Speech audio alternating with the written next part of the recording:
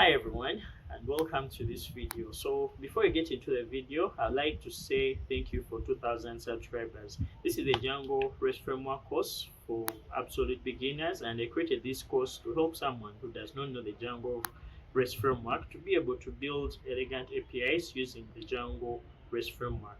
So the Django REST Framework is a framework that allows you to build elegant, robust APIs on top of the Django Web Framework while writing very few lines of code. We're going to be looking at very important features such as creating API views, serializers, how can we use our serializers to create, read, update, and delete model instances.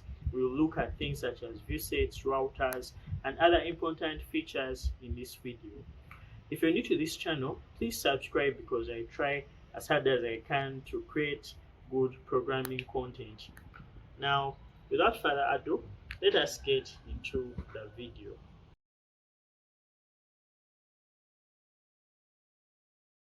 Hi everyone, and welcome to this course. So in this course, you're going to learn the Django REST Framework, and I'm going to make sure I hold your hand from knowing nothing to being able to build an API with the Django REST Framework. Now, Django REST Framework is a framework on top of Django that can allow you to build web APIs. The beauty with Django REST Framework is it comes with most of the things that you may need to implement the common features you may have when building a REST API. So we're going to be looking into Django REST Framework, and we're going to be covering this in various topics, and I'm going to make it as easy for you as possible to understand the Django REST Framework. My name is Ali Jonathan, and if this is your first time coming to this channel, please consider subscribing as I create a lot of educational programming content on this channel. So let's look at how to set up Django REST Framework. So the first thing you will do is to open up a new folder. So I actually have one open, but if you don't have one, what I have to do is to first create one. So I'm going to open up where I code from. So any part of your folder or any folder on your computer or your file system, I'll create a new folder and I'll have to call this Django REST course. So I'm calling main Django REST course, but feel free to call it whatever you may want to call it. So after naming it, I may simply drag and drop this within VS Code, and this will go ahead and basically open up our folder in VS Code. Now that we've been able to do this, let's go ahead and set up a simple Django project. Now, just like I said, Django REST Framework allows you to build a REST API based on the Django Web Framework. What this means is you actually need to have a Django web app or a Django project already set up, and then you go ahead and define your API basing on your Django project. So let's go ahead and set up a Django project. Now I'm going to pull up my terminal right here, and all I have to do is to first create a virtual environment, and the purpose of a virtual environment is to make us be able to store our project dependencies so that we don't have to conflict with those in our system. So to create a virtual environment, I'm using bash, but this command may actually work the same for when you're using PowerShell and when you're using command prompt. So I'm on Windows, but feel free to type the same command on Linux as it's going to help you to create a virtual environment. So the command for Linux may differ a little bit as you may run Python 3 for the Python 3 version you may have on the system. So I'm going to go ahead and run my command. So I have Python, and then I'll go ahead and run this with -m, and then I'll go ahead and specify that we need to call virtualenv or venv as a command, and then we shall call our virtual environment env. So right after doing this, we are going to go ahead and activate this as well as to install our requirements for our project. Now that our virtual environment has been installed, let's go ahead and activate it with source env. So on Mac or Linux, you may have bin, but for Windows, the activate script is located within the script folder. And then I'll go ahead and activate it. So my virtual environment has been activated, and I can see that the virtual environment is called env. So within this virtual environment, we have a Python interpreter. that kind of gives us our own, actually called Python 3. So I have to stop this with Control and C and then run Python again. So when I run Python, we now see that we have a version of Python which is 3.10.0. So I'm going to get out of this with Control and Z, and what I have to do is to install Django as well as Django REST Framework. So to install Django, I'm going to do pip install Django, and this will go ahead and install Django within our virtual environment. So now that our Django has been installed, we are going to go ahead and basically write this in a requirements file. So the beauty of the requirements file is it helps us to be able to keep track of the exact version of the requirements that we're going to use for our project. Now go ahead and run this command. So I'll run this command, which is pip freeze, or it can be pip3 freeze if you're on Linux or Mac OS. So I'll go ahead and pip freeze, and then I point to requirements.txt, and this will go ahead and create a file called the requirements.txt file. So within this file, we can be able to see the version of Django which we have, which is the latest version, which is 4.0.4. We also have the other dependencies that Django relies on. So I'm going to close this for now. So the first thing we're going to do is to create our Django project. So the Django project is going to allow us to basically know our settings for our entire web app. So I'll pull up my terminal again, and within our virtual environment, I am going to run Python, or let's actually explore Django admin. So Django admin is actually the command that's provided for us by Django to be able to carry out some management tasks. So if I go ahead and run Django admin, we actually see it as Django admin.txt because we are on Windows, but I'll go ahead and just call it with Django admin, and then you can be able to see the various commands that come with Django admin. So what I'm going to do is to create a new project using Django admin. So the way I'll do that is by coming and saying Django admin, and then the command I'm going to use to start our project is going to be start project. And after doing that, then what I have to do is to mention the name of the project that we're going to create. So I'm going to call this project our simple blog project. So I'm going to be using an example of a blog project throughout this entire course, and I hope you guys find it interesting and may be able to use it within your other projects. So right here, we're going to have a simple blog project. And within this simple blog project, I am going to specify that we need it to be created within our current directory. Now, what normally happens is whenever we run our start project command, we actually get our project created within our folder, and then it has to appear in another folder. For example, if I came and ran simple blog, this is going to go ahead and create a simple blog project, and you can see the contents it has. But the problem with this is we want access to our money.py within our root project folder. So I'm going to delete this. So if you wondered how I deleted that, I'm going to just come here and then click on that, what you want to actually delete, and then you click delete, or you can even press the delete button. So away from that, let's go ahead and create this within our root project. So I'll come and run the command. If you're wondering how I did that, I press the up arrow key and then you press dot. When you press dot, this is actually going to create our money.py file, and the contents of our project are actually going to be within the same root project folder. Now this is interesting. So let's go ahead and run our Python server. So Django gives us a server that we can be able to use in development, and this server allows us to be able to check out the changes and be able to actually trace back, see various errors that we encounter when developing our web apps with Django. So I'm going to come right here, and what I have to do is to run Python. So let's actually run our money.py file right here. So I run Python and then manage.py.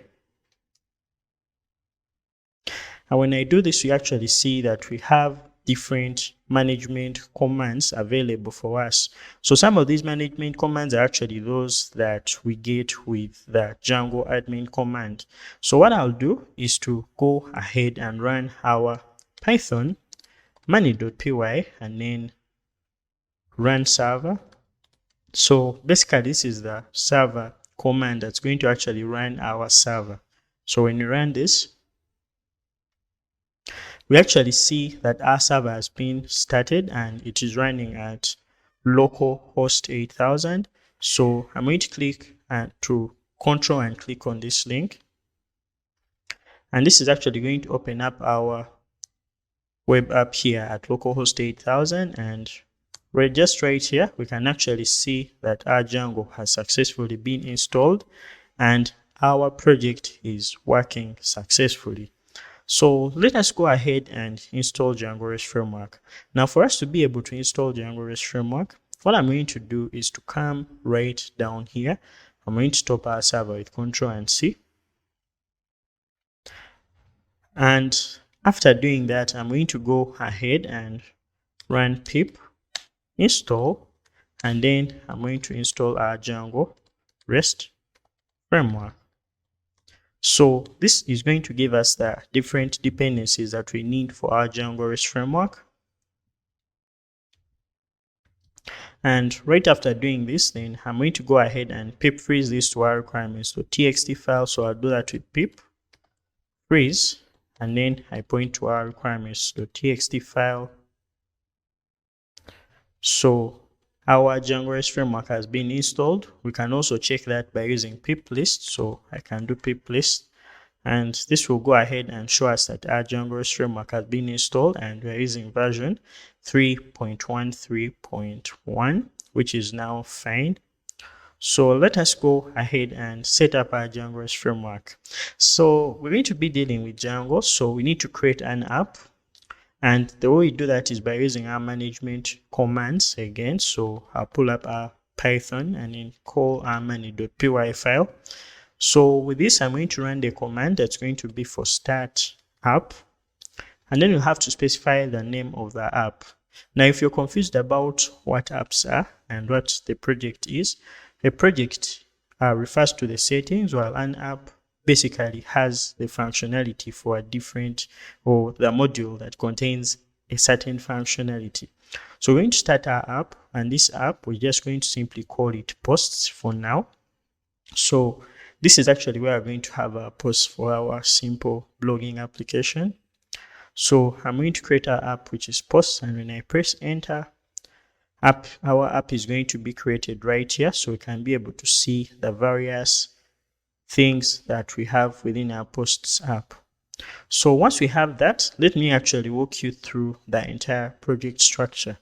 So the project is now currently having our blog project, and this blog project is basically where we find our settings for our entire Django project.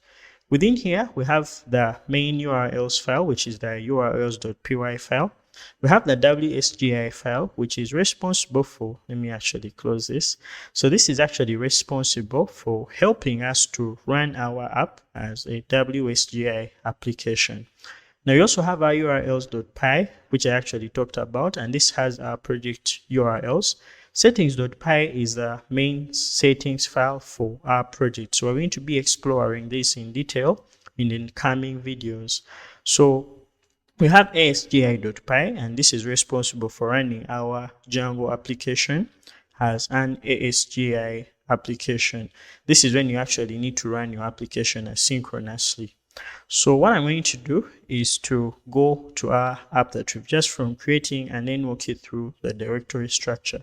So within here, we have our migrations folder. This migrations folder is responsible for keeping track of our migration, something that we're going to look at when you create database models. So we have an admin, and this admin is actually responsible for helping us register models into the admin panel, which we're also going to look at. We have the apps, and this contains the configuration for a specific app. We have the models file, and this is where we actually define classes that define our database tables. So we have tests. If we are trying any unit tests, we write them in this file, and then we have views. So we're going to look into views in a second. So now that you've installed Django REST Framework, let us go ahead and set it up. So to set it up, I'm going to go within our simple blog project, and then within our settings.py, I am going to go to our install apps. So the install apps contains all the apps that we may have for our project. Now I'm going to begin by adding the app that we've created, which is our post app. So the way I'll do that is by just coming right here and then adding it as posts. And right after adding it as posts, I'm going to also add our Django REST framework. So I'm going to just add a comment here. So these are going to be our third-party apps. And within here, I'll add our REST framework. So right after adding our REST framework, I am going to go ahead and save. So just doing this has already set up our web framework. So in the next video, we're going to look into how to set up Django REST framework and how to create our first API view.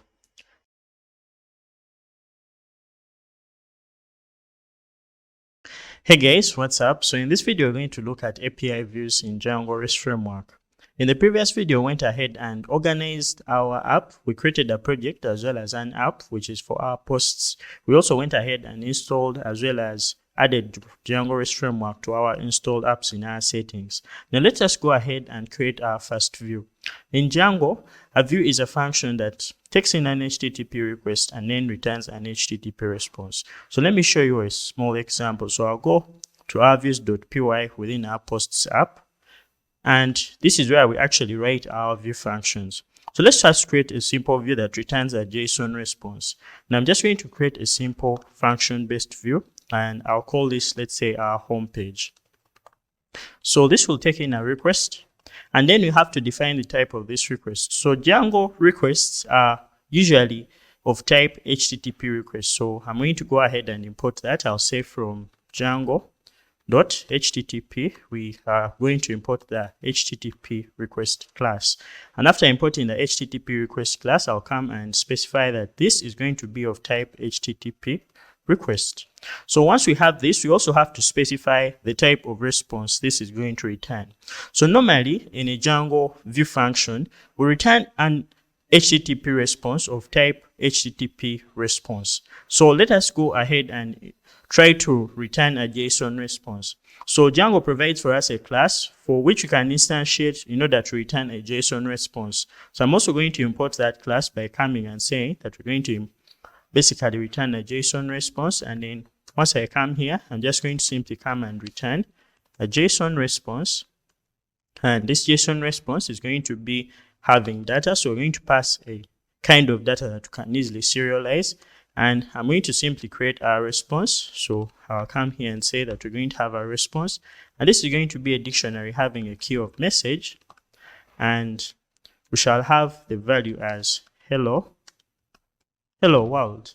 So right after doing this, I'll specify that the data we need for this response is actually going to be our response that we have set in our dictionary. Now that we have this, I'm going to simply go ahead and save. Now we need to map this onto a URL so that we'll be able to have our URL display our view function, or when we visit our URL, we actually need to trigger this view function. So I'm going to create a module within our post app, and I'm going to call this our urls.py. So urls.py is actually going to have our URL patterns. Now the way Django works is you create a view function and then go ahead and map that view function onto your URL so that you can be able to access the functionality of that specific view function. So I'll have to first import our views. So I'll say from dot, we are going to import our views, which is our views module right here. And then I'm also going to go ahead and import. So I'll come and say from Django.urls, we are going to import the path function. Now, the path function is responsible for mapping a view function onto your URL, as we're going to see. Now, for us to have our URLs working, we need to have a list of URL patterns. So if you're wondering how I'm getting this auto completion, I'm using the Django extension. So I'm using the Django extension for VS Code. You can install it. It will give you some pretty nice auto completions, such as the one I've done for the URL patterns right here. So I'm going to go ahead and add some URL patterns. So I'm going to add the URL pattern.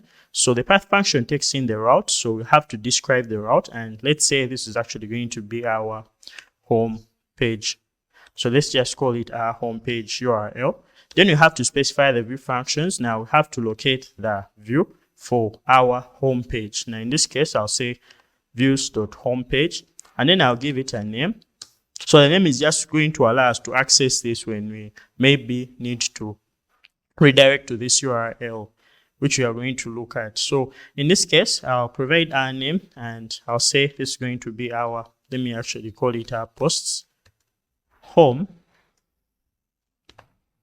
And once we have this, then the next thing we're going to do is to register these URL patterns for our posts app into our main project. So each time we have an app has its own URLs. Now, when you have our own, when an app has its own URLs, you have to go ahead and register those URLs into the main project folder. So we're going to go to our main project folder, which is our simple blog project folder right here. And then within our urls.py, I'm actually going to remove this comment. So we're going to begin by including our URLs. Now, Django provides for us a function that's called an include function, and the purpose of that include function is to help us to basically include URL patterns from other apps into our app or project. Now, what I'm going to do is to import the include function from django.urls. And right after doing that, I'll have to create a URL pattern specific to the posts app. So I'll do that with the path function. So this is going to take in the URL or the route as the first argument. So we're going to provide that route as posts, and then we are going to register our views. But instead of registering our view, we're just going to simply include our URLs for our posts app. So this is going to be done by including. So I'll come and say include, and then I'll locate our posts app, and then I'll refer to the urls.py module right here. So I'll come and say posts.urls and then save. So after saving this, we are going to try to make our request in this case. So I'm going to be using Insomnia as a tool for making my API calls or making our API requests. So I'm going to go ahead and open up my Insomnia.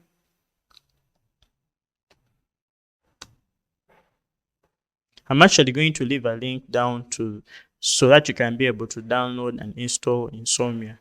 But you can feel free to also use Postman as your testing tool.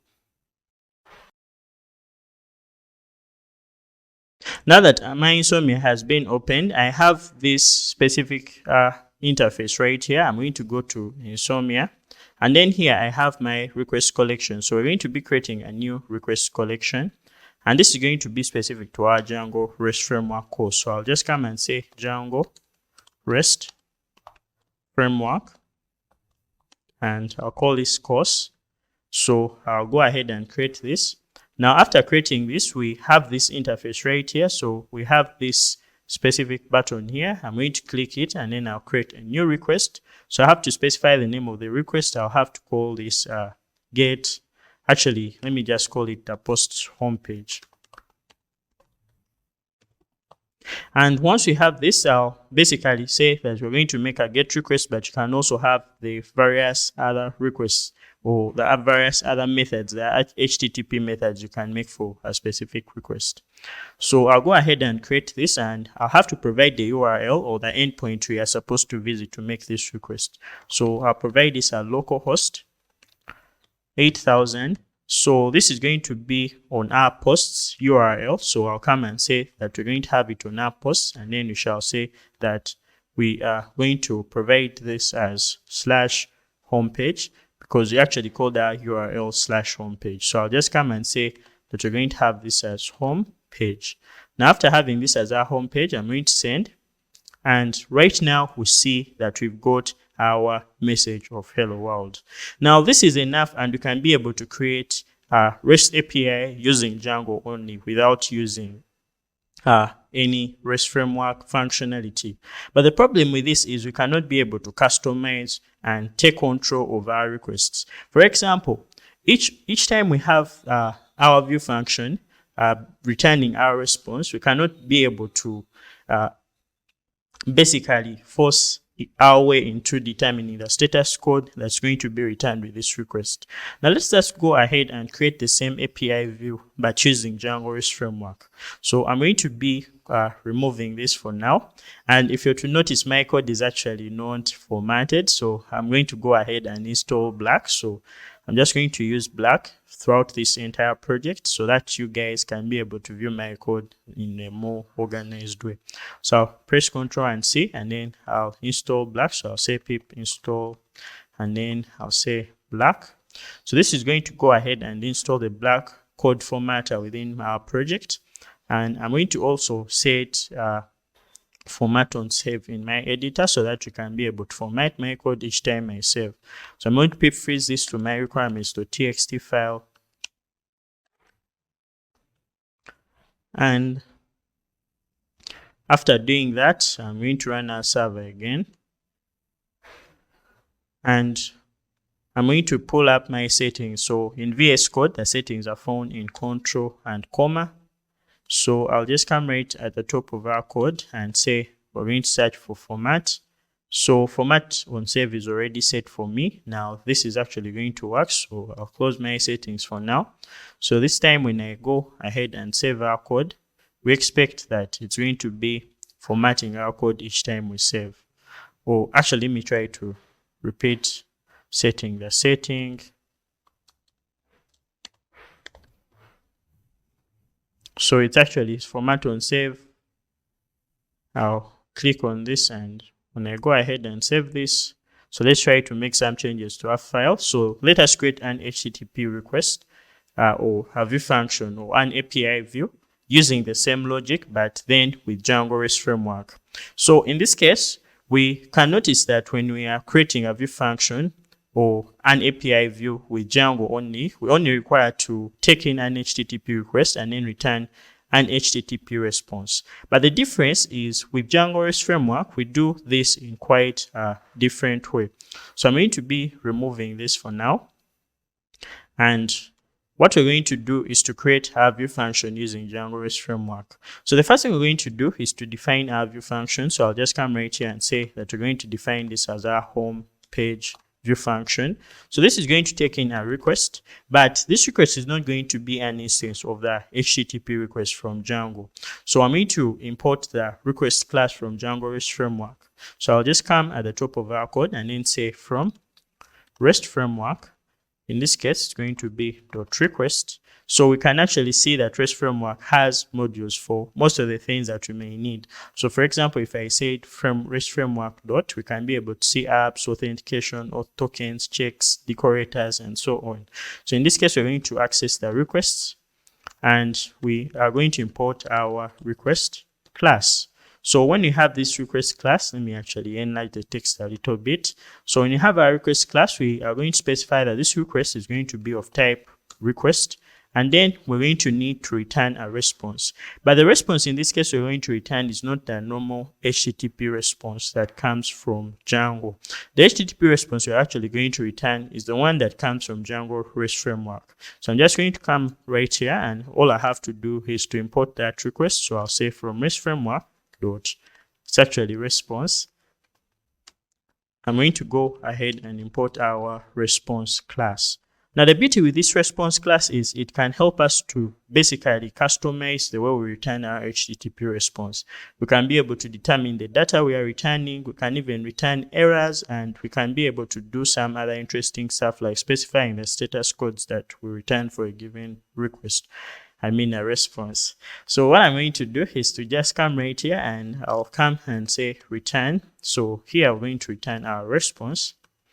And in this case, we see that our response takes in data, and this data has to be JSON serializable. It also takes in a status, can take in a template name, headers, exceptions, and so on. So here we're going to determine the data we're going to return. So I'll just come right here and then specify that our response is going to be equal to a dictionary. So this dictionary is going to have a message, and in this case we're going to have our message as hello, and we shall have world.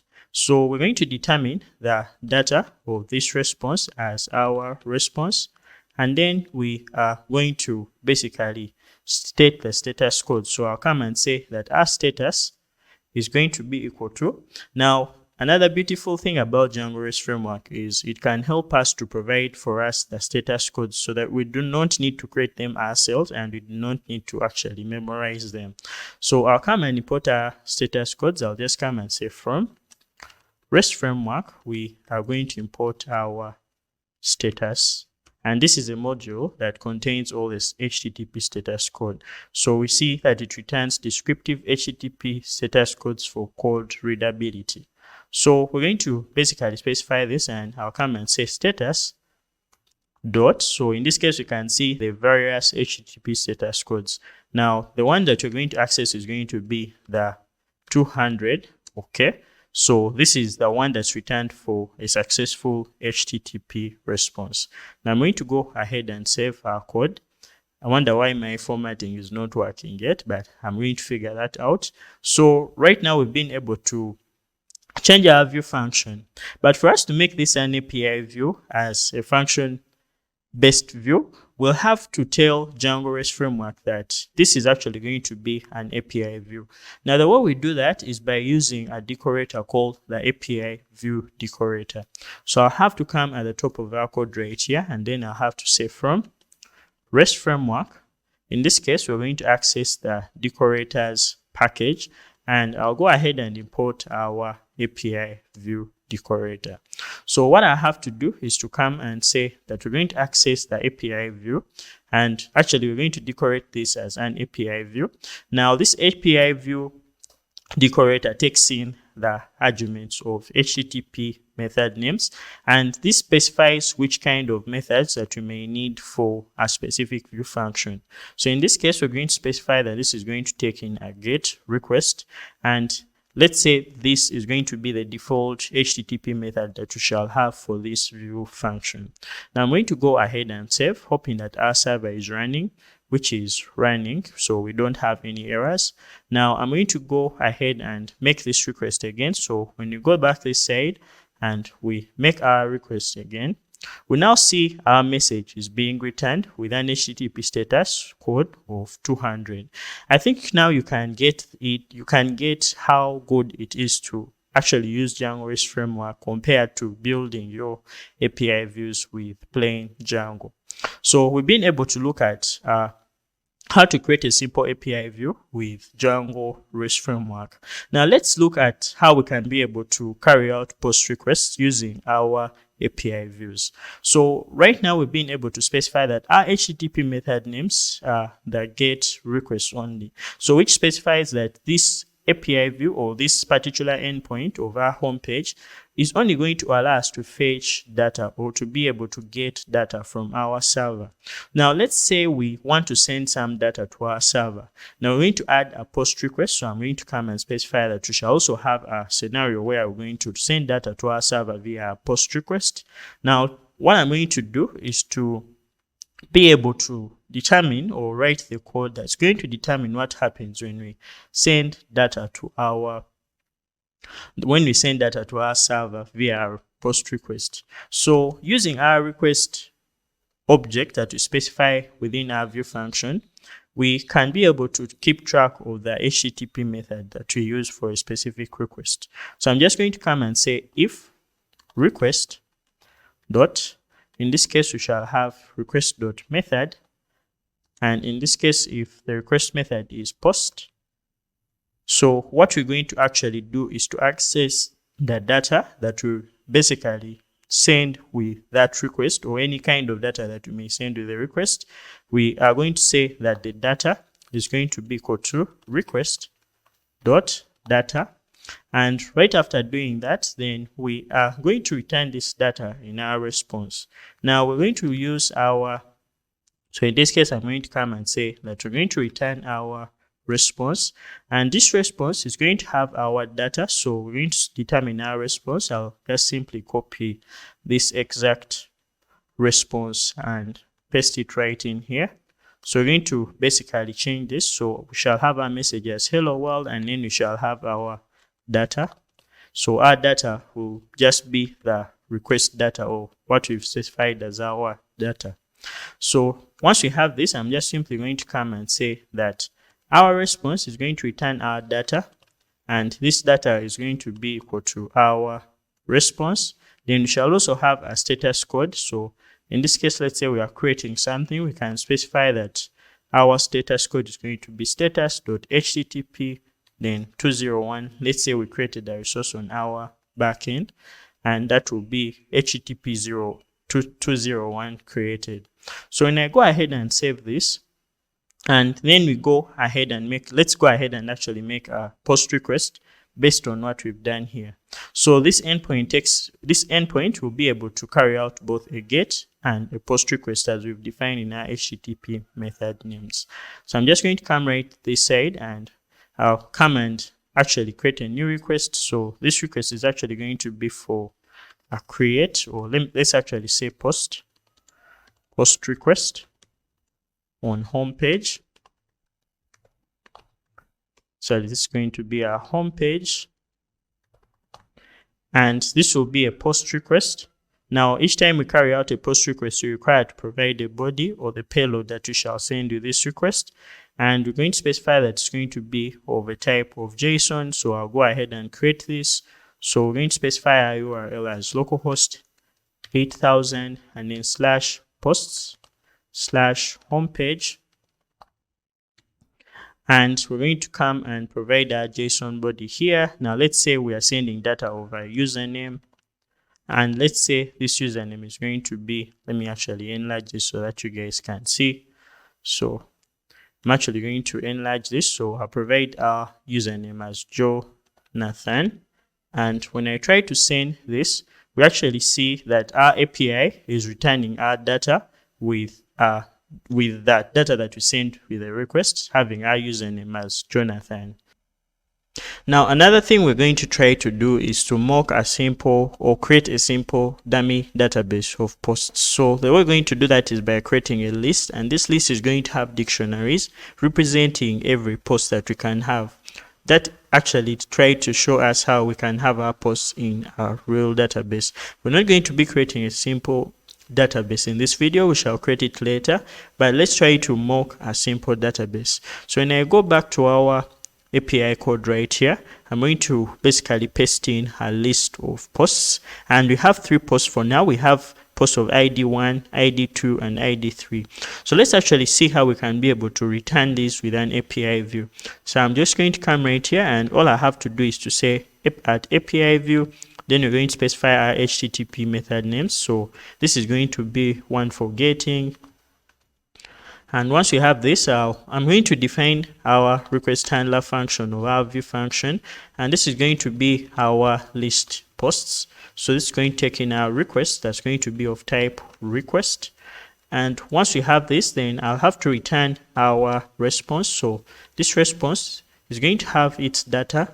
And our data in this case is actually going to be our list of posts. So I'll say that we shall have our data as list of posts, and then we shall have our status. And this status is going to be status.http 200. Okay. And once you have this, we have to create a URL for it. So I'll go to our URLs for our posts app. I'm going to first save that and then head over to our URLs of our post app. So I'll create a path, and this path is going to be for I'll actually keep it to a blank URL since it's going to be on the root of our posts app. And then I'll create views dot, in this case it's going to be list posts, so I'll give it a name of list posts. And once we have this, then I'll go ahead and save. So let's try to actually return our list of dummy posts. So I'm just going to come and create a new request. So this is going to be for get all posts, and since this is a get request, I'm just going to simply go ahead and create it. Now let's try to access it at localhost 8000/posts, and when you access this, I'm going to try to send. So this will return a list of posts. Now we've been able to return this as a list of posts. Now let's also implement an endpoint for returning an individual post. So what I'm going to do is to come to our views.py, and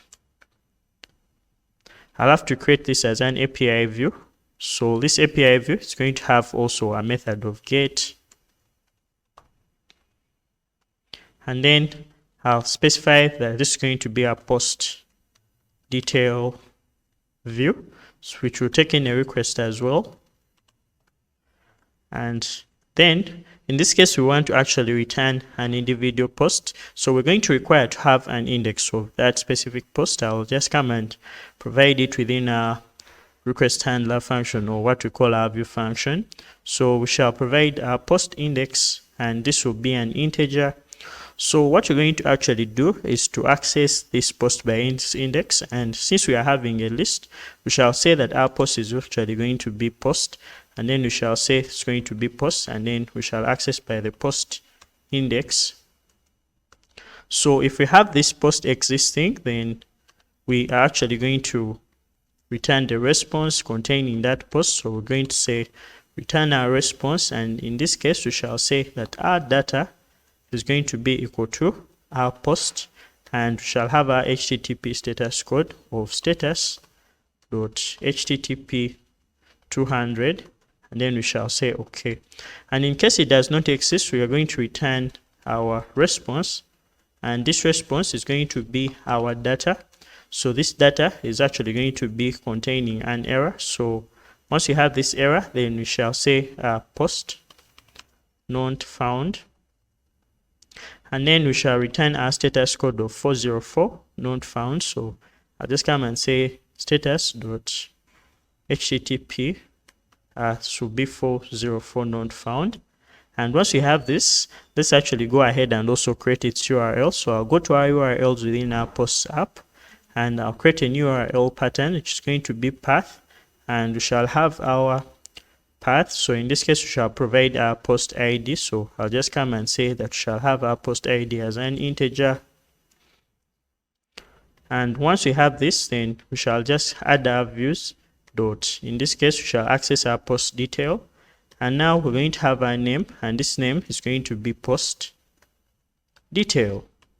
So once we have this, let's go ahead and look at how we can be able to return this individual post. I'm going to save this, and when we go back right here in Insomnia, I'll create a new request. So this new request is going to be for get post by ID. It's going to be a get request. So I'll just come and provide a URL as localhost 8000/posts, and then we shall provide the index. So let's try to access that post at index 0. So when we send this, we're actually seeing post detail got post ID. Oh, I actually forgot that we are using post index instead. So I'm going to save this, and when I save and try to send this, we're actually returning our post at index 0. So when you return post at index 1, it's actually returning our post at index 1, and when you return post at index 3, it's actually returning. So this is actually list index out of range, which is actually not existing. So return post at index 2, we are actually getting our post. I hope you guys are getting what I'm doing at this point. We are not actually carrying out real database queries, but we are being able to return our post based on their indices.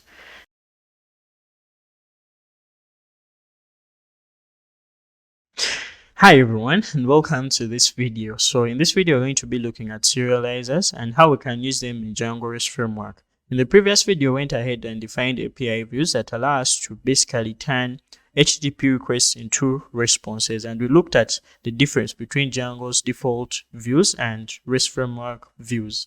Now in this video, we're going to be creating serializers, and we need to create a database model because serializers allow us to turn database model objects into a data type that can be readable by front-end JavaScript applications. Now we're going to begin by creating our database model. So I'm going to go within our posts app, and within our posts app, I'm going to go within our models.py file right here, and I'm going to begin by defining our database model. But before I do that, let me actually first model it out here so that you can get a clear understanding of what you're going to do. So this is going to be a class that's going to have a name of post, and it's going to have the following fields. So we're going to have the ID field, and this field is going to be actually automatically created for us by Django. We shall have our title, and this is going to be a string that's going to have a max length of 50. We're also going to have a content, so this is going to actually be our text, and we shall have the date, or the date we actually created a post. So this is going to be, let me actually call it created, and this is going to be a date time object. Now that we have this, let's go ahead and define our posts. So I'm going to come and write a class. So this class is actually going to represent our post table in our database. So we're going to have it as post, and it's going to inherit from models.model. Now we're going to first define our title, because our ID is already generated for us by Django. So our title is going to be models.carfield, and in this case we shall have our max length as 50, and then we shall have our content. So in this case our content is going to be models. So this is going to be a text field, and we're also going to have the date at which you created this post. So we're going to begin by saying created, and this is going to be models. So this is a datetime field we shall call datetime, and we're going to provide a default. So we shall specify the attribute of auto now add, and this is going to be equal to true, because we need to save this post each time we create it, or we need to save the data at which you created this post. I'm going to come and specify it to be true. Now we need some sort of method that's going to allow us to return string representations of our post objects. Now I'm going to define that. I'm going to define that as our dunder str method. So it's going to return a string, but I'll simply remove this and say that we're going to return our title. So it's going to actually return our title. And now we have been able to create our post table, or our post model. Now after creating our post model, let's go ahead and create a migration for this with Python manage.py, and then make migrations. And then to basically write this table into our database, we're going to actually do that with Python manage.py and then migrate. So after doing this, then we're going to go ahead and create a serializer that's going to allow us to basically turn all our post objects into JSON. So the way we're going to do that is by first populating our database with some objects. So I'll do that with Python. Actually, I'm running Python and then manage.py. So I'm going to enter our Python shell right here. I'm going to begin by importing our post model. So I'll do that with from posts.models. We are going to import our post model class. And now let's go ahead and create some objects of our post. So I'll begin by creating our new post. So I'm going to create this as new post 1, and this is going to be a post object, and it's going to have a title of, let's say, React JS for haters, and we're going to actually have a content, and this content is actually going to be this is a video for, let's just say, for React haters. And we're going to go ahead and save this post with new post 1.save.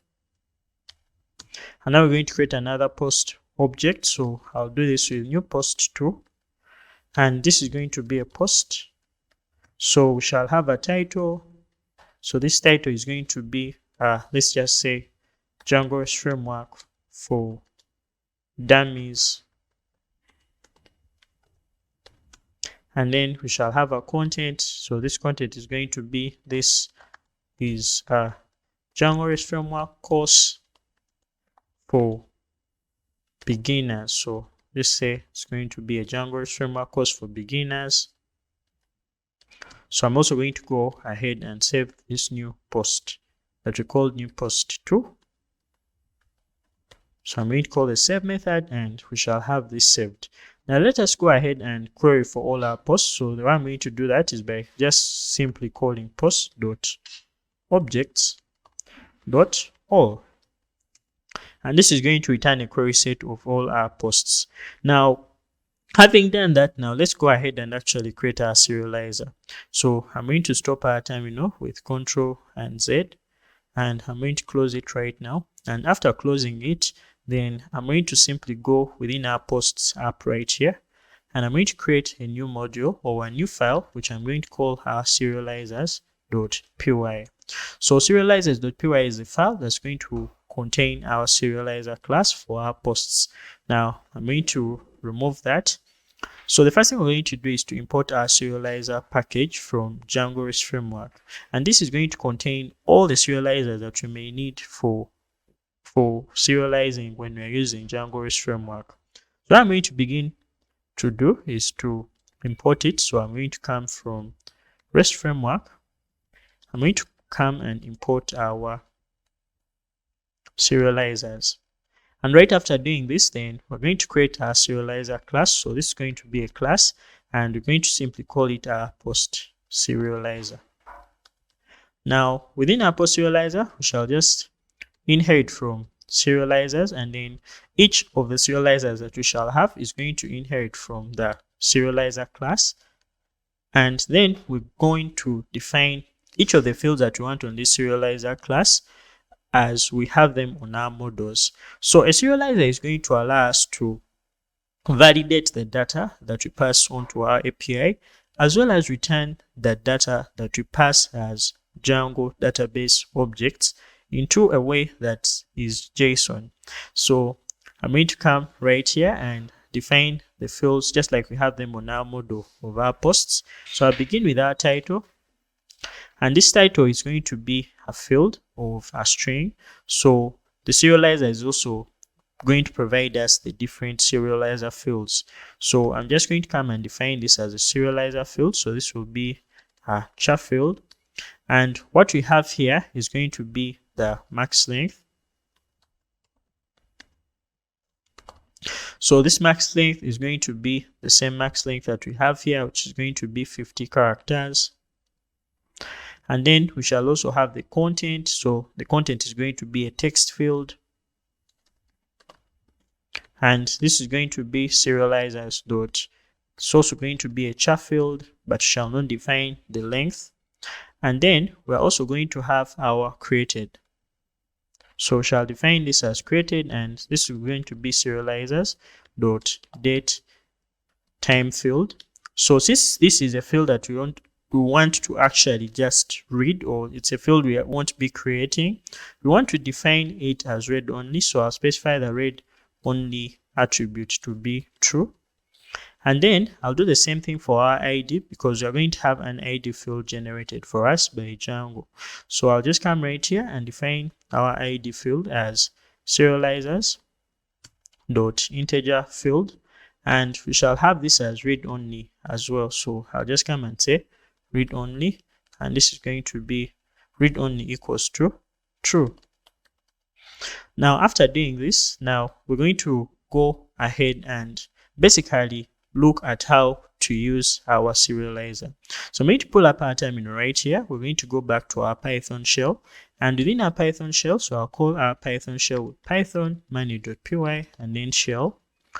Within the shell, we're going to be turning our post objects into JSON, as well as converting the JSON into our post objects.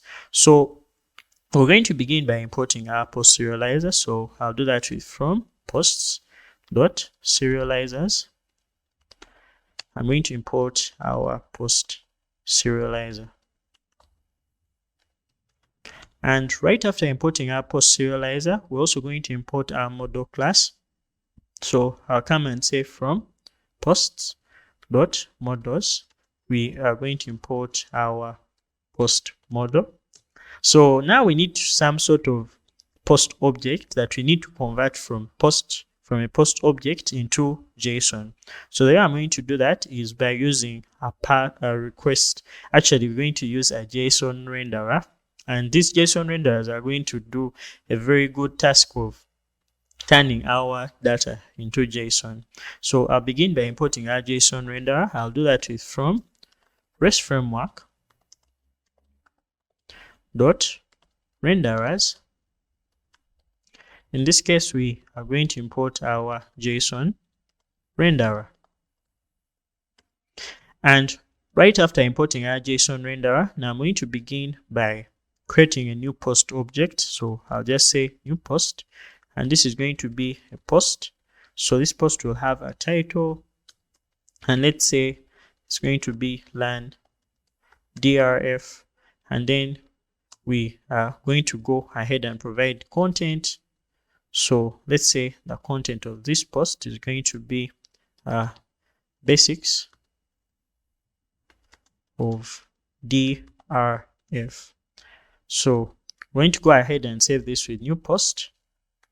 Let's actually say that we shall have new post dot save. And right after doing this, then I'm simply going to go ahead and use our serializer to basically convert this into JSON. So the way I'm going to do that is by first creating an instance of our serializer. So I'll just come and say the our serializer instance is going to be a post serializer instance. And then within here, we shall pass in our post, or we can actually pass in the attribute of instance. So the instance is the data we want to serialize.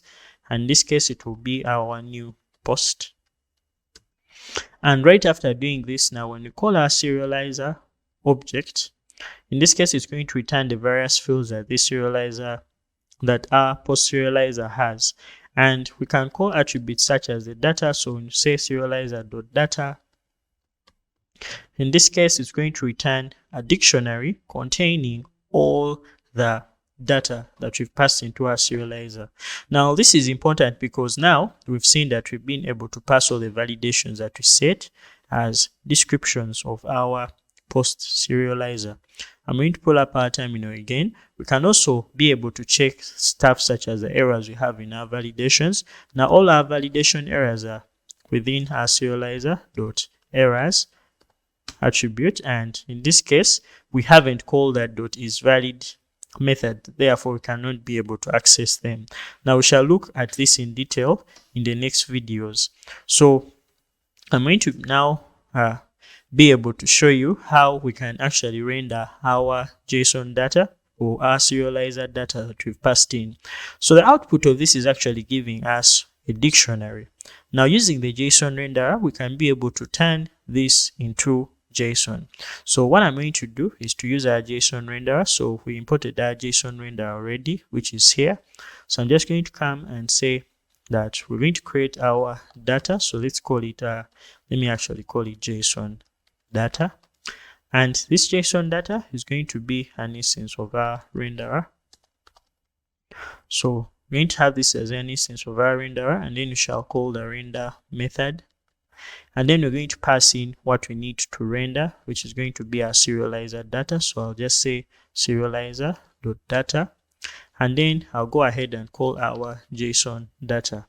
Now this is actually going to return our data that was a dictionary right here into JSON. Now using this data, we can actually also convert this data back to a dictionary that we can finally save in our database. Now I'm going to do that by coming here. So the process of actually converting this into a dictionary involves us converting this into a stream that we actually have to pass into a parser, and then we'll be able to access it as a dictionary. So this is going to involve us using the IO module, and this IO module comes within Python. So we're going to import the IO module, and then we're going to use this to create a stream from the JSON data we have right here. So I'm just going to come and define our stream as IO, and then we're going to create an instance of the bytes IO class, and then right here we shall pass in our JSON data. So right here we actually have a stream, and this stream contains our JSON data. Now we're going to use a JSON parser to be able to return this as a dictionary. So we're going to import that from REST Framework, and shall be looking at this in future videos. So I'm just going to come and say from REST Framework, we are going to go ahead and import our JSON. Actually, this is going to be from REST Framework.parsers we are going to import our JSON parser class. And right after importing our JSON parser class, now we can be able to use this. So I'm just going to come and say that we're going to have our, so let me actually call it our dictionary data. And this will be an instance of our JSON parser. And then we shall pass. So we're going to call the method that's going to pass the stream. So in this case, we shall pass in our stream of data. And in this case, when we call dict data, we're going to have our data back in the form of a dictionary that we can actually go ahead and save using our serializer. I hope you found this important. So we can also go ahead and look at model serializers. So model serializers are classes that are going to allow us to easily create our serializers based on the fields that we have on our model. Let's look at how we do this. So I'm going to get out of our terminal right here. And we're going to redefine our post serializer as a model serializer so as to make our work easy. So I'm going to clear this and close our terminal for now. Now I'm going to get rid of our post serializer that we've created here. And now we're going to actually go ahead and create a model serializer. So I'll do that with creating a class, which is going to be our post serializer. And this is going to be our serializers.model serializer. So model serializers actually make our life easy because all we need to do is to define a meta class, and then we have to define our model attributes. So the model, in this case, it's going to be our post model, which we're going to import. So I'll come and say from .models, we are going to import our post model, and then we define our model as our post model right here. Then I'll come and define the fields that we want on our serializer. So I'm going to define an iterable of fields, and this is going to be a list. And in here, we shall have the various attributes such as the ID, the title. We're going to also have the content. So I'm going to change this to a comma. And then we shall have our created. And there we go. We have actually redefined our serializer as a model serializer. Now, from now and going on, you're actually going to be using model serializers instead of plain serializers. We shall also look at some other kinds of serializers in the next videos.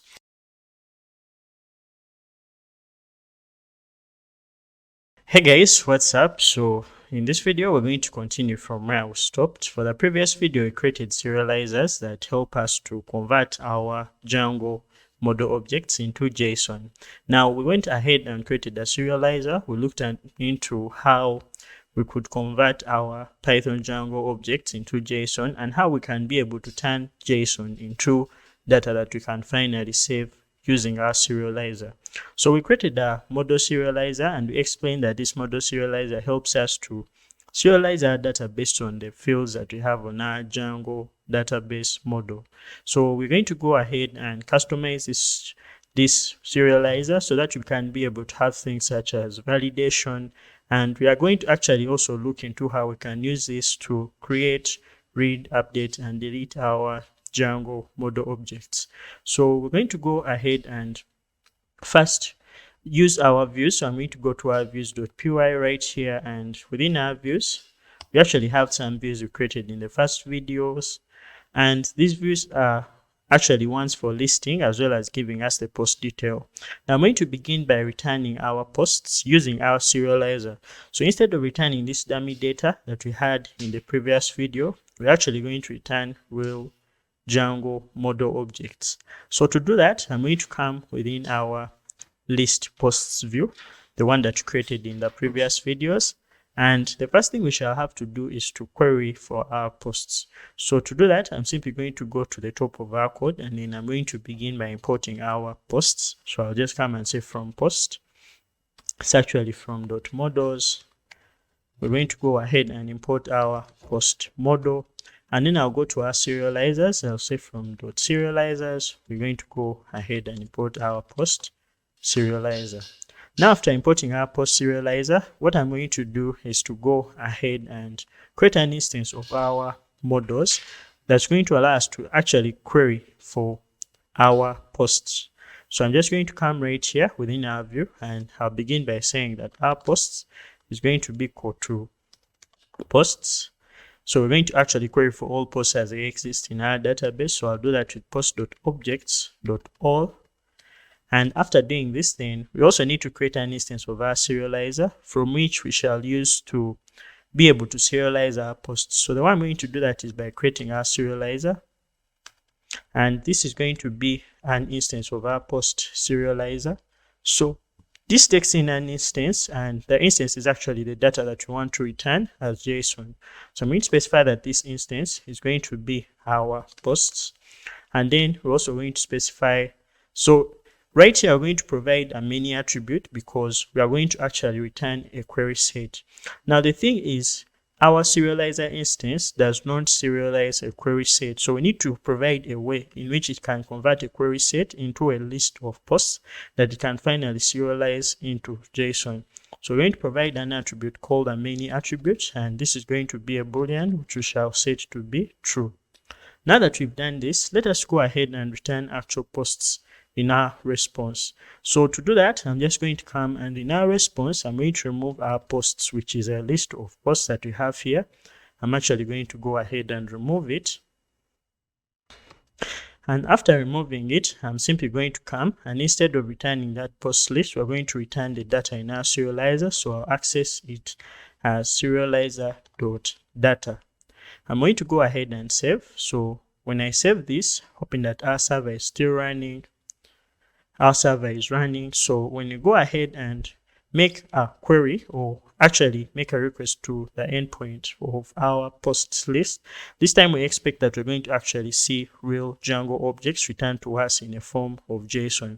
So I'm going to head over to Insomnia right here, and within our Insomnia, we're going to go to the route where we actually got all our posts. Now I'm going to send this request, and in this case, we actually see that it's actually returning all our data as we specified in our, actually as we saved it in our database. Now the beauty is we can also go ahead and customize the way we return this data. So I'm just going to come right here, and what I'll do is to actually create a response. So this is going to be a dictionary that's going to help us to customize and give more information about the data as we are returning it. So here we're going to return a message, and let's say this is going to be posts, and then here we shall provide our data, and this data is actually going to be our serializer data. So I'll do that with serializer.data, and I'm just simply going to change this to our response. And once we have this, I'm going to save. So after saving, I'll simply come to Insomnia right here, and when I make this request, we still see that our posts have been returned, and now a message of posts, and we have our data. So now we have been successful in retrieving all our posts as JSON. So let's go ahead and look at how we can be able to use our serializer to create actual posts. So the way I'm going to do that is to go back to our code right here. So we do not actually have an endpoint for helping us to create our posts. But the beauty is we can just do that by adding a method of posts to our HTTP methods names. So we can actually have the same endpoint for /posts, and this can help us to create as well as to retrieve our post data objects. So I'm going to come right here, and all I have to do is to add the method of post. And after adding this method of post, I'm simply going to come, and what I'll do is to specify if our method is equal to post. So I'll do that with if request. So I'll access the method attribute, and sorry for this. So this is going to be request.method. And if request.method is going to be equal to post, then what we shall have to do is to access the data that comes within the request as JSON. So I'm going to create a data variable, and this is going to be any data that comes with the request. So we shall access that with request.data. And after doing this, then we are going to create an instance of our serializer. So we shall just come and say serializer. And in this case, our serializer is actually going to be an instance of our post serializer. But in this case, we shall not need an instance. We are going to actually need the data that we're going to use to save our post instance. So what I'll do is to come and say that our data is going to be equal to, so here we're going to have our data being equal to our request data. And once we've done this, now we need to check if this data is actually valid. So I'll come and say if serializer. So in this case, our serializer is having our request data. So what we need to check is if the serializer is valid. This is actually similar to how you do it in forms. And we are going to use this to save our data. So shall just come and say serializer.save. Now, after saving, in case we've been able to actually go ahead and save our data in our database, we need to return a response. So I'll just come and say return response.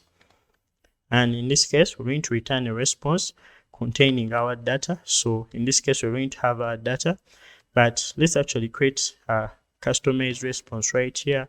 So I'm just going to come and say return. Actually, it's going to be a response, and this will be a dictionary containing the following things. So in this case, we shall say message, and in this case, we shall say that our post has been created. So we shall say post created, and then we shall have our data, and that will be the post that we've created. So we shall access it from our serializer data via serializer.data.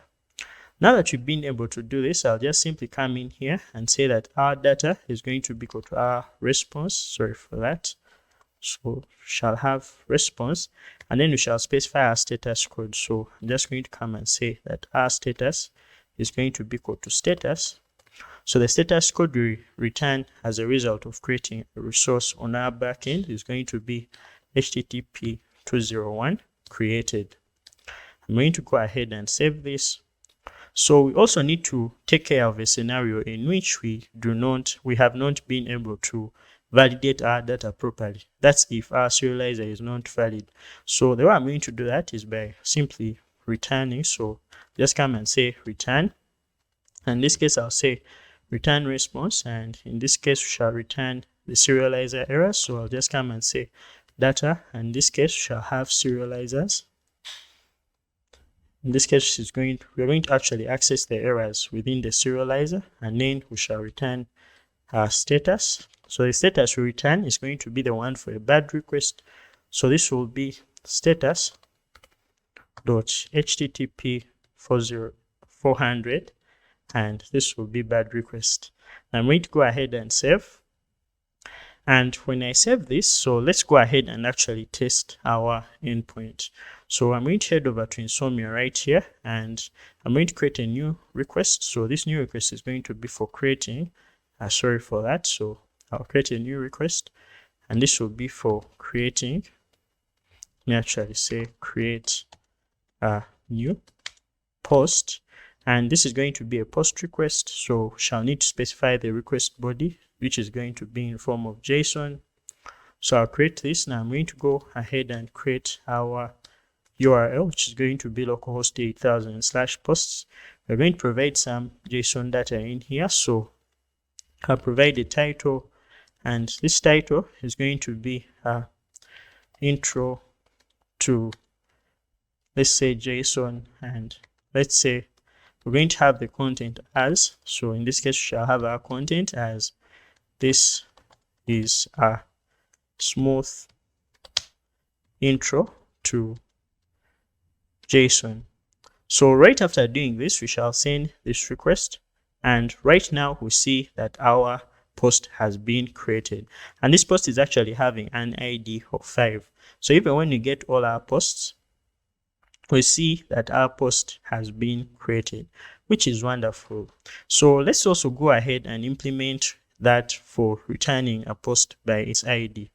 Now I'm going to go right here. We had actually implemented an endpoint for returning a post by the ID, but we aren't actually using the ID. We're using the index for that specific posts because we're using a list of posts. Now what I'll do is to first change our posts index to post ID, and I'll actually do the same thing in our URL. So I'll go to our urls.py within our posts, and then I'll have to change this to the post ID. And right after doing that, I'm going to go to our views, and instead of having our post, which is by getting the post index, now I'm going to go ahead and change this to our instance of post. So I'm going to use a special method or a shortcut called getObject0404. That's going to allow us to basically query for this object with the ID, and if the object doesn't really exist, then we shall return a 404 error. So the way I'm going to do that is by going to the top of our code, and then I'll have to import our Django shortcut. So I'll do that from Django.shortcuts. We are going to import our, so in this case, I'm going to import our get object or 404. So I'm going to just come right here, and I'll use the get object of 404, and then we're going to need a class which is going to be our model class in this case. So our model class is going to be post, and then we shall need some sort of attribute on this post class, which is going to be our primary key. And if the primary key is equal to the post ID, you can also specify it to be the ID. So we're going to need our post ID, then that's actually going to be our post. Now I'm going to remove this line because now we actually have what we're going to return, or I'm actually going to remove this line for returning a 404 error, and I'll just simply come and return our data as post. But this is actually a post object that's going to be returned, so we need some way to serialize it. I'm going to create an instance of our serializer right here, and this is going to be post serializer. So in here we shall provide the instance. So the instance is the data that we want to return as JSON, which is our post, and I'll go ahead and change this to our serializer data, or what I'll do is to actually create a response here. So this will have our data, and in this case we shall return a message of, let's say it's going to be our post, and we shall return the data as the specific post that we have serialized with our serializer. So I'll do this with serializer.data, and after doing this, then we have to specify that our response is going, actually our data is going to be our response dictionary that we've created. I'm going to go ahead and save this, and then let's go ahead and test this endpoint. So I'm going to come right here, and I'll go to the route for getting a post by the ID. Now in this case, when you try to access a post at ID of 2, let's see what is actually going to happen. So when I send this, we now see that our post of ID 2 has been returned to us. So this is actually working. Now let's go ahead and also implement endpoints for updating and deleting a post. Now the way we're going to do that is by coming right within here.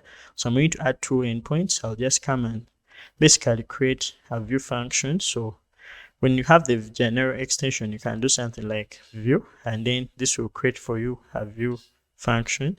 So we're going to provide a view, and this is going to have the name of update post, and this will take in the request of type request, and we shall also take in the post ID. So we shall have the post ID, and this will be an integer.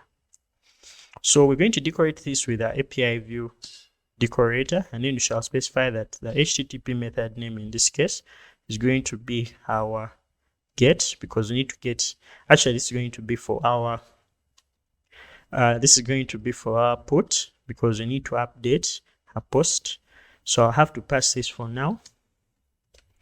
I'm going to do the same thing for deleting as well as getting. So I'll just come and copy this code right here, and I'll copy it. So this is actually going to be the one for getting our post. So here I shall say that this is going to be for get post by ID, and this is actually going to be a get request, and then we shall have to basically implement that one for deleting our post. So I'll just come right here and specify that this is going to be for delete post. And this is actually going to have a method name of delete.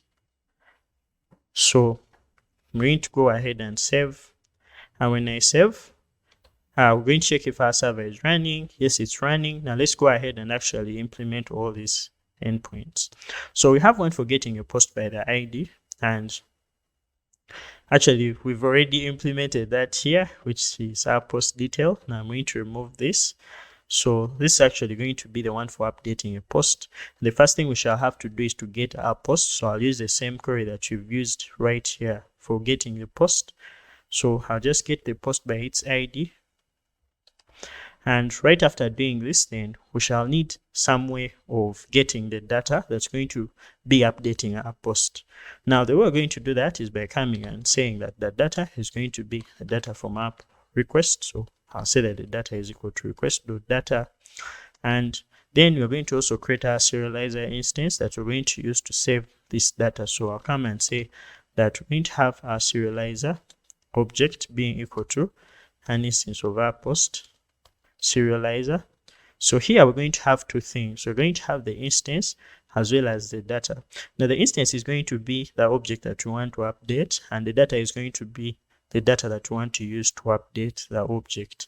Now in this case, I'll come and say that we're going to have the instance as our post, and we shall have the data, and this data is going to be equal to our request data. Now we're going to check if this is valid, and if it's valid, we're going to go ahead and save this to our database. Now come right here, and all I have to say is if serializer dot is valid, then we are going to go ahead and save this. So we shall do that with serializer dot save. And after doing this, then what I'm going to do is to return a response. Now we're going to create our response, which is going to be a dictionary. So in this case, we shall have a message, and this message is going to be our post updated. So in this case, we're going to say our post is going to be updated successfully. And then we're going to return our data, and this data is going to be serializer.data. So after doing this, then let's actually return this response. So I'll just come and return our response, and this response is going to have the data. So our data is actually going to be the response dictionary we've created up here. Then we're also going to need a status. So I'll come and say that we shall have our status being equal to status dot http 200, okay, meaning a successful response. Now in case we have the errors, then we shall have to do the same thing for when we actually have serializer errors. So I think we did that when we were creating our post right here. So I'll just copy this, and all I have to do is to paste it right here. So I'm going to actually correct my indentation here, and hoping that everything is fine. I'm going to go ahead and save this. So let's go ahead and look at how we can update our post. So I'm going to head over to Insomnia here, and then I'm going to create a new request. So this new request is going to be for updating a post. Now this will be a put request. So we're going to be having our data, and this data is going to be in form of JSON. So I'm going to create this, and the first thing I'll have to do is to provide our URL. So our URL is going to be localhost 8000. So this will be slash. So we need to create a URL for this. So I'm going to go right here, and in our URLs for our posts, I'll create another path. So this is going to be the one for updating. So I'll basically call this slash update, and then slash, we shall have the post ID. So I'll come and say that we shall have our post ID, which is going to be an integer. And right after doing that, I'll have to attach this to our view function, which is going to be for updating a post. Now we're going to also provide this a name, and this name is going to be update post. So after doing this, I'm going to go ahead and save, and when I save, I am going to go and test this endpoint. So when I go back here, we're going to actually go to our localhost 8000 / post / update, and then we shall have the ID. So I'm actually going to go to post / update / ID, and in this case it's going to be post / update. Now let's say we are updating a post with ID of 2, and we're going to now have some data in here. So we're going to have the data, and in this case we shall, let's say, have a title that's going to be updated. So I'll just call this updated title, and I also have the content, and here our content is going to be updated content. And when you go back here and you try to get that post with ID of 2, it has a title of DRF for dummies and this content. Now let's go ahead and try to update it. So when I send, we're going to see that it's going to be updated. So let's actually try to get it. So when I try to get it here, we actually see that our resource or our post or ID2 has actually been updated. However, in this case, we've been able to look at how we can do this, and we haven't yet implemented some custom validations, but we're going to look at that in a second. So let's try to implement that one for deleting. I'll begin by creating its URL right here. So this is going to be path, and then I'll just simply call this delete, and here we shall have our integer, which is going to be our post ID. So I'm going to come and say that the view for that is going to be the one for deleting a post, and shall provide this a name that's going to be for deleting a post. So once we have this, I'm going to go ahead and within our views, I'll simply begin by querying for that specific post. So I'm going to use the same query that you've used here, and I'll paste it in here. So right after doing this, then what I'll have to do is to go ahead and delete this. So I'll just come and say post.delete. And after doing that, then we need to return a response. So in this case, we're going to return a response. And this response is going to have a status. So shall provide the status.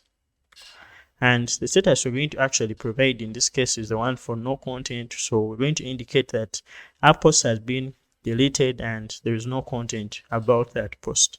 So I'm just going to come and say status.http 204 no content. So when I go ahead and save, and hoping everything is working, our server is actually reloading. We have no errors. So let's try to delete that post. I'm going to go to our new request.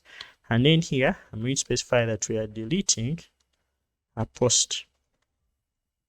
So this is going to be a delete request, and let's try to delete a post. So the one that we're going to delete is the one with ID of 2. So when I go to our delete a post URL, it's going to be at localhost 8000 / posts. And then here, we're going to have our ID of 2. So when I send this, we actually have method delete not allowed for this URL. And let's try to actually our URL in this case is /delete. So we're going to go to posts and /delete and then /ID of 2. So when I send this, we now see that our post has been deleted and our status code of 204 no content is being returned, and nobody is actually returned for the response since this doesn't actually exist. So when you try to actually search for that, we now see that it's not found, and a detail of not found or a status code is not found is actually returned to us. So we've successfully been able to look into how we can create, read, update, and delete our post instances using our serializers. Now let's go ahead and look at how we can be able to use our serializer, which is our model serializer, to create validations for things like creating as well as updating our posts. So to do that, I'm going to go within our serializers. We created a model serializer right here, and we can be able to define how we can be able to customize this so that we add some beautiful validations, as we're going to see. So I'm going to come right here, and all I have to do is to add our validation. So the way we do that is by coming and specifying the attributes that we have for each of the fields that we define. So I'm going to begin with our title. So this title is going to be one of the fields that are editable, or the fields that we can actually write. So I'm going to customize the title as well as our content. So in this case, I'll come and say that we're going to have a field of char field, and here we can have our max length. So I'm going to come and have our max length, and this max length is going to be 50 as we defined in our model right here. So we defined our title to be a title of 50 characters. I'm going to go away from this, and we're going to also define our content, but I don't think there is that much validation needed on our content. Let's try to validate only our title. So when I save right here, I'm going to go ahead and try to validate when creating our post. So when you create a post, you're actually going to try to create a post, but this post is going to have a length that's greater than 50. So let me try to generate some lorem ipsum text. So I'm going to go right in here. I'll create a simple HTML file, and I'll just simply try to create some, sorry for this. So just going to simply create some lorem ipsum text, and within here, I'll create this text to have 100 characters. And when we have this, I'm going to close this for now. And so let me try to actually create a title that's long. So I'm going to head over to our Insomnia right here. I'll provide our title, and this title is going to be as long as this. So when you try to send this, we now see that we have some validations here, and we actually see that ensure this field has no more than 50 characters. So this is actually adding some validations. Now we're going to look into how to enforce these validations at an advanced level in the coming videos.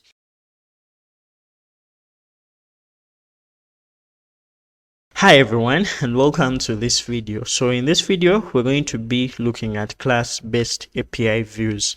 So we've been creating our view functions, but they have been function-based views, and we've allowed them to help us create, read, update, and delete our post objects using our serializers. Now in this video, we're going to be looking at class-based views and how they can allow us to do this in a much more organized way.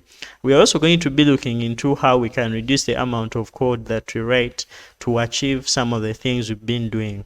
So without further ado, let us get started. So I'm going to head over to our views.py right here.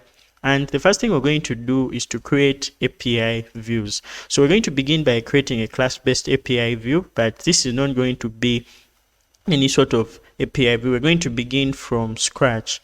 So I'm going to begin by importing our API view class. So every API view that we create as a class-based API view inherits from this API view class. Now I'll go ahead and import this. So I'll say we're going to import our API view class. And when we import our API view class, I'm going to simply come right down here. So the first view we are going to implement is the one for listing, as well as creating our posts. Now I'm going to come and I'm going to actually remove this API view right here, the one that we created for creating and listing our posts. Now I'll begin by creating this class, and this is going to be our post list, and this will actually be our post list create view that's going to be responsible for both creating and listing all our post objects. Now this is going to inherit from our API view, and once we've done that, then we shall basically go ahead and specify the different HTTP methods that we are going to use on this view. So the way we do that is by calling. So for example, let's say we are calling a post method we are going to simply define a method onto this class, and that will be our get method. So this will take in self, it will take in a request object that's going to be of type request, and then it will take in a bunch of positional arguments and keyword arguments. So shall do it like that. So I'm going to pass this for now, and then we're also going to have one for creating. So this is going to be a post method, so also going to define that by def post, and then we shall say self. So this will take in a request, and this request is going to be of type request. Then it will take in args and then quags. So right after doing that, then let us go ahead and implement the functionality of these views. So the first thing we shall do is to specify our serializer class. So our serializer class is our post serializer, and what this is going to allow us to do is to convert our objects to JSON, as well as to help us be able to create our post objects with some validation of the various fields that we shall pass to our API. So the first thing I'm going to do is to provide this as an attribute. So I'll come and say that we're going to have a serializer class, and this serializer class is going to be our post serializer. And right after doing that, then I'm going to come within our get request here, or our get method, and within we shall actually have to first have an instance or a query of all posts that come from our database. So I'm going to do that with posts, and in this case our post is going to be equal to post, and in this case we shall query for all posts. So I'll say post.objects.all, and right after doing that, then we're going to create an instance of our serializer that's going to help us to serialize these posts. So I'll do that with serializer, and this is going to be, so we shall actually call our post serializer, and in this case we shall pass our instance. So the instance is going to be the data that we need to return as JSON. So this is going to be our posts, and then we shall also need a many attribute. So since we are returning a query set which is not serializable, we need some way of returning this in a list. So the many attribute we provide for this is going to be a boolean that we're going to set to true, and this will return a list of data, or a list in JSON, for all the posts that we have in our database. Now once we have this, I'm simply going to come and return a response. Now this response is going to have the data, and the data we're going to have in here is going to be our serializer data. So in this case we're going to say serializer.data, and then we shall pass in our status. So the status is going to be the status code that we are going to return with this response. So that status code will be status.http 200. Okay, now after doing this, then the next thing we're going to do is to actually take care of our post creation. So what I'll do in this case is to just come right in here. I'm actually going to document this as, so this will be a view, or let's actually call this a view for creating and listing post. Actually creating and listing posts. I think this is quite straightforward. Now let us go ahead and implement one for actually creating our posts. So I'm going to come right here, and the first thing we're going to actually need is going to be our post data. So I'll do that with data is going to be equal to request. So we shall access the data that comes as a result of this post request, and after then we're going to actually also need to create an instance of our serializer. So I'll do this with serializer is equal to our instance of our post serializer, and right after doing that, actually we don't need this. If I'm to actually change this will be our serializer class. So can actually just do that by coming and saying that we're going to call our serializer class that we've defined within our view. So I can do the same thing here. So I can just come and say that shall have self.serializer class, and then we shall have our instance and many to true. So here what we need is actually the data that we're going to use to save our post. So the data is going to be that specific data that comes out of our post request. So I'm just simply going to come and provide that, and once we have that, then we're going to check if this serializer is valid, and in case we have it valid, we're going to go ahead and basically use our serializer to save this object into our database. So I'll simply come here and say if serializer dot is valid. So I'm just simply going to come here, and what we shall do is to say serializer.save. And once we have this, then the next thing we're going to do is to actually return a response containing the response we want to actually return to the user. So we're going to come and say return response. So the response is going to need us to have some data. So I'll say data is going to be equal to, then we can actually customize our response. So I'm just simply going to come here, and we shall have our response, and this will be a dictionary. So this dictionary is going to have things such as message, and in this case we shall say post created, and then we are actually going to also return the data. So this data is actually going to have our serializer data. Now once we've done this, then we are going to come and provide our data as our response, and then we shall also provide our status code. So in this case, our status code is going to be the one for creating a new object, that is status.http201 created. Alright, so we've been able to create a view for creating as well as listing our posts. Now the next thing we're going to do is to actually attach this to a URL.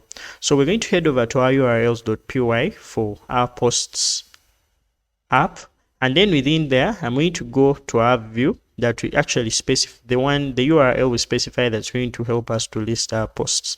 So I'm going to replace this with our post list create view, and this is now a class-based view, so we need some way of calling it as a function. So I'll call that .asView method, and once we've done this, I'm going to go ahead and save. So this is just enough for us to be able to create a class-based view of the views we've been having.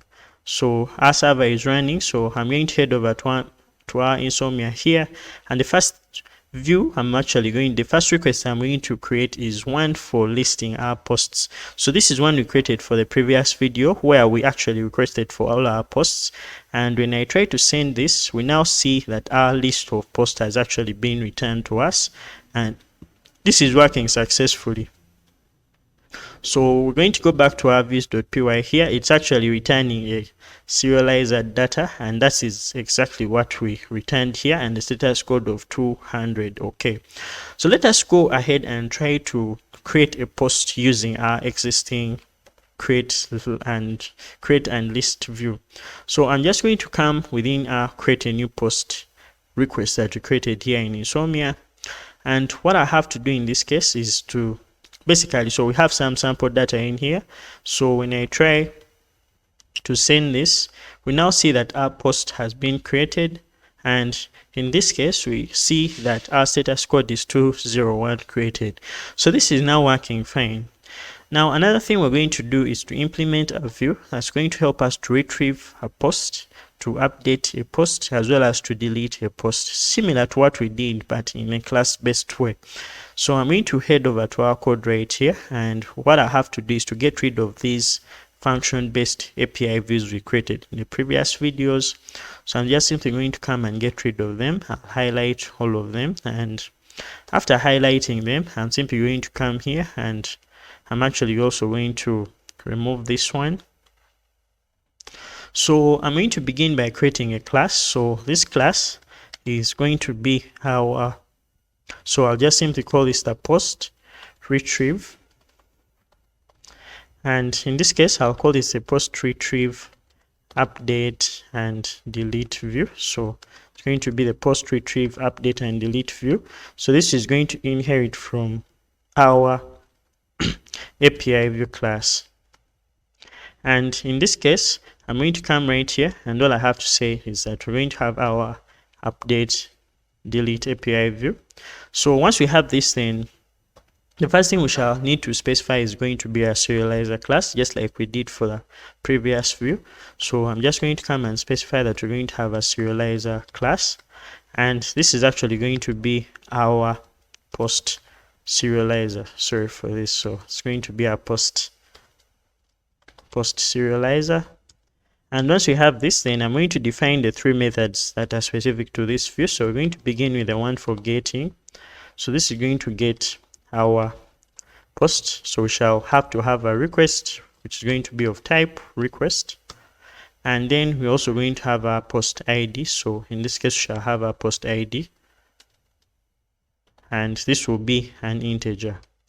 So I'll pass this for now, and then we're also going to have our put request. So in this case, we shall have self and then request. So we shall have this being a type of request, and then we shall also have our post ID, because we're going to use this to query for our object. So once I have this, then I'll also pass this. Now we shall also implement the one for deleting. So I'll just come right here and say that we're going to delete, shall take in self the request object. It's going to be of type request, and then we shall have our post ID. So in this case, we're going to have our post ID, which is going to be an integer. So I'll pass this for now as well. So the first thing we're going to do is to implement one for getting our post by its post ID.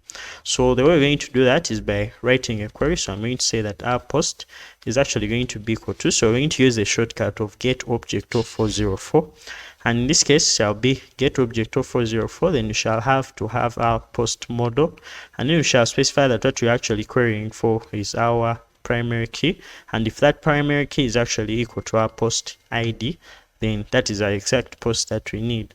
Then we shall have to call our serializer. So I'm going to come and say that we're going to have our serializer being equal to self, and in this case we shall call our serializer class, and then we're going to take in the instance. So our instance in this case is going to be the post we've queried for, and then we shall simply return this within our response.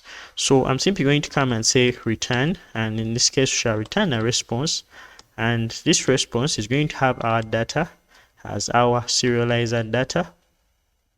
So I'll just come and say serializer.data, and then we shall specify our status code to be status.http, and in this case we shall say 200, and then this is going to be a successful 200 request. All right, so when I save this, we hope that our server is still running. Of course it's running, but we are getting an error here that we're going to fix in a second. So let's actually also work on one for updating our post. So I'm just going to come right here, and the first thing I'll do is to actually query for our post just like we did here. I'll paste this in. So let me fix this indentation. And once I do that, then I'm simply going to also require to have data that comes with a request. So we shall say that our data is going to be equal to our request data. And once we have this, then we shall create an instance of our serializer. So this is going to be serializer being equal to our self.serializer class. And then here we are actually going to have our instance, or the object we want to actually update. So our instance in this case is going to be equal to our post, and then we are going to have our data. So this data is going to be equal to our request data. Now that we have this, let us go ahead and use our serializer to save our updated post object.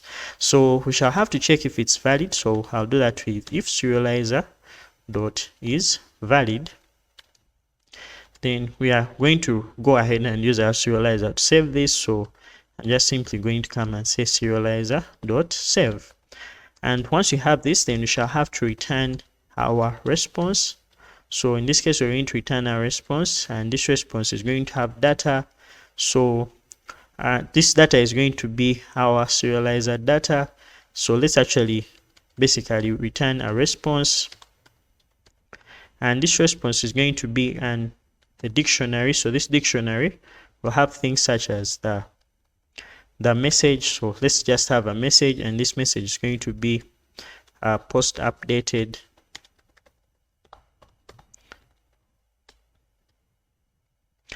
And once we have this, then we shall also have our data for this response, and this is going to be our serializer data.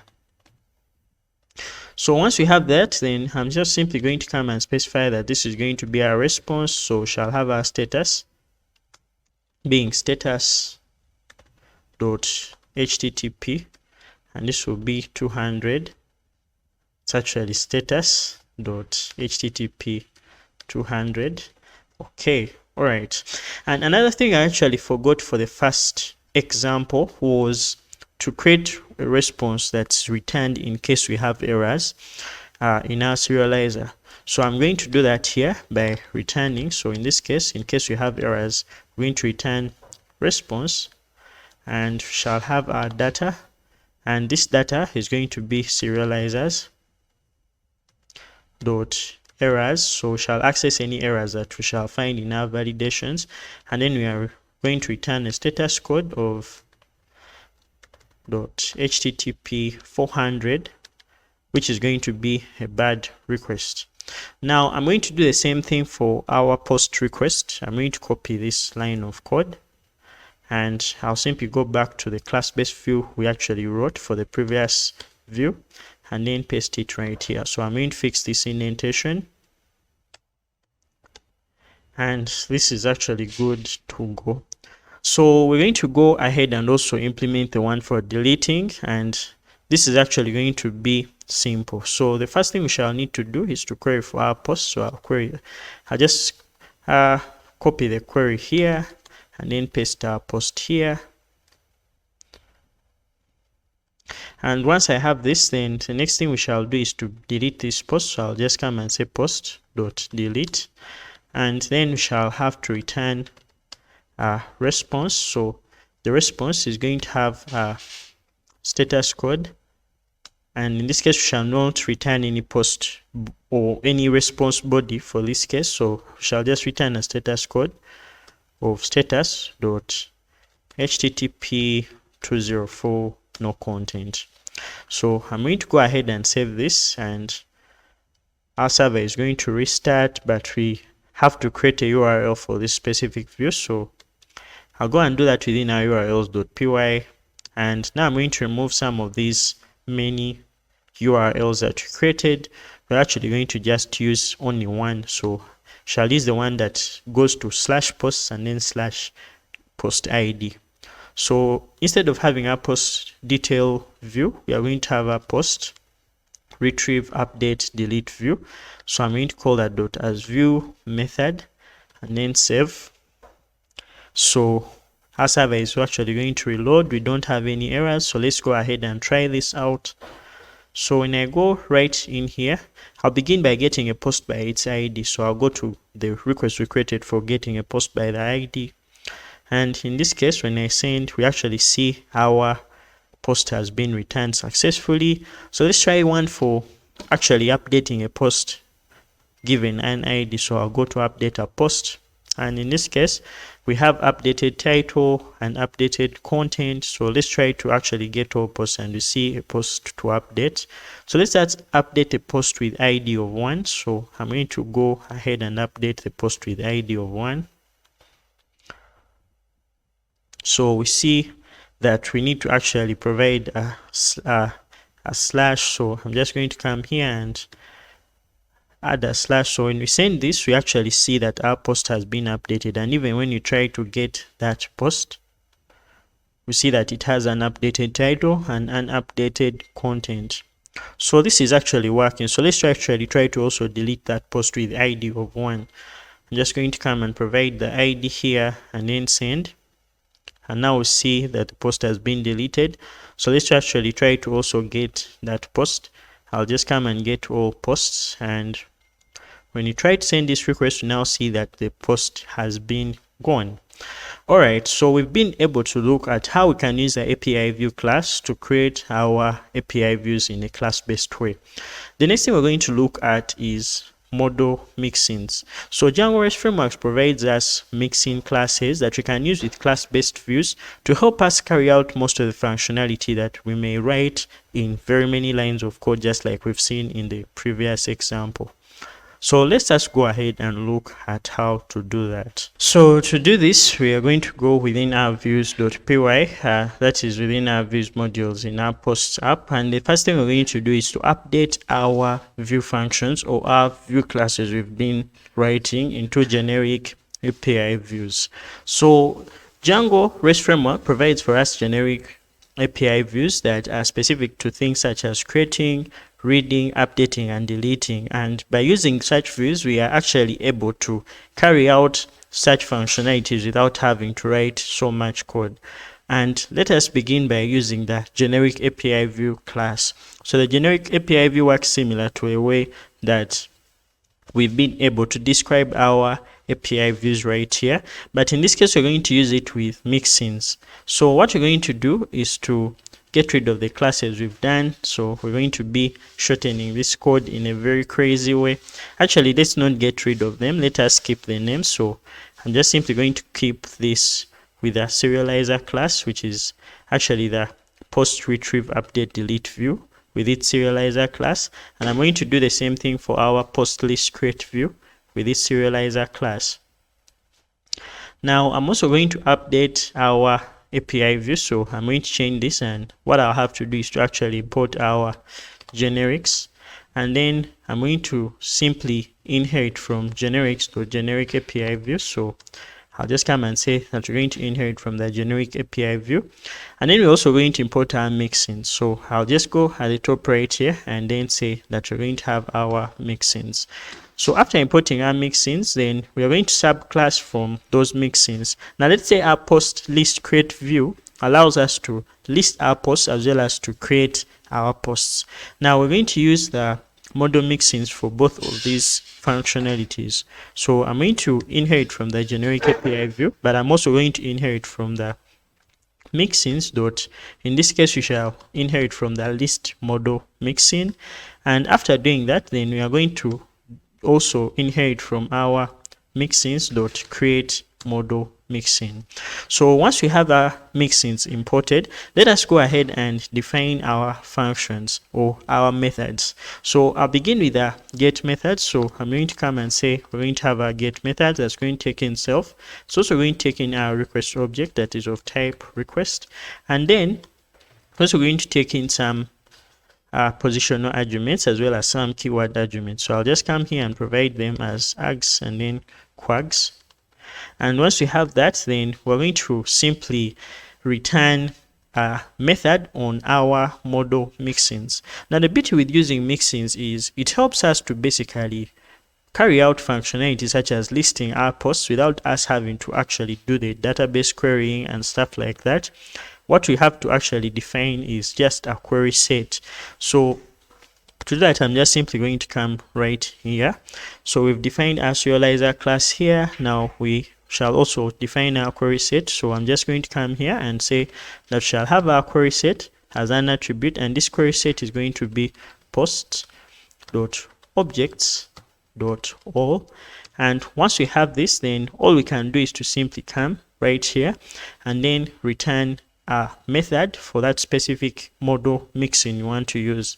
So I'm just simply going to come here, and instead of returning our response, in this case we are just going to come and return, and what I have to return in this case is self dot. So in this case we are going to list our object, so I'll just call the list method, and this list method will take in the request object that we have in our view function. It will also take in any positional arguments as well as all keyword arguments that we've actually defined. So let us go and do the same thing for our post method. So to do that, I'll just simply come and say def post, and then here shall have self and then request. So this is actually going to be of type request, and then shall have any args as well as keyword arguments. So just come and say we're going to have our keyword arguments here. And once you have this in, instead of writing all the code that we wrote in the previous examples, we're just simply going to come and say self dot, in this case we shall say create, and then this will take in our request object as well as our arguments and keyword arguments. So I'm just going to come and say args and then quags. So I'll save this. So let's go ahead and actually look at how this will function.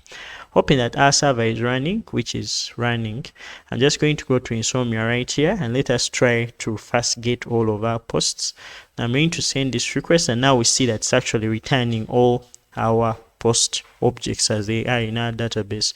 And this is happening in just one line of code. So this is amazing, because then it will have to save you from writing a lot of code while having to implement your view. So I'm also going to do the same thing for creating our post. So let's just go to where we create a new post, and here we're going to make this post request, and when I try to send this, we now see that our post has been created. And even when you go to get all posts, we're actually seeing that post of ID 9 created. This is amazing. So let us do the same thing for our updating, retrieving, and deleting.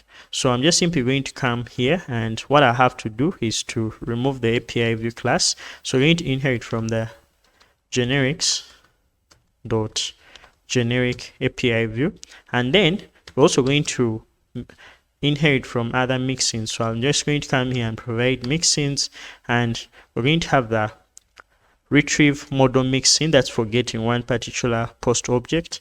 And then we're also going to have mixins dot, what you shall have in this case is the update model mixin, and then we're also going to have mixins dot, in this case shall have the destroy model mixin.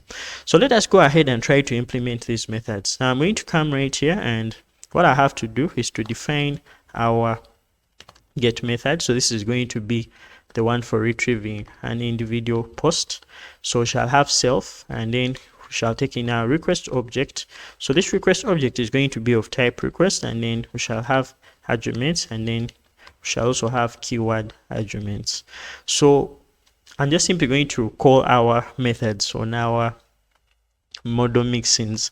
Now I'm just simply going to come here, and all I have to do is to return self dot, in this case we shall call the retrieve method. That will also work in the same way. So we shall take in our request, we shall take in our args, and then we shall also take in our keyword args. So this is actually going to be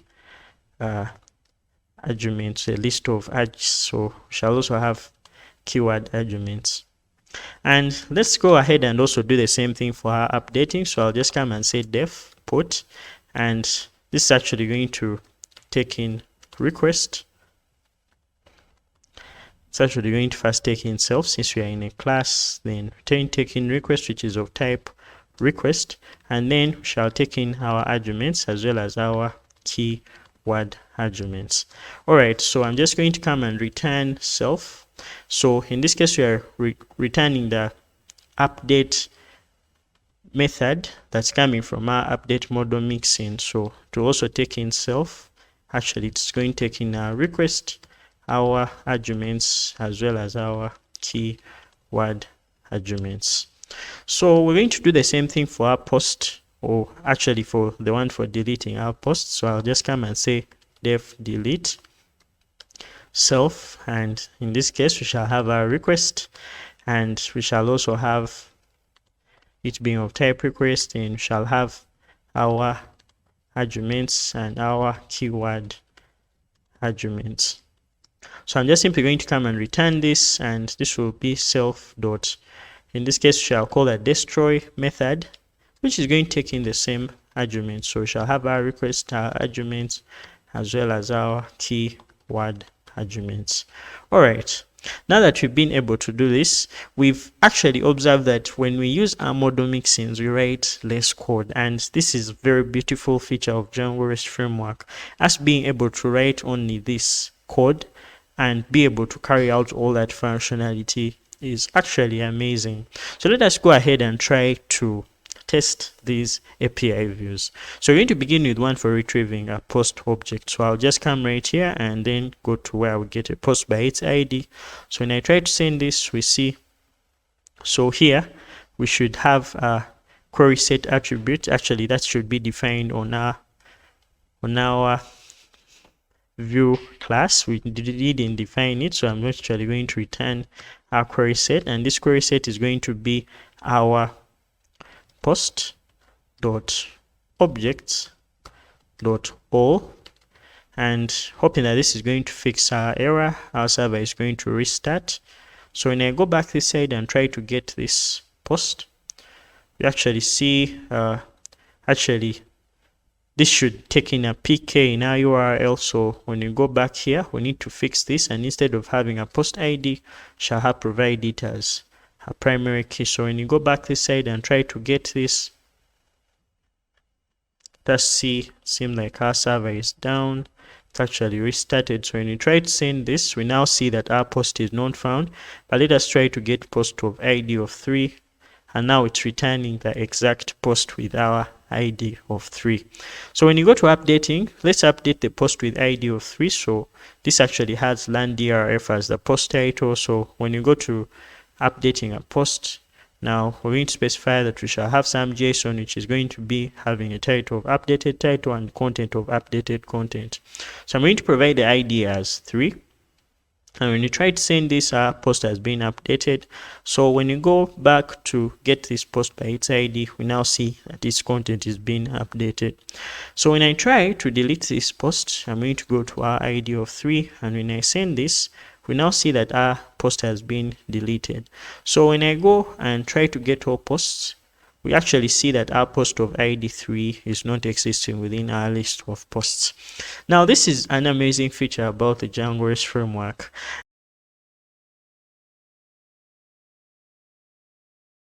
Hi everyone, and welcome to this video. So in this video, we're going to be looking at the concept of view sets.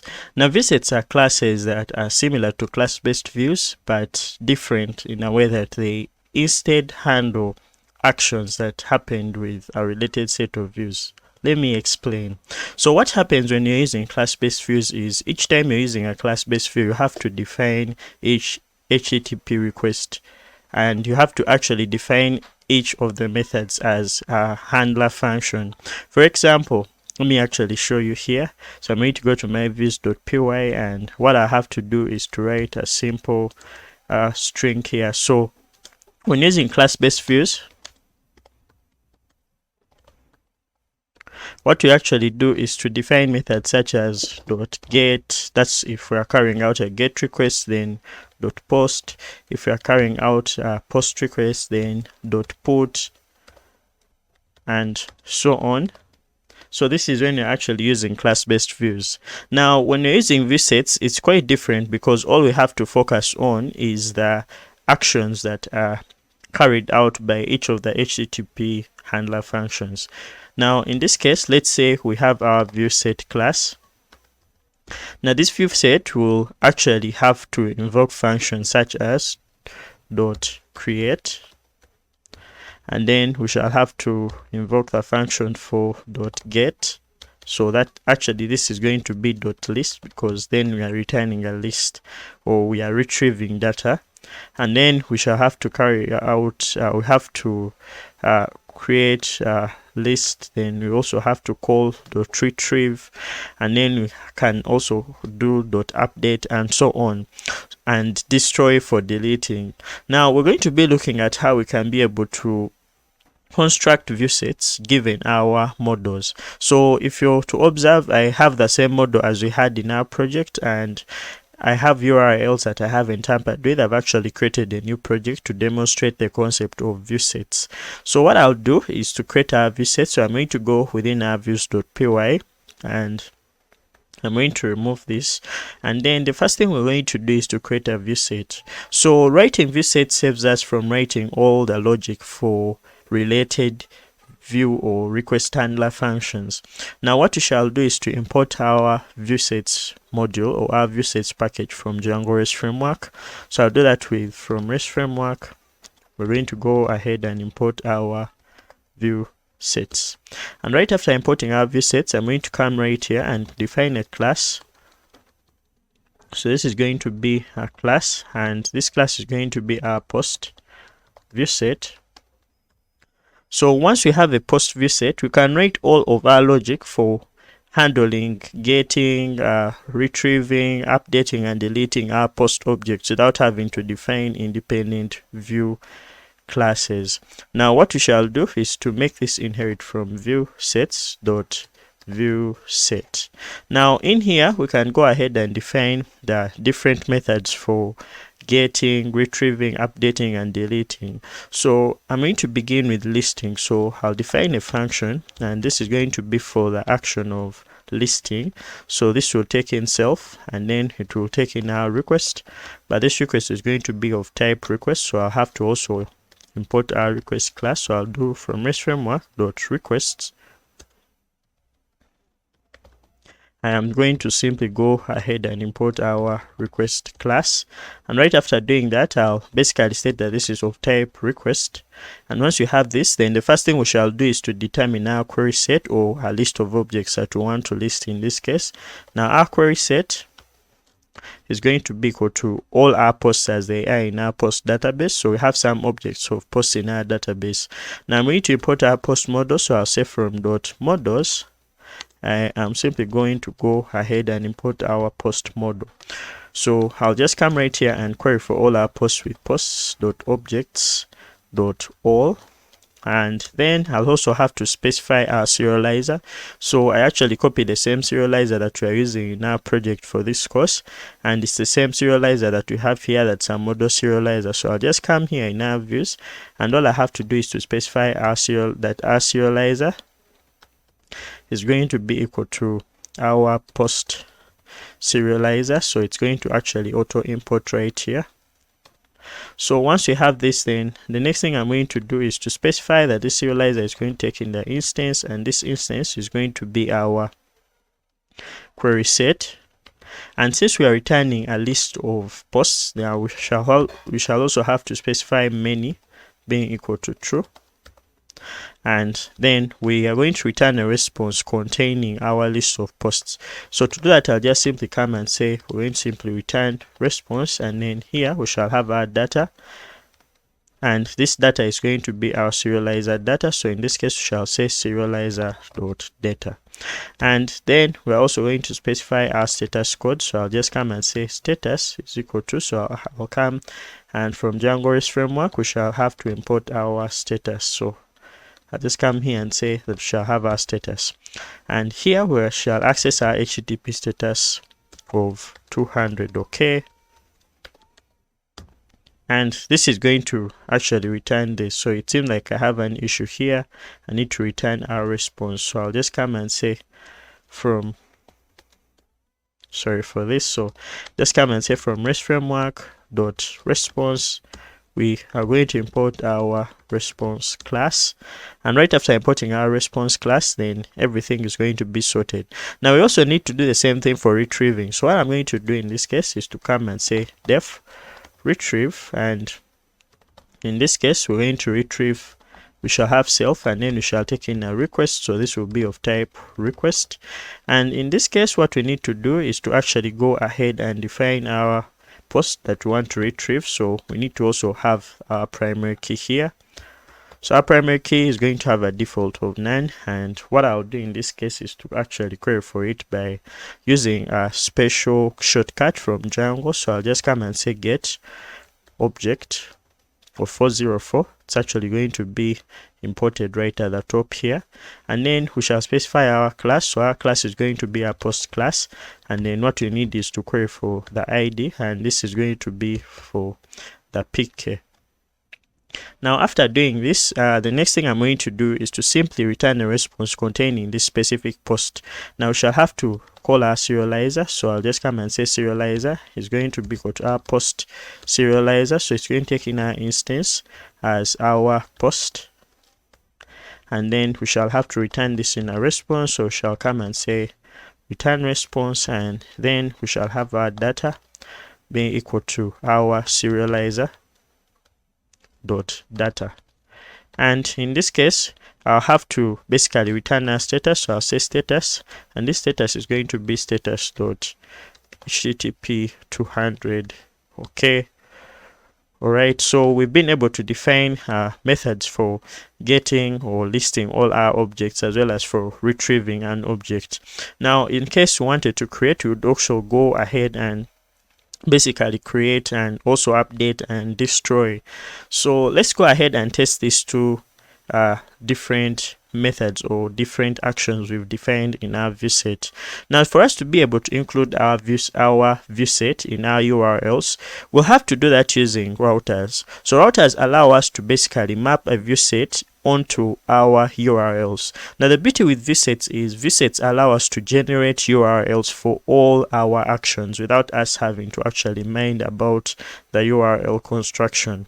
Now what I have to do is to go to the main project urls.py, which is found in our blog project. It doesn't really matter the name of the project you called it. So for me it's blog and then urls.py. That's the main project URLs.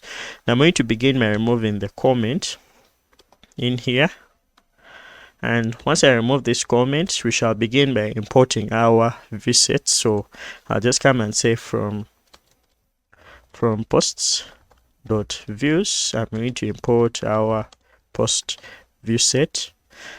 And right after importing our first Viewset, I'm going to use Django REST Framework to create a router. So I'll just come right here and say from REST Framework .routers. I'm simply going to go ahead and import our default router class. So by using the default router class, we create an instance for it, and then it gives us the ability to create to map our Viewsets onto URLs.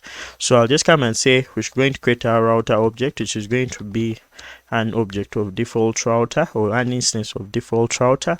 And right after doing this, then I'm going to come, and what I have to do in this case is to register a Viewset. So I'll just come and say router.register, and then I'll provide the prefix. So shall provide this prefix as just an empty URL or the root URL.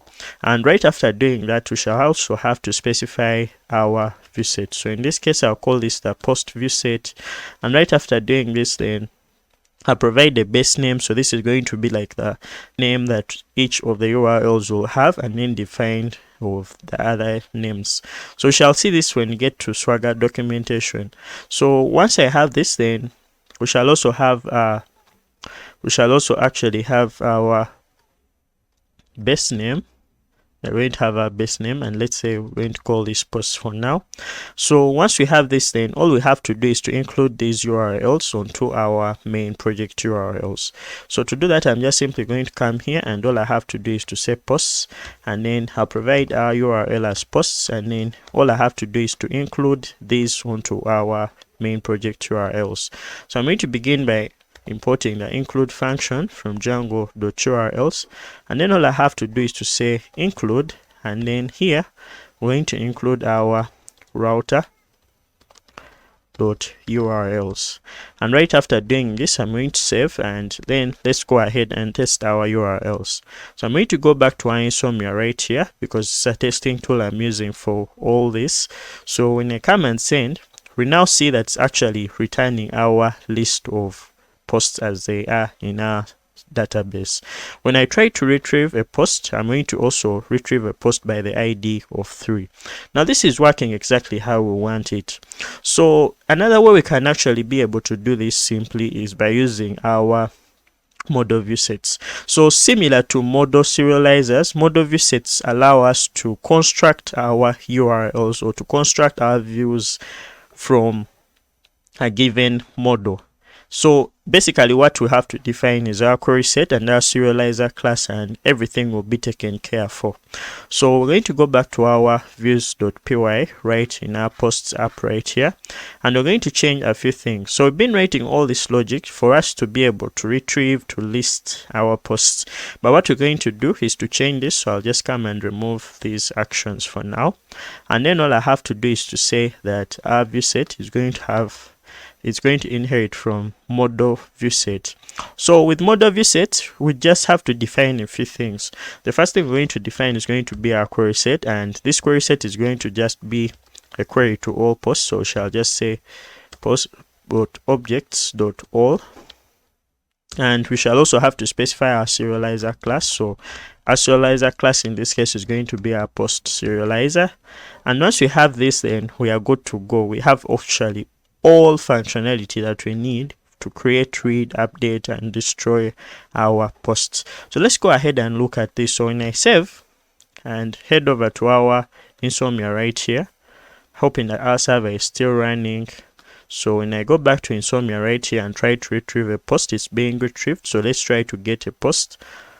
Right now we see that all our posts are being returned, and let's say we want to return we want to actually create a new post. So I'll create a new post, and this is actually making sure that a new post has been created.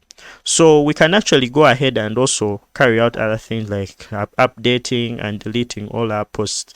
So model Viewsets actually make it easier for us to be able to carry out CRUD functionality on our API views without having to write a lot of code.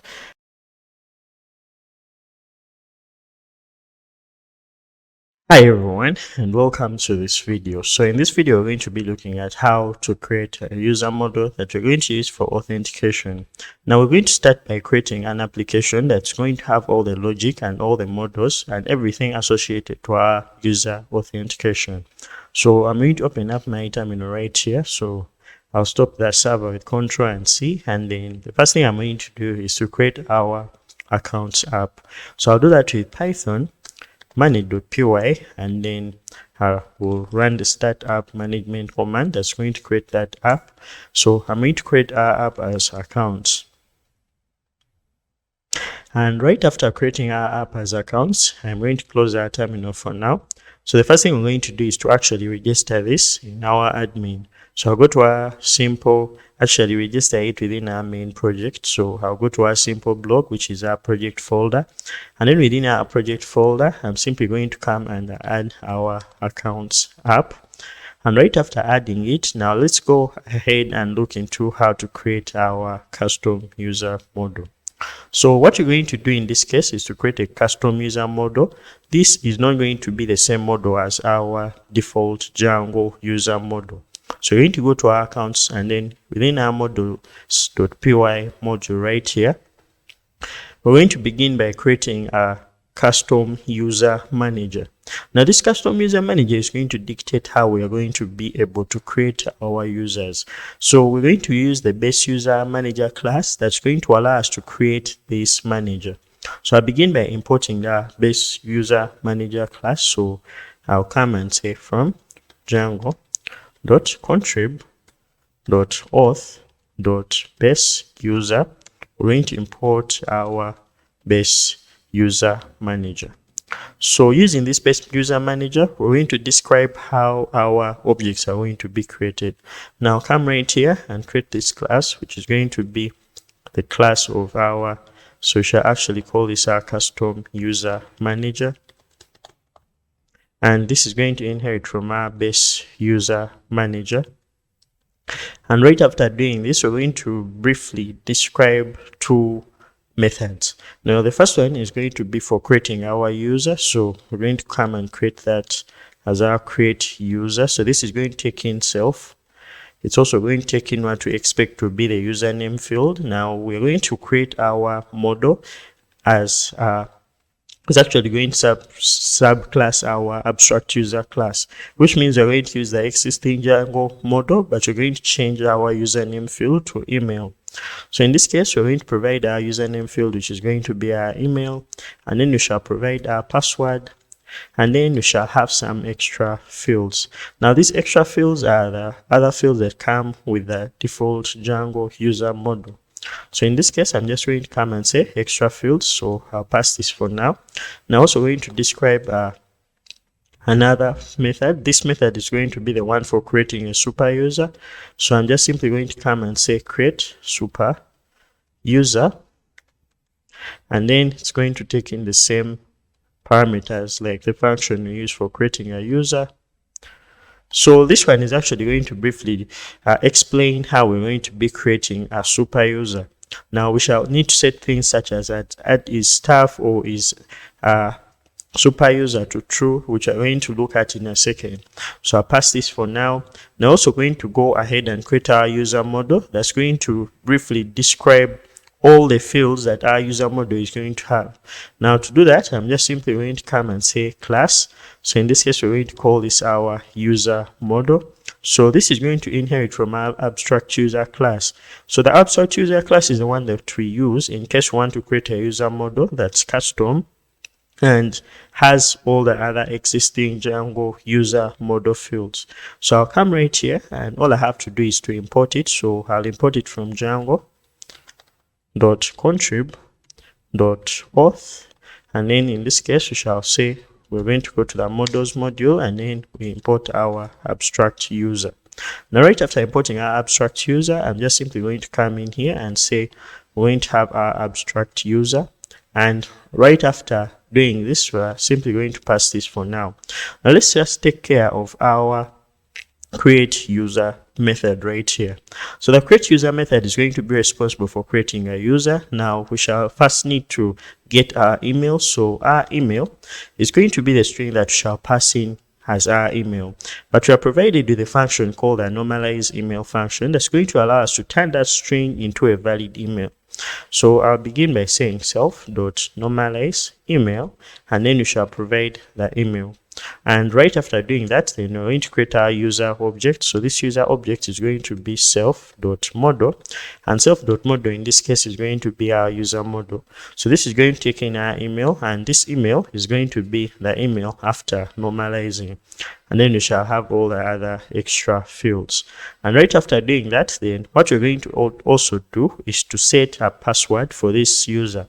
So to do that, I'll just come and say user.set password, and in this case we're going to provide the password that we provided as parameter to our create user function. So I'll just come right here and say that we're going to have our password. And right after doing that, then let's go ahead and save our user object. So I'll just come and say user.save, and then we are simply going to return our user object. And right after doing that, so this is just enough to create our user using our custom user model. Now let's go ahead and describe how we're going to create our super users. So super users are those users that can be able to access the admin dashboard as well as have permissions to do some admin tasks. Now we have some extra fields that we need to set before we create those super users. So I'm just going to come right in here within our create super user method. And then the first thing I have to do is to set the extra field. So I begin by setting. So extra field is going to be a dictionary right here. So get access to the set default method or set default function, and that is going to take in a key. So in this case, we expect to set its staff, and in this case, we shall set its staff to true. Now, also going to do the same thing for a super user. So I'll just come right here and say extra fields dot set default, and then in this case we shall come and say is super user, and we shall set this to true. Now we're also going to check if these are not true, and if they are not true, we are going to raise a value error. So in this case, we shall have to first define an if statement. So this if statement is going to have if extra fields dot. So in this case, we are going to use the get function or the get method, since these are dictionaries. And then we shall have to specify a key. In this case, our key is going to be staff. And we're going to check if this attribute is not true. And if it's not true, we shall raise a value error. So I'm going to come and say raise value error. Now, in this case, we shall raise a value error. So in this case, we're just going to come and say super user. Sorry for that. So in this case, we're going to come and say that our super user has to have his staff being true. So this is going to be important for creating our super users. Now I'm going to do the same thing for our super user, and I'm just going to come and paste it right here. So I'll have to change this to is super user. So I'll just come and say is super user, and in this case we shall have to briefly tell whoever is creating a super user that this has to have the super user attribute set to true. And right after doing that, then the next thing will be to actually create and save our user. So in this case, we're just going to come here, and all we have to do is to return our self.create user. Now what this is going to do, it's going to create a user given the email and given the password as well as the. So in this case, we're going to be having the email, which is going to be equal to our email. We shall have our password being equal to our password, and then we shall have our extra fields. And right there, we have been able to create a super user.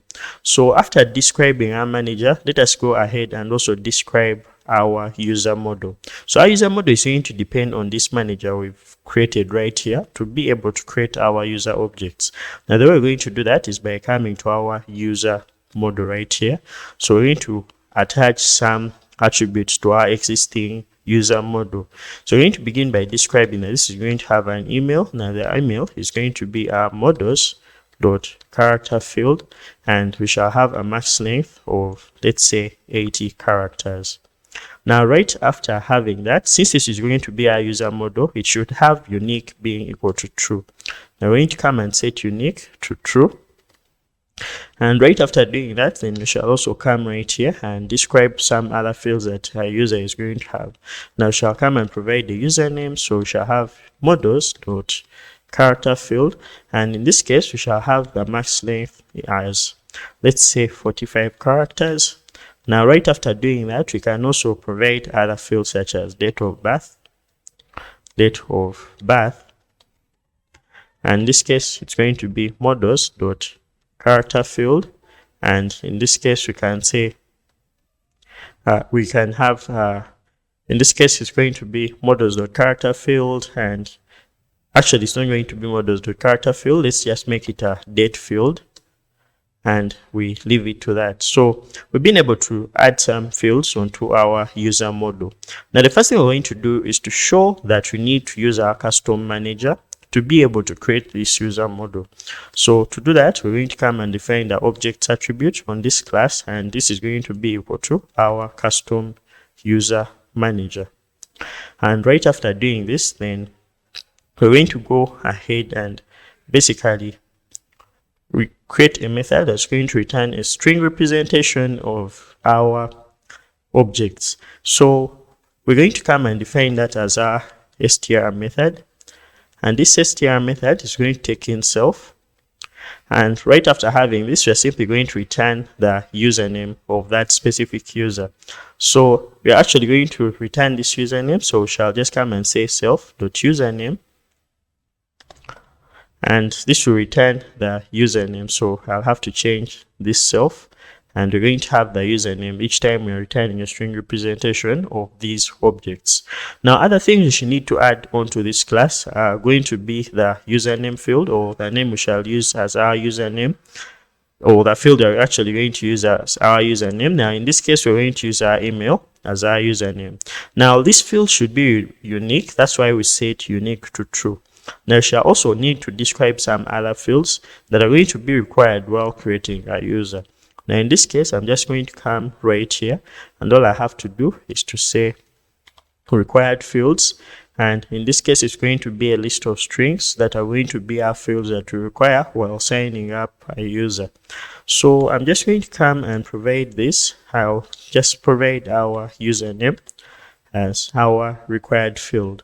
Now right after doing this, I'm going to go ahead and save. And after saving, the first thing I'm going to do is to tell Django that we have a custom user model created. So I'll do that by going to our settings.py, and then shall go to our settings, and within our settings we're going to add one setting right here, and that will be our auth user model. So the auth user model is going to be located within our accounts app, and then it's going to have a name of our user. So the way we do that is by going to our app and then specifying the name of the custom user model that we want to use as our model.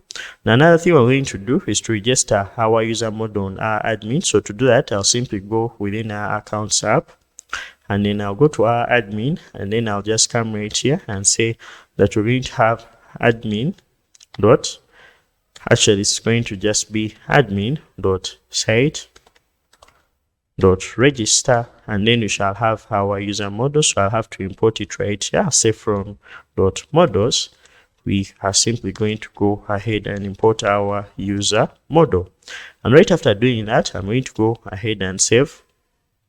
And right after saving, we are going to go ahead and run this migration or create a migration for our user model, as well as to go ahead and migrate it to our database.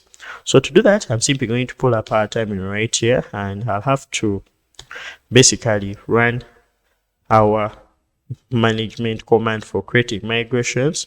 So I'll do that with Python manage.py and then make migrations.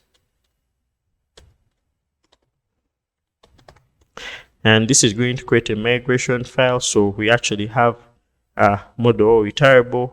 Oh, so in this case, we didn't provide the model. So I'll just come and provide our user model. And in this case, when we run our migrations, we actually create a migration for our user model, but let's try to check it out. So to check out the migration we have, I'll just simply go to our migrations folder within our accounts app. And then you go to that migration, let us discover something. So we are going to check, and we basically see that we have all the other fields that we have for our existing Django user model, plus all those that we've defined for ourselves, such as the email, the username, and the date of birth. Now, this is important because it actually explains how the abstract user class works. So right after doing that, I'm going to close this. And since we've created that migration here, let us go ahead and make these changes to our database. So I'm going to come right here and say Python manage.py migrate. And right now we actually have inconsistent migrations, as our default migration basically depends on the migration that we've created. So what I'm going to do is to get rid of our database, and I'm simply doing this because we are still in development. So I'm going to get rid of this SQLite database, and I'll rerun our migrations from scratch. So I'll just come and say Python manage.py and then migrate, and this will have our custom user model table created for us. So right after running our migrations, I'm simply going to go ahead and create a super user. So to create a super user, run Python manage.py create super user, and right after doing this, we now see that instead of the username, we are being asked for the email. So I'll provide our email as admin@app.com, and then we shall have our username as admin, and then I'm going to provide the password. So choose a password, and then I'll retype our password. So we actually see that we having a note now constraint failed. So I'm actually going to come and change this. So I'll just come to our user model right here, and we can leave this as now. So I'll just have to come and basically pass now and set this to true, because we do not want to provide this as when creating. So I'll just come and save this, and maybe we shall need to just set this up with our views instead of actually creating a super user who has a date of birth. So I'm going to come and save, and when I save, I'll create a migration for that with Python manage.py make migrations, and this is going to alter the date of birth field, and then we shall go ahead and migrate, and that will change it. So let's create our super user. So I'm going to come and provide a super user with an email of admin@app.com, and then our username is going to be admin. In our password, in this case, our password is going to be password. So I'll provide a password, and then I'll provide a password. And now our super user has been created successfully. So let's try to access our admin dashboard. So to do that, I'm just going to come and run Python manage.py and then run server. So this is going to go and start our server at localhost 8000. So we're going to go to our Chrome right here, and when you go to our admin, so I'm going to access the /admin URL. This is going to take into our admin login. So when you have our admin login, we're going to provide our email, which is admin@app.com. Then we shall have our password. So I'll provide our password and then try to log into our admin. So right now we see that we have our accounts app. We also have our authentication and authorization modules. But when you go to our users right here, we can see our list of users. So we have our admin user, and this is the various data that we've been able to set for our user, containing also the fields that we set as our custom user model. So we've now been able to see how the abstract user class helps us to create a custom user. Now the other thing we're going to do is to be able to register our posts on our admin app. So I'm just simply going to come right here, and all I have to do is to go to our post app, and then we shall access the admin dashboard. So within here, we're actually going to create a custom admin for this. So the way I'm going to come and do that is by first importing our post model. So I'll just come and say from .models, we are going to go and import our post model, and then I'll just come right here, and all I have to do is to say at admin.register. Now in this case, shall register our post class, and we shall have to create a custom user admin or a custom post admin for our post model. So in this case, I'm just going to come and call this class post admin, and it's going to subclass the admin dot model admin class. Now right after having this, we're going to state the list display. So the list display is going to be an iterable containing the fields that we want to show on our list of posts in our admin. I'll just come and provide that as, so in this case, we shall have to provide our title, and we should also have to provide created. I wonder if we called it created actually. So when I go in our models, we actually called it created, which is the date at which you created this field. So I'm just going to come here and then provide our list filter. So we shall filter these, we shall filter our posts using our created, or the date at which we created our posts. So I'm going to go ahead and save. When you go back to our admin right here, when I refresh, we now see that our posts have also been added. However, we don't have any posts for now. So what I'm going to come and do that is by coming in my Insomnia. So I already have some of the endpoints for creating our posts created. I'll just come and maybe create a new post, and I'll fill our database with some random posts so that we can actually have some data to work with. So when you try to get all posts in this case, we see that all our posts have actually been created.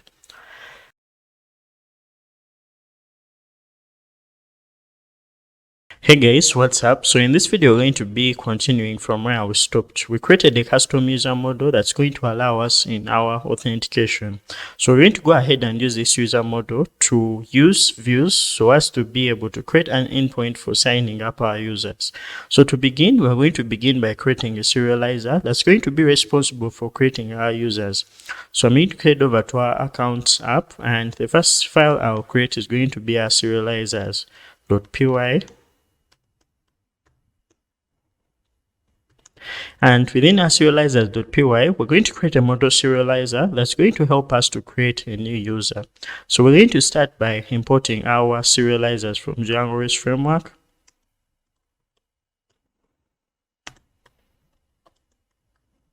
And after importing our serializers, we're also going to import our model.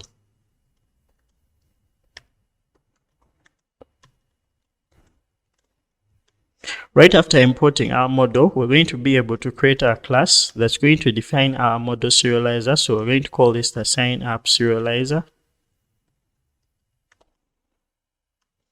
And this is going to inherit from our serializers.model serializer. Right after doing this, we're going to define a meta class that's going to describe the model as well as the fields that are going to exist on our serializer.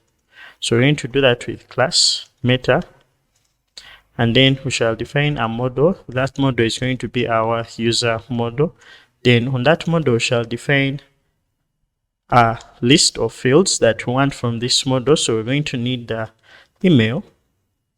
We're also going to need our username, and also going to need our password. Now, for us to be able to add some validation onto this list of fields, we're going to need to describe each of the fields we want. So we're going to begin with our email right here, and we're going to be describing these fields using serializer fields. So I'm just going to come and say this is going to be serializers.char field, and then we're going to specify the max length. So the max length in this case is going to be 80 characters. And then I'm going to also provide our username. So in this case, we shall have our username as serializers.char field, and then we shall have our max length being equal to 45. Now we're also going to do the same thing for our password. So our password is going to be equal to a char field 2. So in this case, we're going to come and say it's going to be serializer.char field. Then in here, we're going to have a min length. So let's say that we need to have the minimum password having a length of 8 characters. And we're also going to add another extra attribute that's going to allow us to keep this field as one for editing only. So we want to keep our password private and not accessible to anyone outside our app. So we shall just add this. It's going to be write only, and this will be equal to true. Now, right after doing this, this is actually supposed to be true. And once I do that, I'm going to go ahead and save. Now, another thing we're going to be doing is to create validations that are going to check whether our user exists in our database. So I'll have to enlarge this a little bit. So I'll have to add another method. This method is going to be called the validate method. And this is going to be responsible for carrying out such validations. For each time we create a user, we're going to need to check if the email of this user exists in our database. Since we specified on our model that we have the unique attribute equal to true. So to do that, I'm going to begin by querying for our database and checking whether this user exists. So we're going to write our query here, which is going to be email exists, and this will be equal to. So we're going to query for our users. So I'm just going to come and say user.objects. In this case, we're going to filter, and we shall filter by the email. So in this case, if the email is equal to, so we provided a dictionary of attributes, so we shall access the email by using the key of email. This is actually going to be attributes, and then we shall basically call that dot exists. It's actually going to be dot exists, and this is supposed to return a true or false value in case this email exists or not. Now, after doing that, I'm simply going to come and write an if statement here. So we shall come and say if email exists, we shall raise a validation error telling the user that this email actually exists. So to do that, I'm going to be using REST Framework's validation error class. So I'll just come and say raise, and then we shall have validation error. So I'm going to be importing this. So this will be validation error.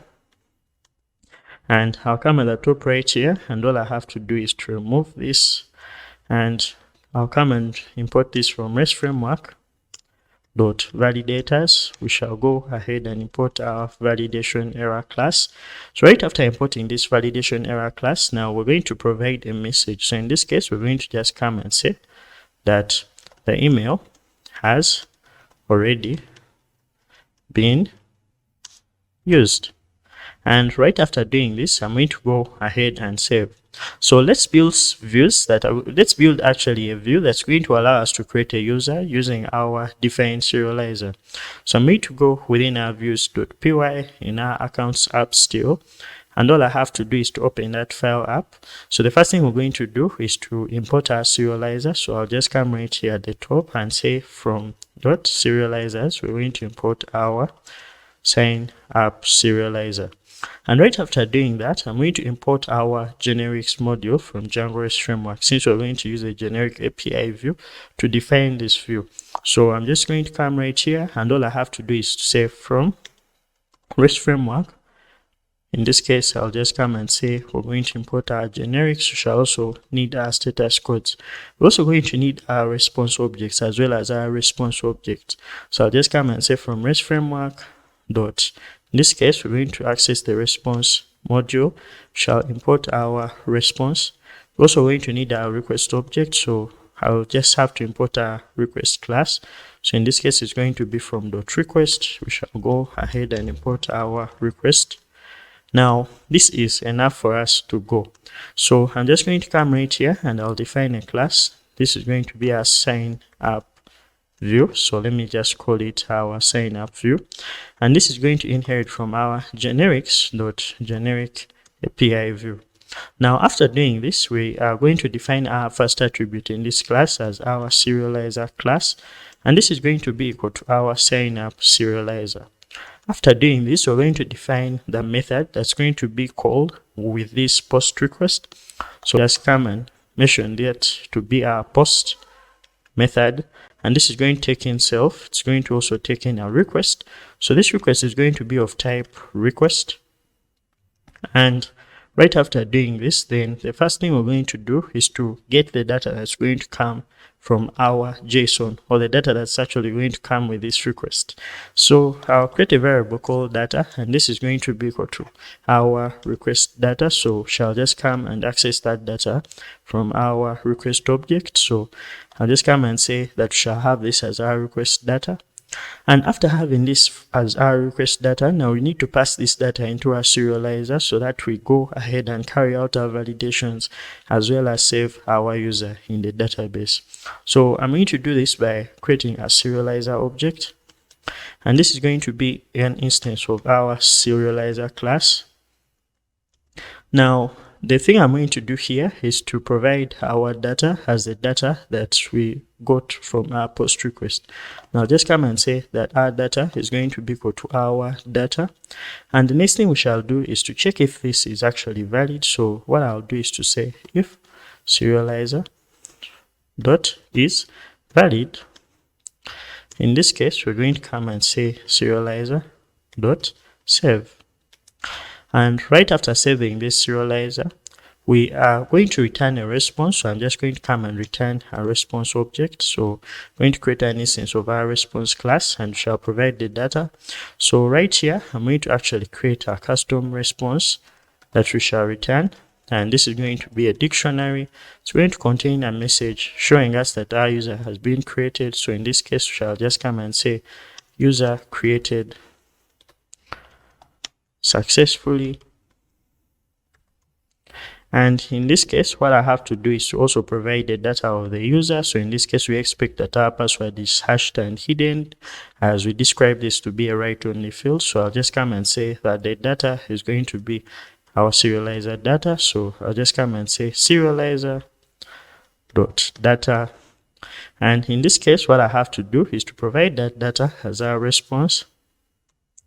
And then we shall have our status. So since we imported our status, we're going to actually have access to the status code. So I'll just specify that this is going to be status dot. So in this case, we shall have .http 201 created. And then if we have any errors, we're going to return them via serializer.errors. So I'll just come and write another line of code in this, in case this if statement has failed to pass, we shall return. So in this case, we shall just come and say return response, and then in this case, we shall have our data being equal to our serializer dot data, and then we shall also have our status being the status code for a bad request. So in this case, it's going to be status dot http 400 bad request. So when I go ahead and save this, let us go ahead and create a URL that's going to allow us to create a user using this view. So I'm going to go within our accounts app still, and I'm going to create a new module or file. This is going to be our urls.py file. Now within this urls.py file, the first thing I have to import are going to be our views. So I'll just come and say from dot, we are going to import our views module, and then we're going to go ahead and briefly import the path function from Django. So I'm just going to come and say from Django.urls, we are going to import our path function.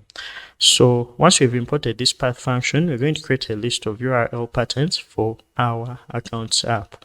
Now I'm just simply going to come here and say that we're going to have our URL patterns, and inside here we're going to create our first URL pattern as a pattern for our sign up route.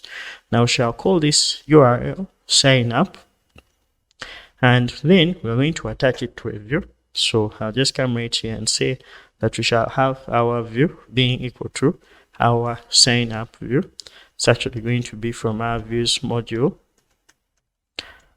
It's actually going to be a sign up view. Then we shall have to call the .asView function.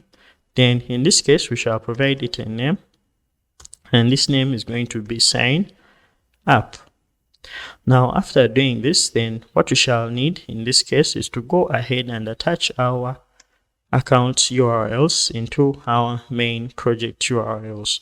So to do that, I'm simply going to come right here, and all I have to do is to go to our simple blog project folder right here, and within our URLs here, what I have to do is the same thing we did for our posts app. I'll just come and define a new URL configuration, and this is going to be for our, so I'm going to call this endpoint/auth, and then we shall have to include all URLs that are from our accounts app. So I'm just going to come and say include accounts.urls. Now right after doing this, I'm going to go ahead and save. Now let's try to test out this endpoint. When I pull up our terminal is still running, and I'll go to our Insomnia right here. So within our Insomnia, I'm going to create a new request. So I'm going to give this request a name. It's going to be the request for creating a user account or signing up. So this is going to be a post request, and we shall need to provide the body of this request or the payload as JSON.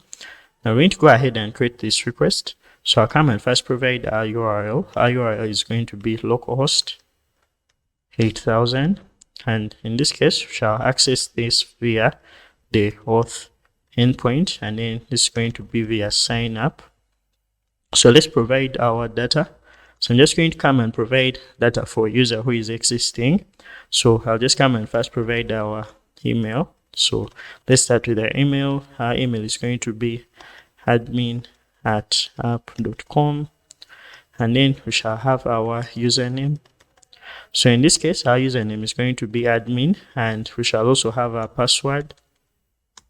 So we shall have our password, and in this case, our password is going to be password 123. So when you have this, I'm going to try to send this request, and now we see that our user has actually been created. So we actually have a bad request. It seems like we did not return the errors. So when I go back within our views, it seems like we returned the data instead of returning the errors. Sorry for this mistake. So I'm just simply going to come and say, going to access the errors. And then when you go back here, when you try to send, in this case, we see that we have our errors. So one thing that you can observe is that the Django REST Framework is going to actually return for us errors, but it's going to provide for us non-filled errors. So if you want to customize this and change it to what you want, we are going to set it up in our settings.py within our REST Framework settings. So what I'm going to do is to go within our settings.py, and that is within our simple blog project right here. So I'll head over to our settings.py, and I'm going to create a dictionary for our Django REST Framework settings. So I'm just going to come here and I'll call that dictionary REST Framework, and this will be a dictionary. So it's going to have a bunch of settings, as you're going to see. Now, the first setting we're going to set for this is going to be our, so the first setting is going to be our non-filled errors key. So this is actually going to be for that key of that specific error. So I'll just come and say non-filled errors, and then we shall provide key. So this is going to be our key, and in this case we're going to change this key to simply errors. So I'm going to go ahead and save this. Our server is going to restart. And when I head over to our Insomnia right here and we try to sign up a user, we now see that we are being returned a key of errors. Alright, so it seems like our validation is working for now. So let's also try to create a user with a password that's short. So let me try creating a password of 3 characters. Now in this case, we see that we're actually getting validation for that, which is actually working also fine. So let's try to also create a user for credentials that do not exist in our database. So I'm just going to come right here and provide a user. So I'm just going to call this user John Doe, and then we shall also call this user John Doe. So we shall keep the password the same. When you try to sign up, in this case, we see that our user has been created successfully. So when you go back to our admin section right here, I'm going to refresh. And right now we see that our user with the username of John Doe has been created. So when you try to view this user right here, we see that the user has been created and all the information we've specified for this user has been generated. But we have one problem still, and our problem is we've been able to create this user, but our password has not been hashed. Now, I've been landing into this problem a lot of times, and I hope you've also landed into it when creating a custom user. But we're going to be able to solve it in a second. So the first thing I'm going to do is to delete this user. So I'm going to come and delete this user. And right after deleting this user, I'm going to head over to our serializer that we used to create our user. So that's within our, so I'm just going to head over to our serializers within our accounts app. And then we're going to basically override our create method.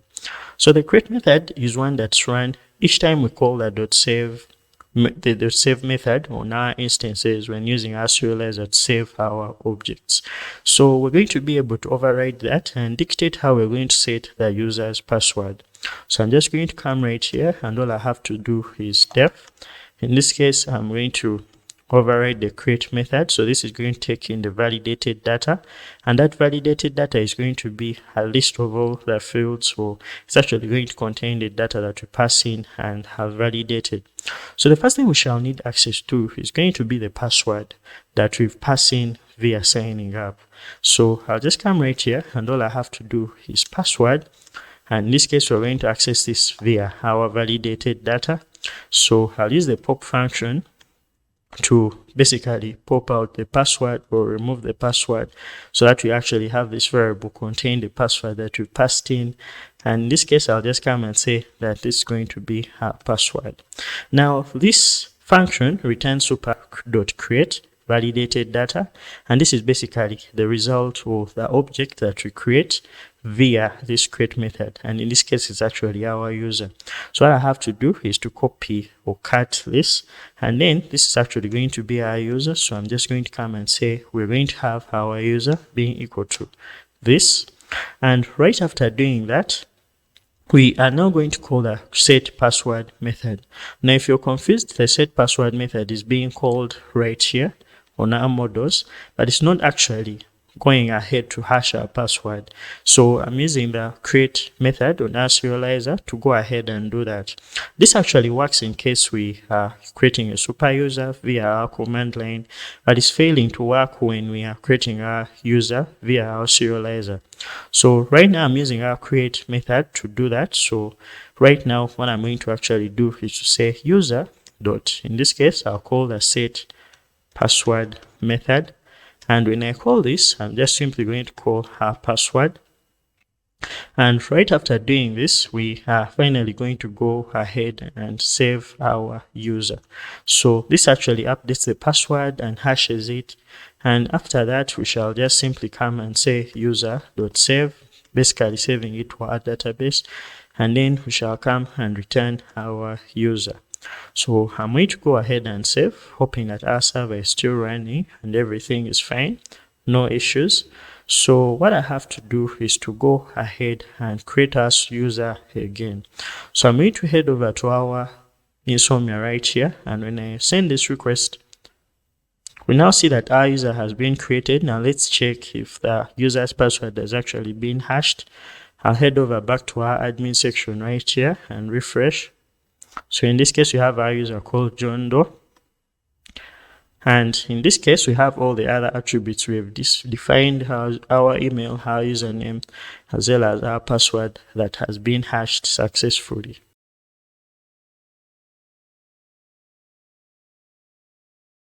Hi everyone, and welcome to this video. In this video, we're going to be talking about the concept of authentication, and we're going to specifically be talking about token-based authentication in the Django REST framework. Now, authentication provides for us a way in which we can identify a request. And by this, I mean actually every request that we create in the Django REST framework is identified by two things. It is identified by the user who created it and the token that signed it. Now in this video, we're going to be looking at how we can set up token-based authentication for us to protect our protected endpoint, so that we require to log in and get an access token that will give us access in our authorization headers. So to get started, I'm going to go within our simple blog folder right here, and within our settings.py, I'm going to begin by installing our auth token app that comes inbuilt with Django REST framework. So to do that, I'll go right here, and after REST framework, I'll go ahead and add the REST framework auth token app. And right after adding this, I'm also going to go ahead and add our default authentication classes. So these default authentication classes allow us to define which kind of authentication we're going to be using in our Django REST framework. Now I'm going to go to our REST framework settings, and that is a setting we actually set. The first key was the non-fields error key. So I'm going to add another setting within our REST framework settings. So I'll give in the key, and the key will be default authentication classes. And then this will be an iterable containing the various authentication classes. So in this case, we shall begin by providing the first authentication class. So all these are within the authentication module in Django REST framework. So to get access to them, I'll first come and say REST framework .authentication. Then in this case, we're going to begin by providing the session authentication. This can work if we need session authentication. And I'm also going to add the token authentication class. So this is going to be REST framework authentication in this case it will be token authentication. Now that we've been able to do this, we can also be able to add, in case let's say we are using another application, an external application to do our authentication, we can actually come and add the authentication class of that specific app or that specific package into our authentication classes. Now I'm also going to set the default permission classes, and we're going to look into that in a second. So actually, let me try to do it right now. So I'll just come right here and set the key. So our key is going to be default. So this will be default permission classes.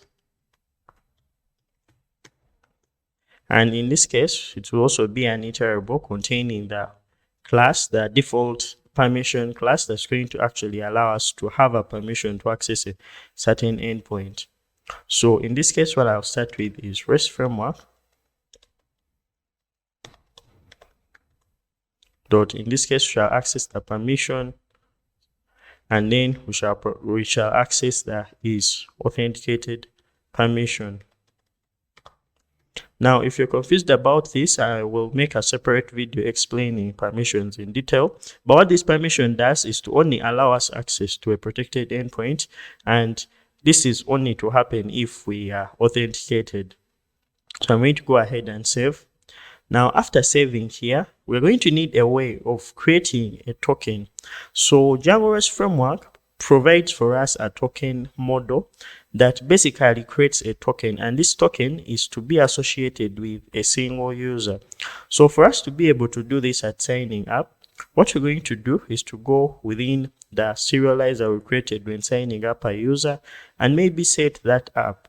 Another approach can be creating a signal that listens for a user creation and then goes ahead and creates a token for that specific user. So what I'll do is to go within our accounts app, and then within our accounts app, I'm going to go to serializers.py. Now in here, we define this create method that's to be able to set for us a password when creating our user. Now, another thing we're going to do is to create a token for that specific user we have been created.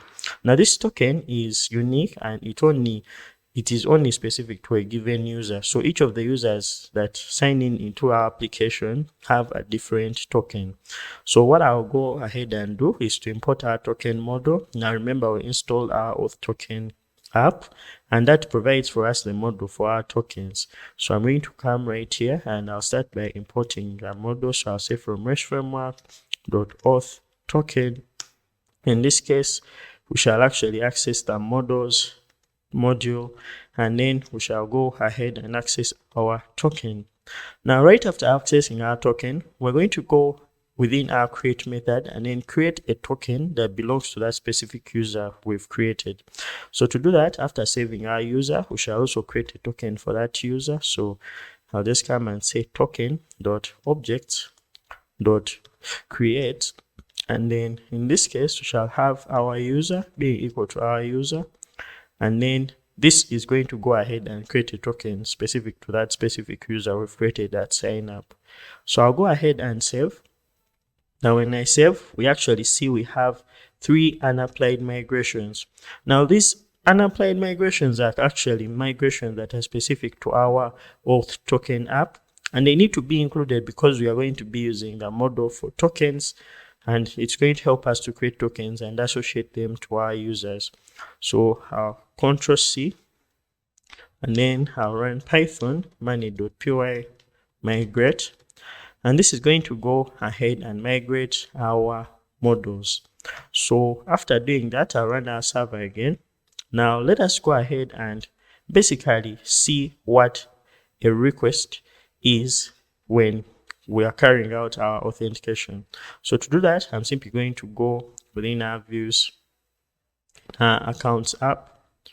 We created a route or a URL that's specific to our signing up. Now the next URL we're going to be creating is one that's going to be specific to our logging in.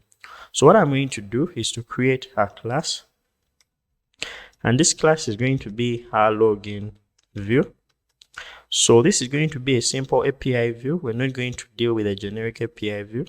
So what I'll come and do is to import it. So I'll just come and say from, this is going to be REST framework .views. We are going to import our API view. And right after importing our API view, I'm simply going to come within our login view, and then I'll provide our API view. So our login view is going to inherit from our API view. So that means we can be able to access the different HTTP methods. So I'll just come and define our post method, which will take in self. It will also take in a request object that's going to be of type request. Now, one of the beauties of using type hints is you get access to the various methods of that specific parameter you pass into a function. For example, when I specify that this is of type request, I can be able to come and say request dot, and then I'll be able to access all the various attributes that the request object has. Now, away from that, I'll just pass this for now. Now, let's try to explore a request when carrying out authentication. So to do that, I'll just simply create a simple get request, and this is going to have self and then request. Then this is going to be of type request. Oh, sorry for this. So this is going to be of type request, and then here we're going to create content, which is going to be a dictionary. This dictionary is going to have the 2 attributes that are necessary for an authenticated request. So it's going to have the user, and they will access the user who actually sent this request is through request.user. Now, request.user is a user object that's returned in case we want to access the user who actually made this request. So for us to be able to access it and send it through our JSON, we shall need to return a string version of that, or a string representation. Now we shall just come and say that we shall return a string of request.user.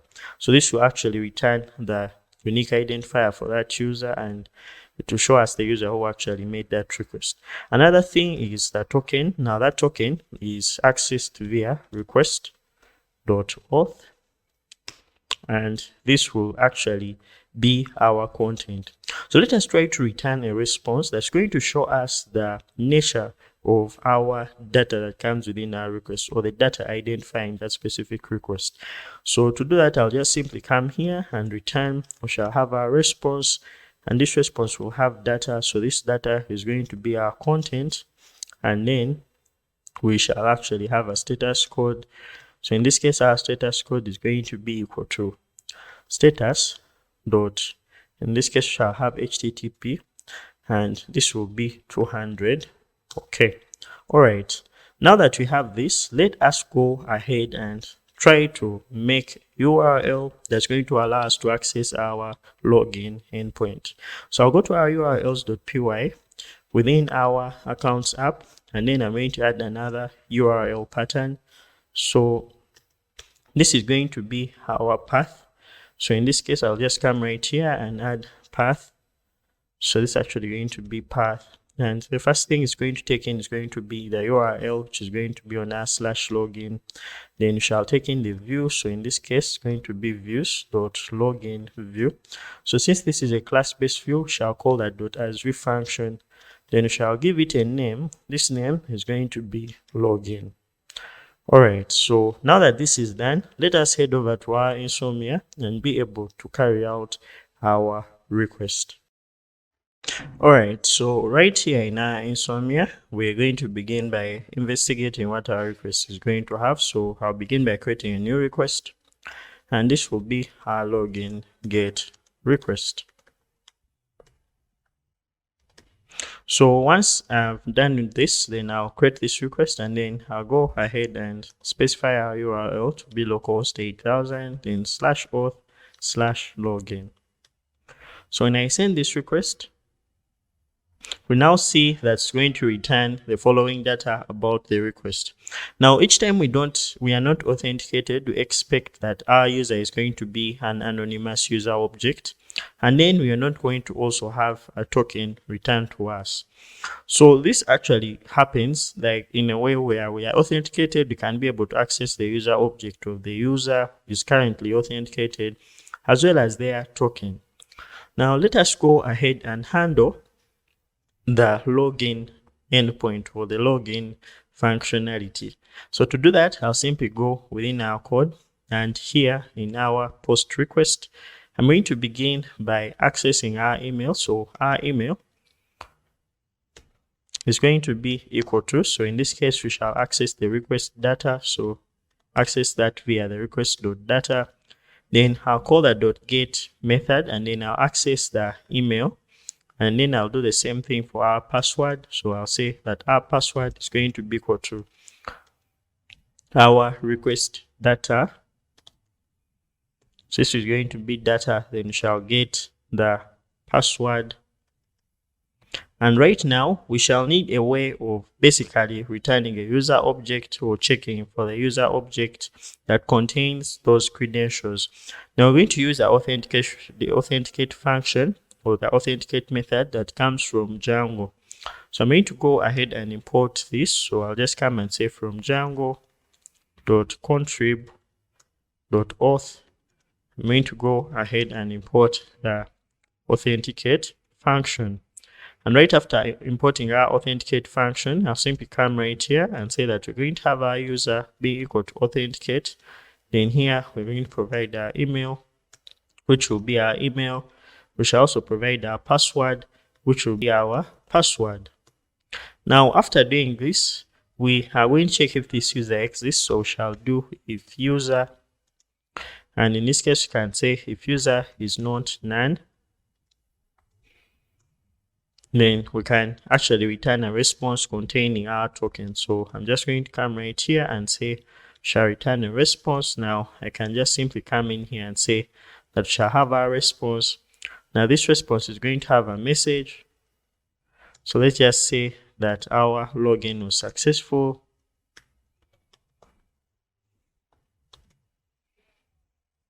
And then we can also have our token. So since each user is associated to a token, we are simply going to go ahead and return a token for that specific user. So in this case, what I have to do is to return a token, and then we shall access the user token. So to do that, we shall come and say user, and in this case, we're going to access auth token, which will be the token associated to the user or the token object. Then you shall get the string representation of the key, and that's accessed via the key attribute.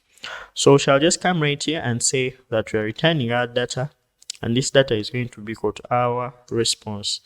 And then the next thing we're going to do is status. So our status in this case is going to be status.http 200. Okay. And then in case our user does not exist, so we shall say else. In this case, we are going to return our response, and our response is going to be equal to data, which is going to have a message of invalid username. It's actually going to be invalid email or password. So let us try to create a new user who has a token. I'm going to go right here in Insomnia, and I'll go where I create a user account.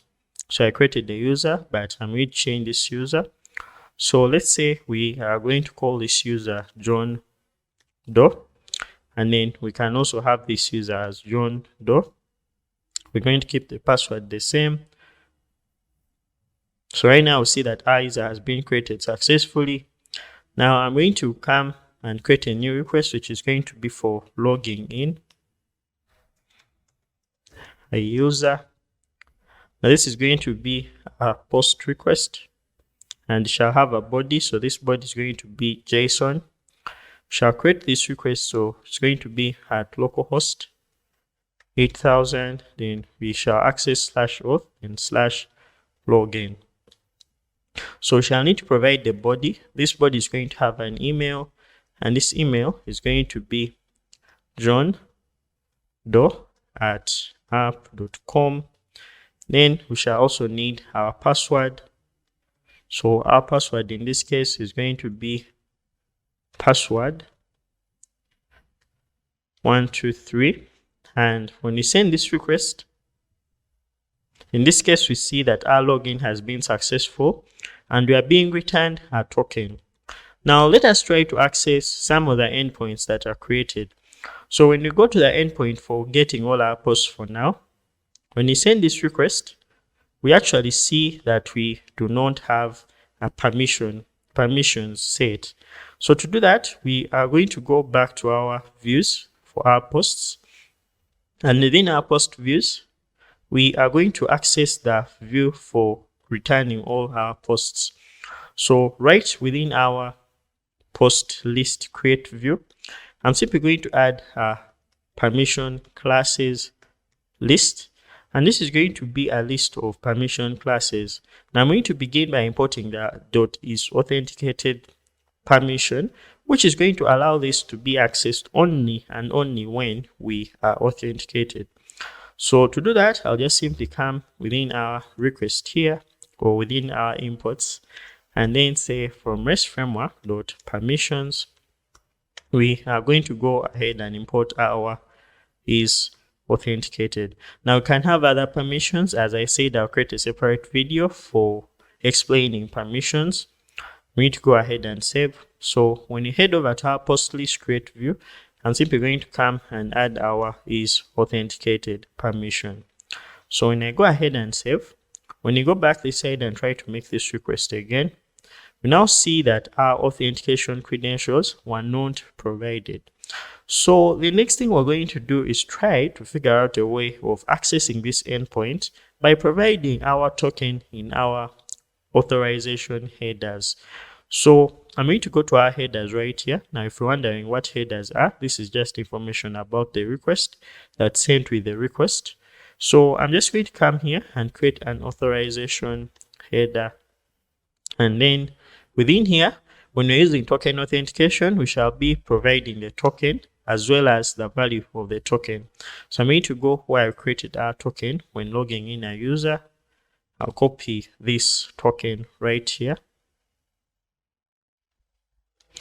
And within where we actually want to get all posts, I'll just come and paste in the token. And when I send this request, we now see that we currently don't have any posts. So let us try to create some posts within our database. So when I go where we actually have an endpoint for creating a new post, when I try to send posts, we now see authentication credentials weren't provided, but for us to access that, we shall just come and say that we're going to have our authorization. And in this case, we shall have token. It's going to be token, and then we shall paste in the token. And in this case, we see that we've been able to create some posts successfully. So even when you try to get all posts for now, we can be able to have a list of posts. So in this video, actually before I wind up this video, I'd like to show you what an authenticated request is. So when you go back to where we actually investigate our request, I can provide our authorization credentials here. Just come and create a header for authorization and then provide our value as token and then paste in our token. So when I send this, we actually see the user who sent this request as well as the token that's held that request.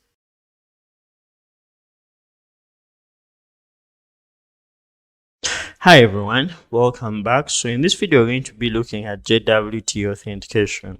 We're going to be looking at how to implement JWT authentication within Django REST Framework. And we're going to be using a plugin called the Django REST Framework Simple JWT plugin. So this plugin is going to allow us to carry out our JWT authentication in a very easy way.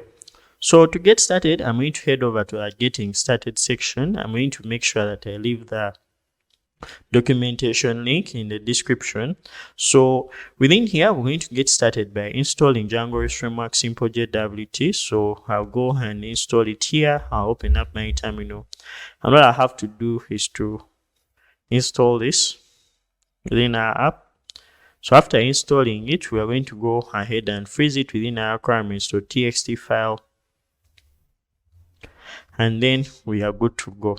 So the first thing we're going to do is to actually provide our default authentication class. So when we are using this, we are given a default authentication class, which is the JWT authentication class. So we shall need to add it to our list of authentication classes. Another way we're going to do that is by going to our settings and then our REST framework settings. So within our REST framework settings, we're going to go where we specified our default authentication classes and then provide our JWT authentication class. So I'll just come right here and simply add our JWT authentication class. And right after doing that, then the next thing we're going to do is to add our views for obtaining our token pair as well as refreshing our token pair for refreshing our access token.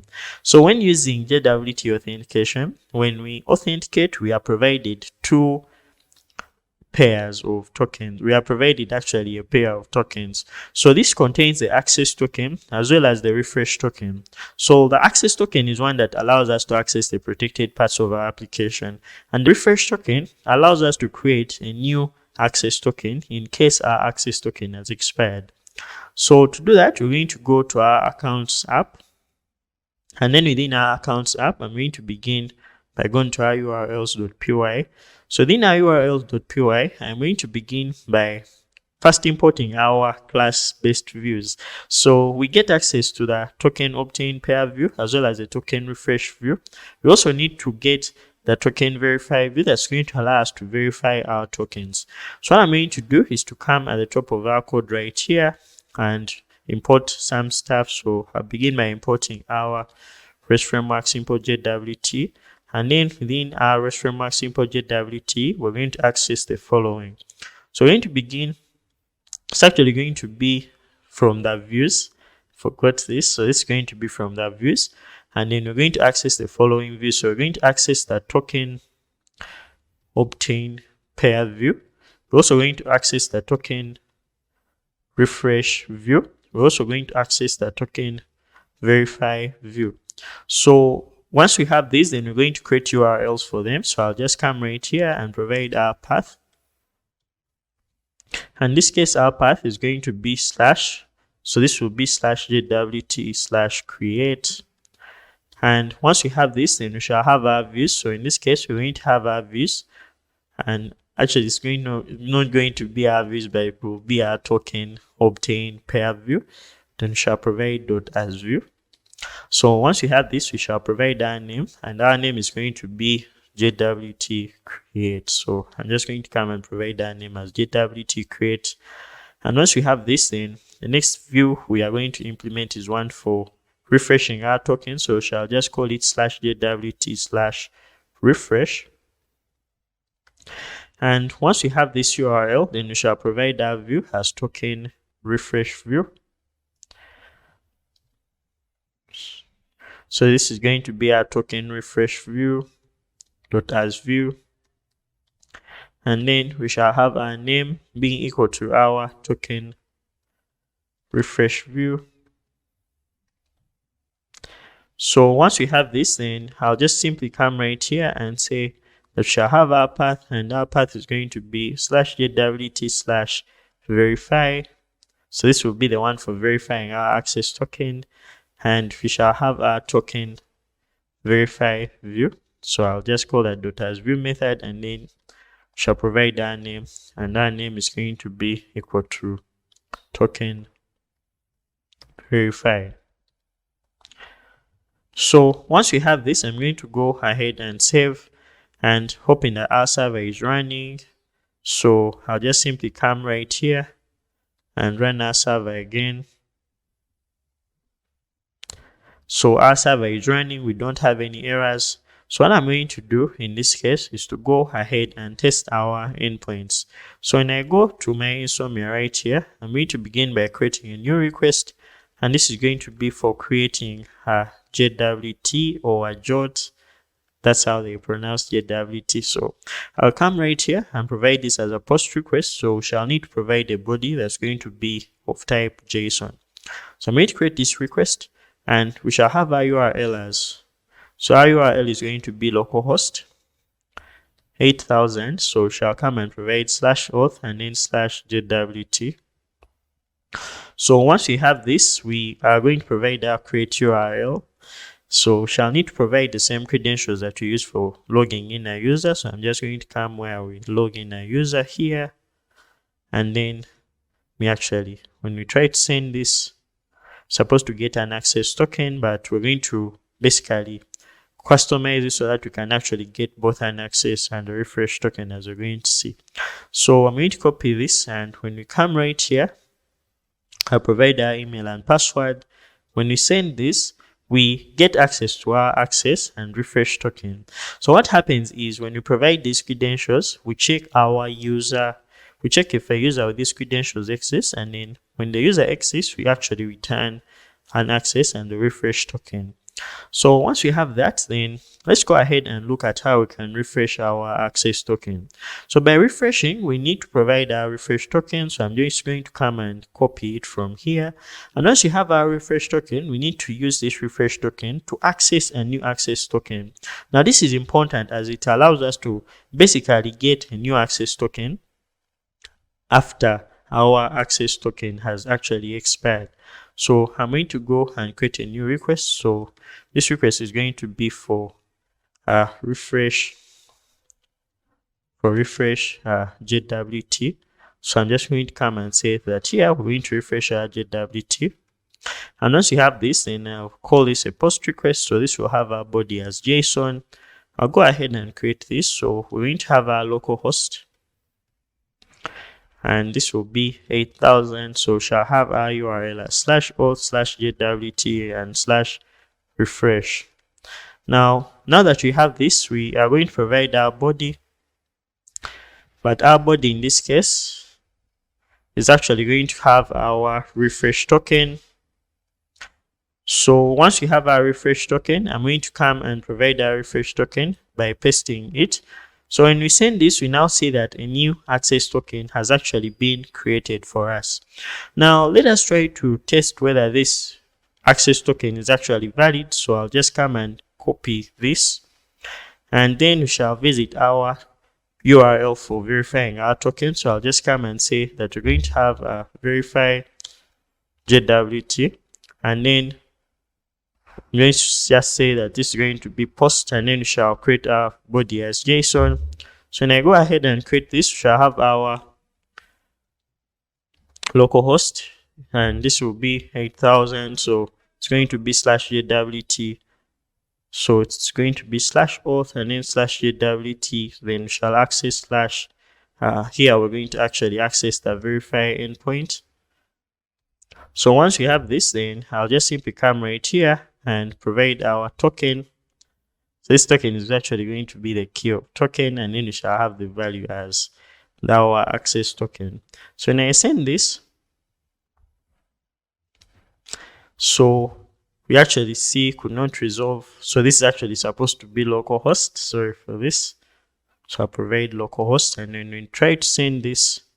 We now see that our token is valid because we are returning an OK status code.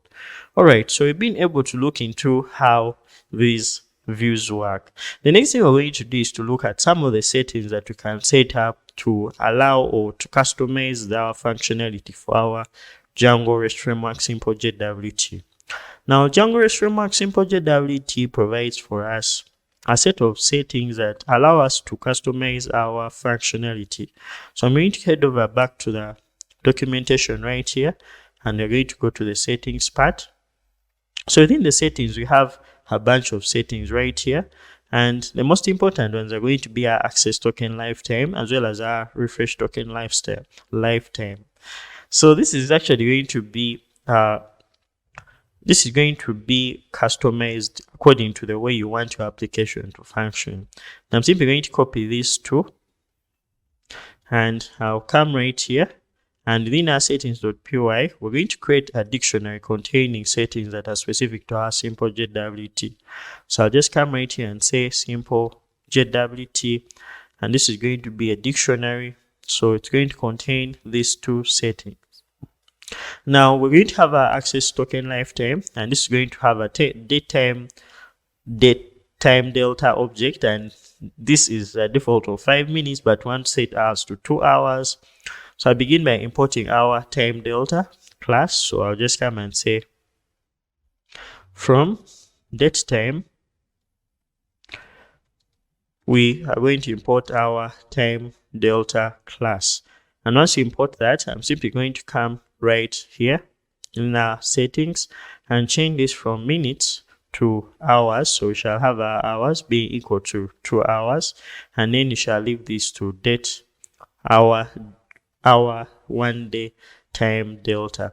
So in this case, we're going to have our token refresh token lifetime as 1 day, as well as our access token lifetime as 2 hours. So our tokens will only exist for 2 hours, after which they will be expired. And our refresh tokens also exist for 1 day, after which they will be expired. So after setting that, we're going to also come right back here and specify that we shall have our signing key, which will be our secret key. So I'm just going to come and copy this and provide it here. So we shall use our signing key, our secret key, to sign these tokens that we create. And once we do that, then we're also going to provide our auth header types. So in this case, I'm just going to copy this, and it's going to actually be bearer. So just going to come and provide it here. So our auth header types are going to be bearer, and by this we actually mean that when we pass our authorization header, we shall have our bearer and then the token. So we shall be passing our auth header as bearer and then the token. So in this case, it will be in this form. So this is what we actually mean by the auth header type. So once we we've done this, let us try to actually access the protected endpoints of our application. So to do that, I'll simply come right within our insomnia right here. So let us try to get all posts. So I'll begin by deleting. I was actually trying this out. So let me delete our auth header. So when you try to access this, you now see that authentication credentials are not provided, and we have a status code of 403 forbidden, which tells us the client has no access rights to the content. All right, so let's try to do this. So I'm just going to come here and provide an authorization header, and this is going to be our authorization. And within here, we are actually going to come and provide our value as bearer, and then our access tokens. I'm just going to come here, and then we shall get our access token right here. So I'll just simply come where we get all posts, go to our headers, and then provide our token. So when you try to access this, so you now see that our token is not valid. So let's try to actually access a new token. So I'll get our access token for now, and then go back where I create a new post, or get all posts. So this is actually going to be bearer, and then the tokens, when I send this, we now see that we can be able to access our items or our posts. So honestly speaking, this is an easy way for us to carry out our JWT authentication. Now, another thing I'm going to talk about is how we can be able to generate our tokens manually. So Django REST Framework Simple JWT provides for us a mechanism in which you can be able to generate these tokens manually. So the way we're going to do that, I'm going to go to our accounts app. So I'm going to show you the views that we created. So in the previous video, we created a view that was responsible for returning our auth token, because we are using token-based authentication. Now in this case, we're going to look at how we can return a set of tokens or a pair of tokens instead of just returning a user's auth token. So to do that, I'm simply going to come at the top of our code, or I'll actually create a new file within our accounts app. So I'm going to call this our tokens.py, and then within our tokens.py, I'm going to begin by importing the refresh token class, which is responsible for actually generating our token pair. So I'm just going to come and say from REST Framework Simple JWT, we are going to import our, so this will be our refresh token. It's actually going to be within the tokens module, and then we shall access the refresh token class. So once we have access to the refresh token class, I'm also going to need our user model. So I'll just come right here and say from Django.contrib.auth.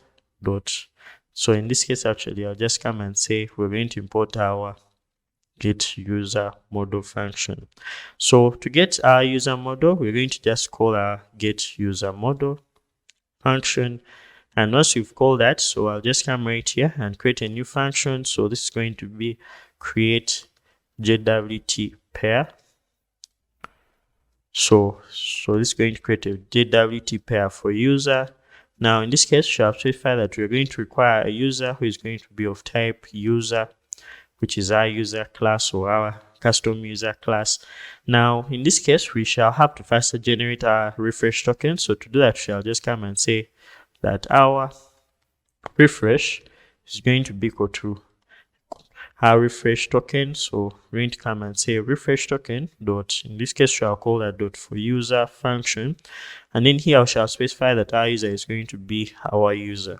So once we have this, then I'm going to generate our tokens, which is going to be a dictionary containing our access token.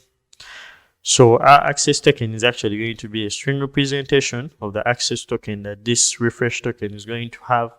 So shall access that via refresh dot access token, and then we are also going to have our refresh token. So I'm just going to come and say that shall have refresh, and this will be a string representation of our refresh token that created for that specific user up here.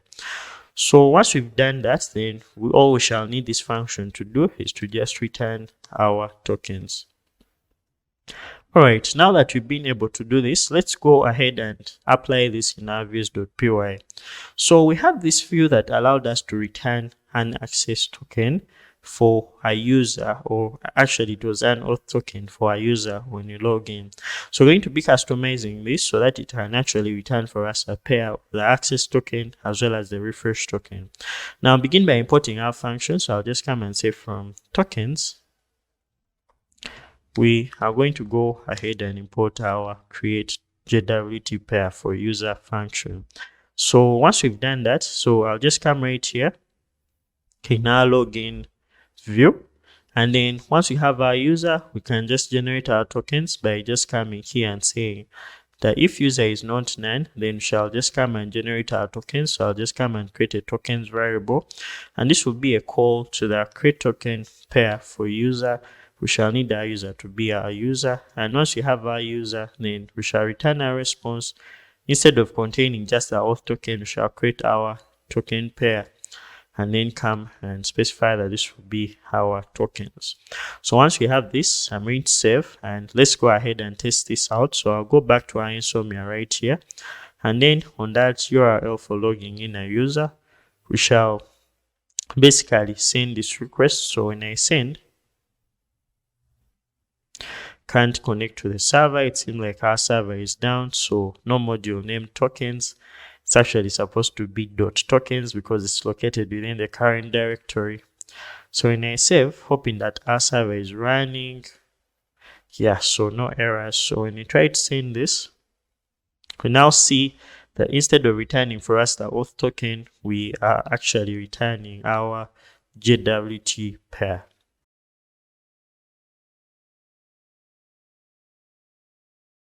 Hi everyone, welcome back. So in this video, we're going to be looking at permissions in detail. As I promised, I'm going to be talking about permissions, the different permissions that are given to us by Django REST Framework, as well as how we can create our custom permissions. So let's get started. Now, the first thing we're going to do is to look into the permissions that are given to us by default in Django REST Framework. The first thing we're going to look at is the allow any permission class.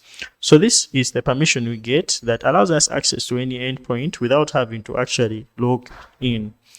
Now we also have the is authenticated permission class. And what this does is to give us access to an endpoint only when we are logged in. We have the is admin user that gives us access to an endpoint in case we are an admin user or a super user in this case. We also have the is authenticated or read only permission class that only allows us access to things such as updating, deleting, or creating objects when we are logged in. And this also gives us access to getting or listing our API resources even when we are not logged in. So we're going to be looking at how to set up this, and we're going to look at how we can also write our own permission classes. So the first question we're going to ask ourselves is, how do permissions work? So we've looked at authentication, we've looked at token-based authentication, as well as JWT authentication. Now, these are not enough for us to be able to restrict or give access to or control access to the various endpoints of our application. Now, this is where permission comes in. When we authenticate a user, what we're actually doing is to associate a request with information about the user who carried out that request. Now, based on the user types, we may also have things such as restricting access to authors or restricting access to users who have certain privileges in our application. Now, this is the important thing about permissions. So we're going to look at how permissions can be used to allow access to users on certain endpoints of our applications in this video. So what I'm going to do is to head over to our VS Code right here. The first thing I'm going to go and do is to look at our project folder, which we call the blog. I think we call it the simple blog folder. And within our settings, I'm going to go within our REST framework settings, and in here we can be able to see we set up our default authentication classes as well as our default permission classes. So in here we set our default permission class to be the is authenticated class, and this is to only allow a user to access any of our endpoints only when they log in. So we're going to first test the endpoint for our home page or our hello world page that we created in the very first video. I'm going to go in our Insomnia right here, and I'll go where we actually call that post home page. So what I'll do is to try to send this request. So we actually don't have any permissions yet. So what I'll do is to actually go and decorate that with permissions. So I head over to the top of our code, and this is the request. So we imported our permission classes decorator. I'll just come right here and decorate it with permission. Sorry for this. So this will be at permission classes. And this is going to take in an iterable or a list containing these different permission classes. Now, if I leave this empty, let's save and see what happens. When I try to make this request, we're going to see that our message is being returned to us. So we can be able to access this without any authentication. So when you go back here, we can actually add also our authentication. So let's say we wanted to access this only when we are logged in. So we shall add his authenticated class. When I go ahead and save, when I head over back to our home Insomnia and make this request, we now require to have our authentication credentials.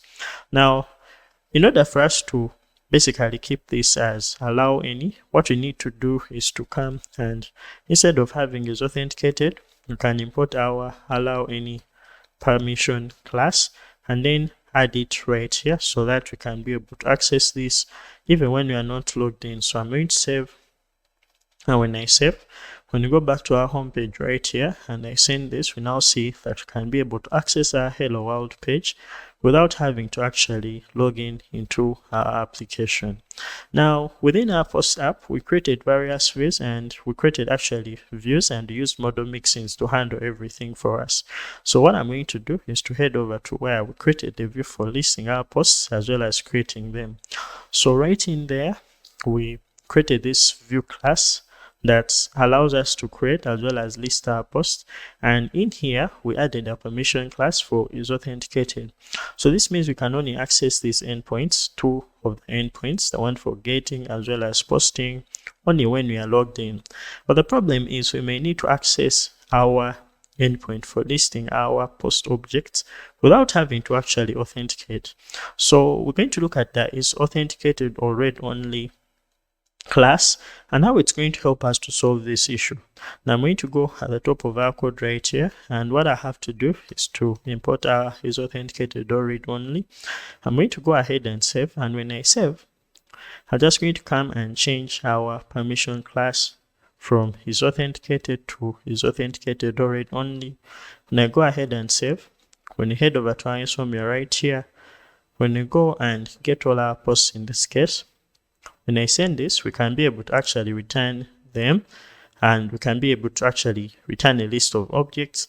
But when you go and try to create a post, a new post, and we try, let me actually delete our authorization header. When I send this, we now see that we require to access this endpoint only and only if we are authenticated. Now this is the beauty, like we're only having a case where we have to create, and that's only when we have to be logged in.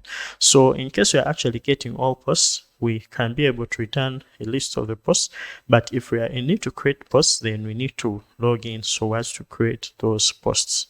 So I'm just going to come right here, and let's say we try to create a new post. Now I'm going to first actually create a JWT, so we are having JSON containing the username as well as the password, actually an email. So this is going to return for us an access token. I'll copy this access token, and when you go where I will create a new post, I'm simply going to go within our headers and I'll add an authorization header right here. So this authorization header will have bearer. It's actually going to be bearer as well as the token that we've created. So when I send this, we'll now see that our post has been created. So let us try to basically access this without our, let's try to access this without our API key or without our authorization header. when you send this, we now see that we can only carry out this request when we are logged in. Now, another one is admin user header, or actually it's our permission class for is admin user, that only gives us access to an endpoint when we are a super user. So what I'm going to do is to try to create a post with a user. Actually, this user is not a super user, so when I try to import that, so let's say we're going to decorate that with his admin user. I'm just going to come and import that class, so it's going to be his admin user. And when I save, I can just come here and say that we shall have our is authenticated or read only, as well as our is admin user. So when I go ahead and save, when I head over right here, try to access this, so I'll provide our authorization header, as well as our bearer and our token. So when you try to make this request to create a new post, let's see what happens. So when you send this, we see that we are getting an error of 403 forbidden, as well as a detail of we are not having the permission to perform this action. So this is what happens. Our request will be checked, or this is actually going to run both of our permissions. So it's going to run our is authenticated permission, and it's also going to check if the information of that specific user is for an admin user. So if we remove that permission, so let me actually come and get rid of this permission. Right now, when you send this request, actually it seemed like our server is having something wrong. It was restarting. So when you send this, you now see that our post has been created. So that is amazing. So another thing we're going to look at is how we can be able to create our custom post or our custom permission. So to create our custom permission, Django REST Framework provides for us a class that allows us to define how we create our permission. And this allows us to basically override two methods. Those two methods are .hasPermission and hasObjectPermission. So hasPermission is a method that we override in case our permission is going to basically depend on the request itself. And hasObjectPermission is one that is going to allow us access to a given endpoint, given that we are going to depend on an object, as we are going to see. So to create our custom permissions, I'm going to create a separate file within our posts app. So I'm going to call this our permissions.py. And within our permissions.py, we're going to create our custom permission class. So we're going to first begin by importing our base permission class from Django REST Framework. So I'll just come and say from REST Framework .permissions, we are going to import our base permission. And right after importing our base permission, I'll simply come and create a class that's going to inherit from our base permission. So let's first create one that's going to allow us to only get or list our objects. So we shall just call this read only. So this is going to allow us to only carry out read requests. It's going to call it read only. And this is going to inherit from our base permission class. So what I'm going to do is to override the function for has permissions. So this has permissions function is one that's going to allow us to only access endpoints when we are getting information from the request itself. So I'll just come right here and define our method as has permission. So this is going to take in self request and then the view for which we're carrying out the request. So I'll do is to actually remove this. So in this case, what we shall need to return is if we're going to create a condition that's going to check if our method for our view is actually in our safe methods. Now, luckily, Django REST Framework permissions provides for us a safe methods variable that is a list of all these methods, which are the get, the head, and the options methods. So I'll have to import it right here by saying safe methods, and then we shall just come and check if our request method is in our safe methods. So I'll just do that by checking if our request dot method is in our safe methods. So this should return true in case we are carrying out a GET request, but will return false in case we return a POST request. So I'll go in our views right here, and I'll begin by importing our permission. So I'll just come and say from .permissions, we are going to import our read-only permission.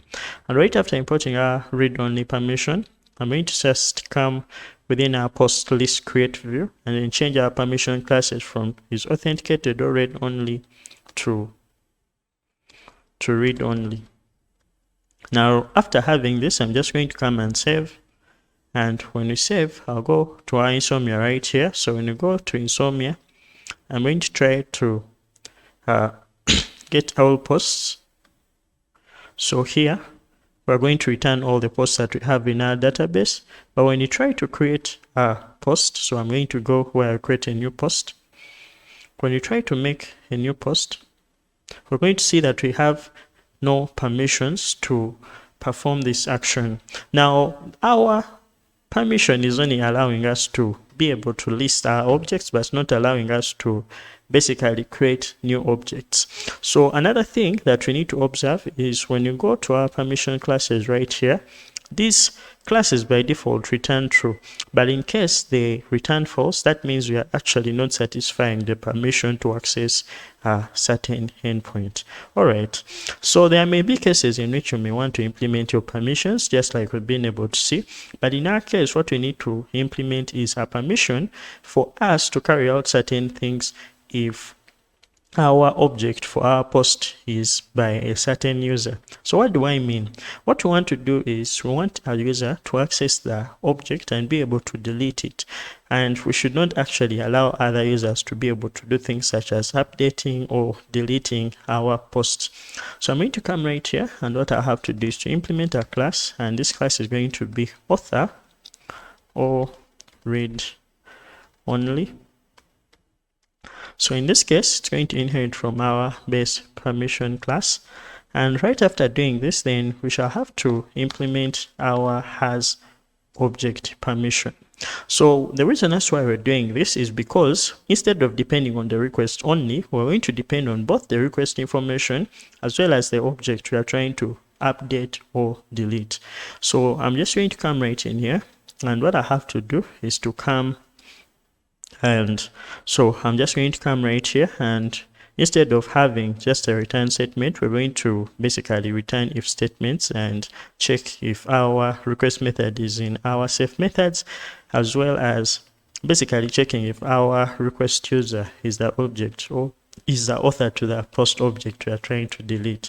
So to do that, I'll begin by writing an if statement. So shall check if our request dot method is equal to our, actually it's going to be if it's in our safe methods. And right after doing this, then what we shall do is to return true. So this should return true, and if they return false, then that means we are not getting permission to execute that action. So once we do that, then if this passes, then if this fails to pass, or if our if statement fails to pass, what we need to do is to actually return a statement or a boolean to show if our request user is actually the author of that specific object. So we shall do that by returning, and in this case we shall just come and say return request dot user if our request dot user is equal to our object. So in this case we access the author, so we shall just come and say object.author. So when I go ahead and save, we're going to use this on our view for retrieving, updating, and deleting our post object.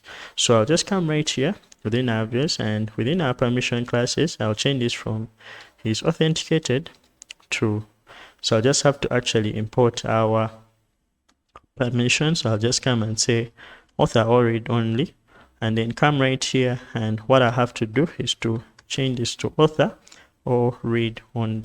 So when I try to save, I'm going to go back to our Insomnia right here.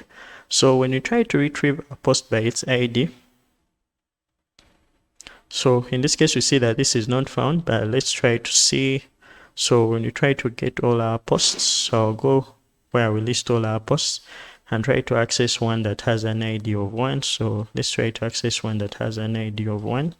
So when I send this, right now we see that we can be able to read it. We have permissions to read it.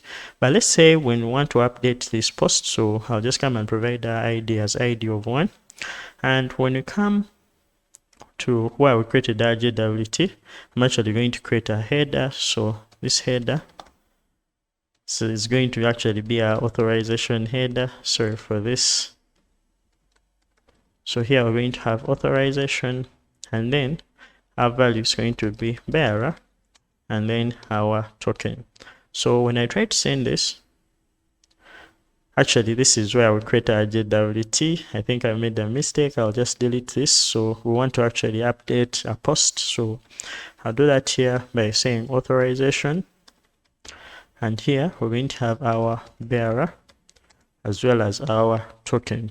So when you try to send this, we now see we don't have permission to perform this action. It seems like this object does not belong to this user. So let us try to create an object that belongs to this user, the current user. So I'll just go where we create a new post and then try to provide our JWT here. And when you try to send, it's actually you do not have permission to perform this action, and I think it's because of the permission you provided that is for read only. So I have to change this to is authenticated or read only. So I'll just come and say, I'm going to say is authenticated or read only. I'll save. So when you go back here, when you try to create a post, this has created a new post. Now let's try to update a post with ID of 17. So when you go where we have a port and we say that we're updating post of ID 17, in this case we see that our post has been updated. But let's say if we try to log in with another user, so I'm going to create a JWT for admin. So I just come and say we're going to have our admin at app.com, and then we have our password which we provide, which I created as this. So when I try to send this, we now see that our access token has been created. But when you try to copy this access token and come back to where we actually basically updated the post, so when I go in our headers and provide our access token here, so when I send this, we're now going to see that this user has no permission to update an object of which they are not the user. The same thing applies to deleting. So if we go where we delete a post and try to delete this post, so I'll come and provide our access token. And when I come here, I'll provide our ID, which is 17. So when I try to send, we see that they cannot delete the object because they do not have permissions to access this URL or endpoint.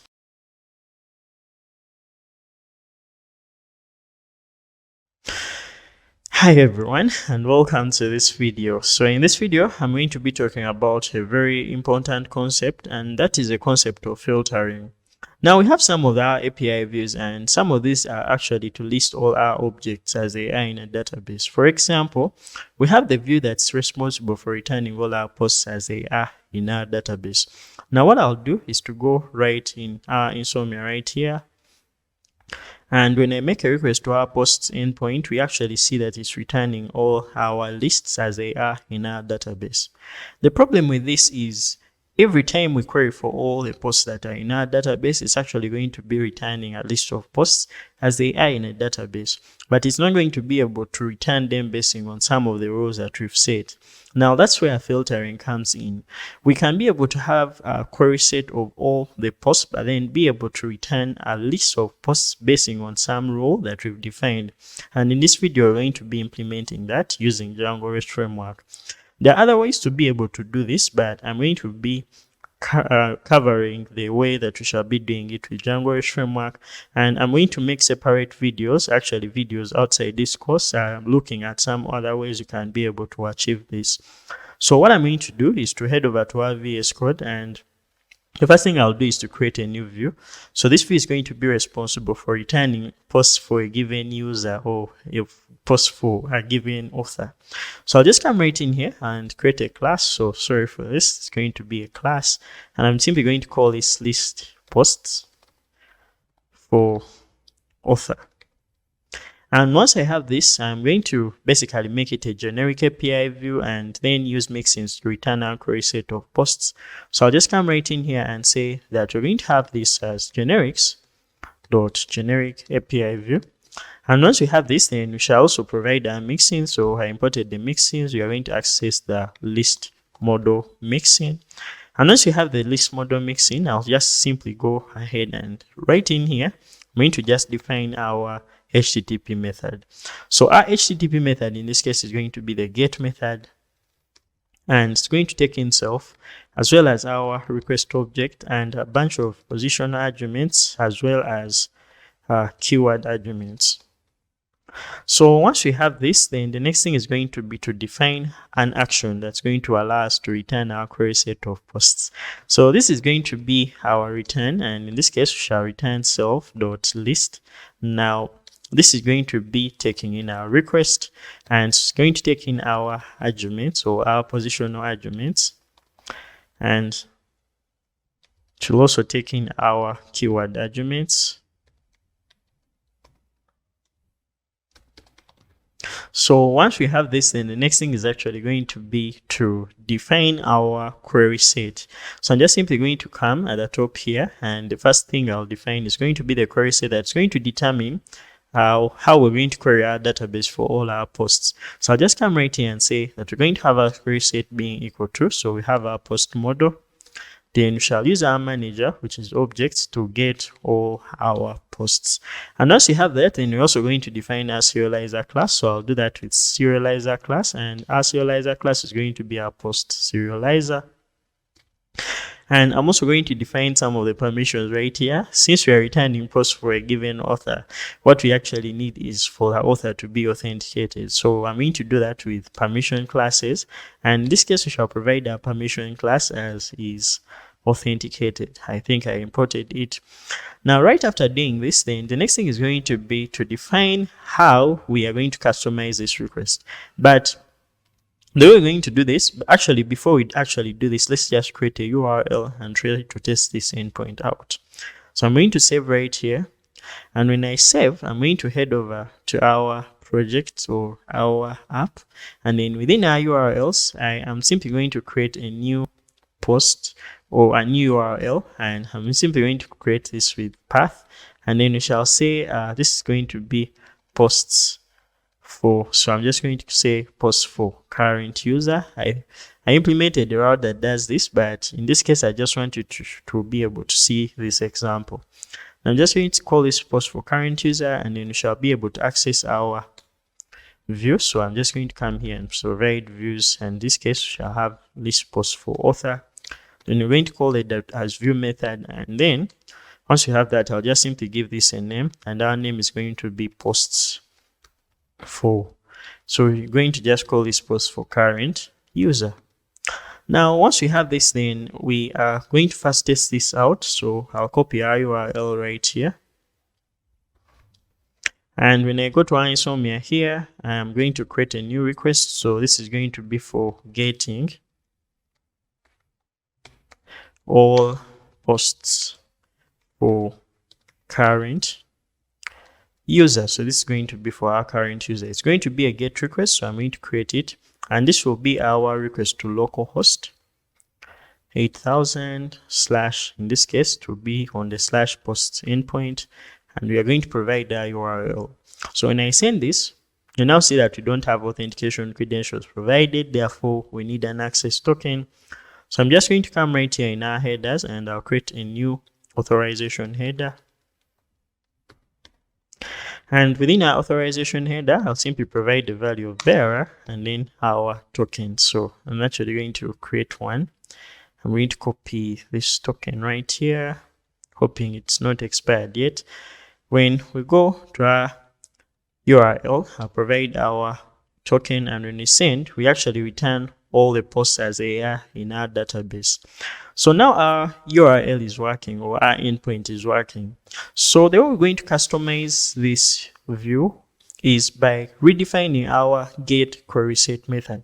So the get query set method is one that allows us to actually define how we're going to return a list of posts.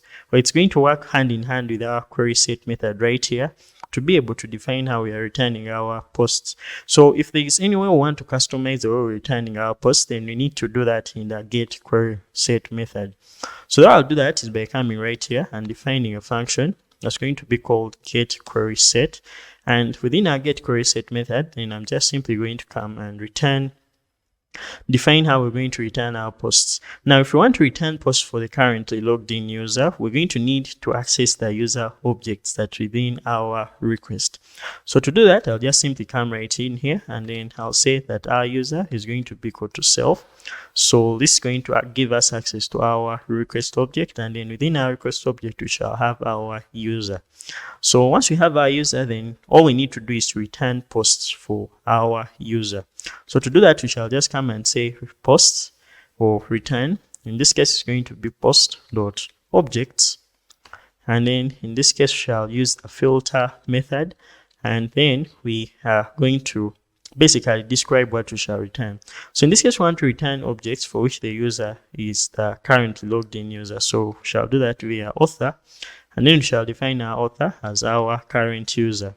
So I'm going to go ahead and save. So let's try to actually make this request once again. Now, as you may notice, we have a bunch of objects right here.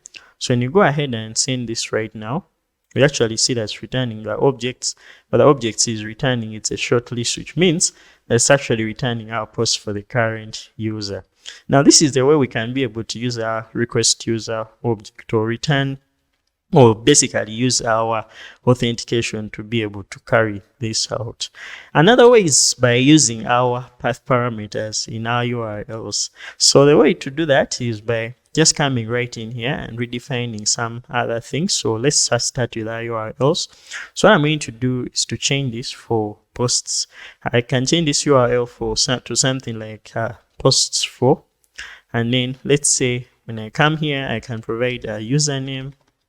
And this is going to be the username of our user for which we want to get all posts. So I'll go ahead and save this. And when I save this within our views, and I'm going to change this from our user to our username. So I'll have to remove this.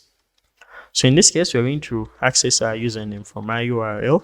And it's going to be within our keyword argument. So we are going to access it via self.quags. And then in this case, shall say .get. Then we shall access our username. And once we get our username, then all we need to do is to get the author who has that username. So to do that, I'll just simply come right in here and then use field lookups. I'll make a separate video talking about field lookups in the Django RM. And the way this works is to basically look into a model, and when we define a field on that model, we can be able to access something. So for example, in this case, when you have our author, we can be able to access the username of our author object via __, and then we provide our username.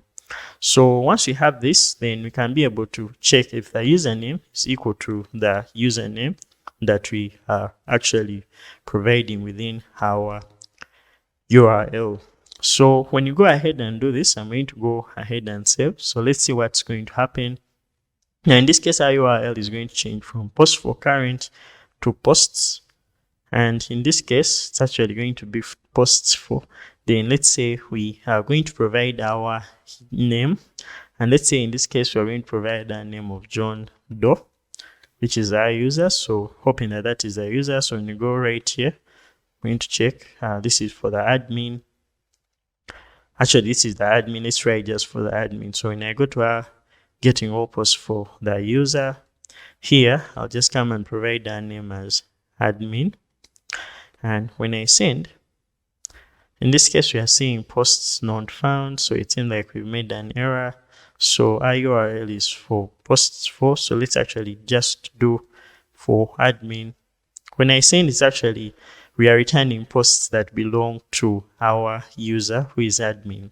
So let's try another user. So I think within our posts, so let me check let me check our users. So you have a user called John Doe. So let's provide that username for John Doe.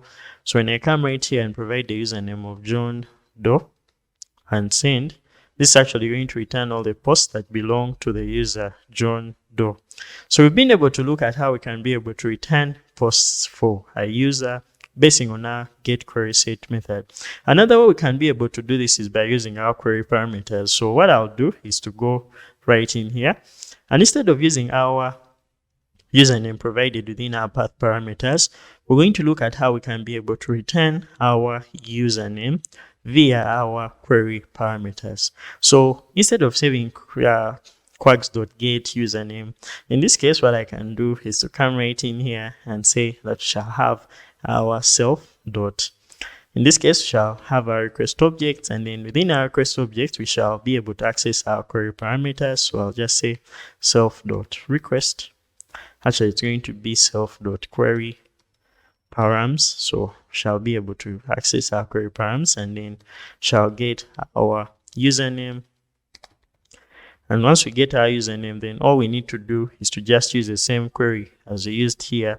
So I'm going to also have to provide the default, and our default in this case is going to be, so what I'll do is to just define our default as none. So once we have that, then all I have to do is to just come right in here, and what I have to do is to just check if our username is not none, because when you don't have our username, it's actually going to return for us an error. So I'll just come right here and say if username is not none, that's when you provide the username. Then what we're going to do is to actually be able to get our posts using our username. So in this case, we shall just come and say that we shall have our posts being equal to our objects with our username. So we shall just come and define return, and this is going to return our posts given our username. And else, what we need is to just return our query set. So I'll just come right here and say else return. So in this case, I'll just come and say else return, and I'll just return self.query set. So let's try this out. So what I'll do is to just come and save here navis.py. I'll head over to our URLs, and then I remove our path parameter. So we're just going to have /posts4, and that will be able to return our posts. So when I save, we're going to go back to our Insomnia right here, and I hope our server is still running. We don't have any issues.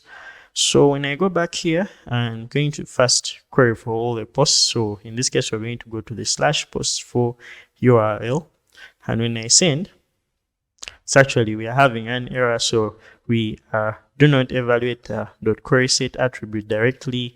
As a result, will be cached and reused between query sets.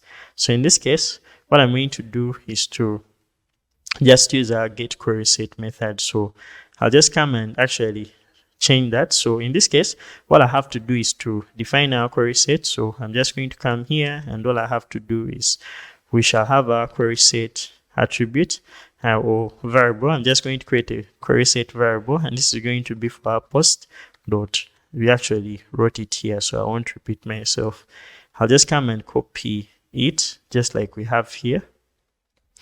And when I copy it, I'll just return it here and paste it. And when I paste it, we shall be able to return our query set just like we have it here. And in case we have our username not being none, then we are going to return that query. So when I save, hoping that our server is running, I'm going to go back to our URL or to our Insomnia right here, and when I send this, we now see that this is actually returning all posts as we have them in the database. So let's try to provide a query parameter for our username. So the way we're going to do that is by coming right here, and I'm just simply going to come and say that we're going to provide our username, and our username in this case is going to be, let's say, our admin. So when we have this, when I send, we now see that posts are being written, and these are posts for the admin. So let's say we provided our username of John Doe. In this case, when I send, we're going to be able to return posts for our user John Doe.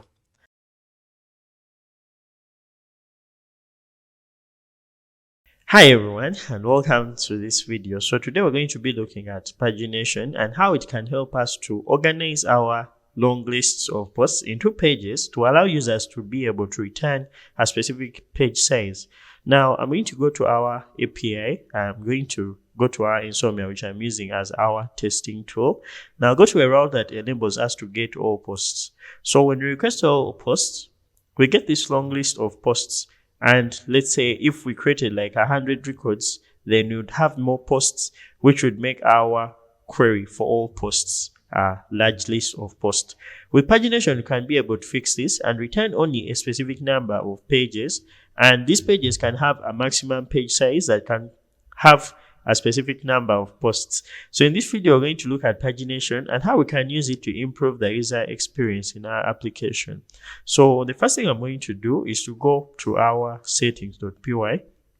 So when I go within our VS Code, I'm going to go to our settings.py, and the first thing I have to do is to set up our default pagination class. So Django REST Framework comes with pagination classes that allow us to basically carry out our pagination.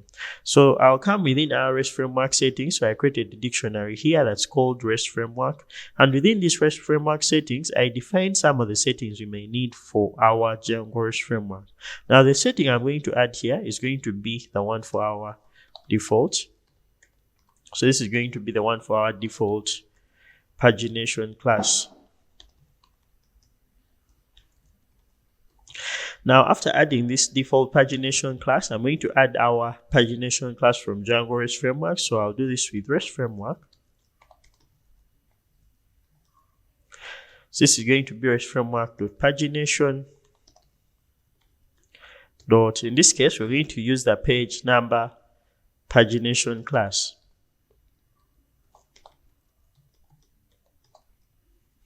It's going to be page number.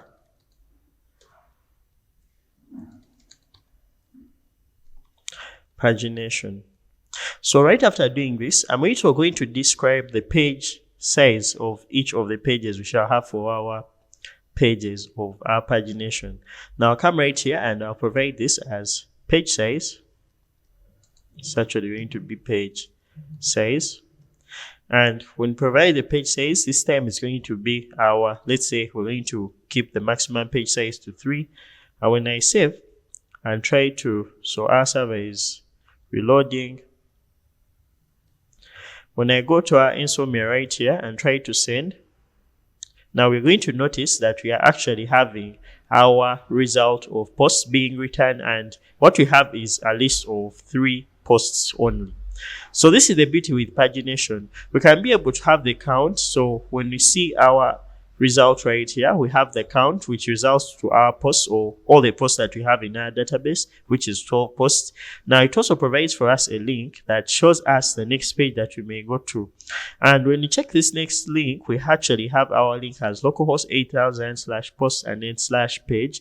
And here we actually have a page query parameter, and this stands for the page that we are on.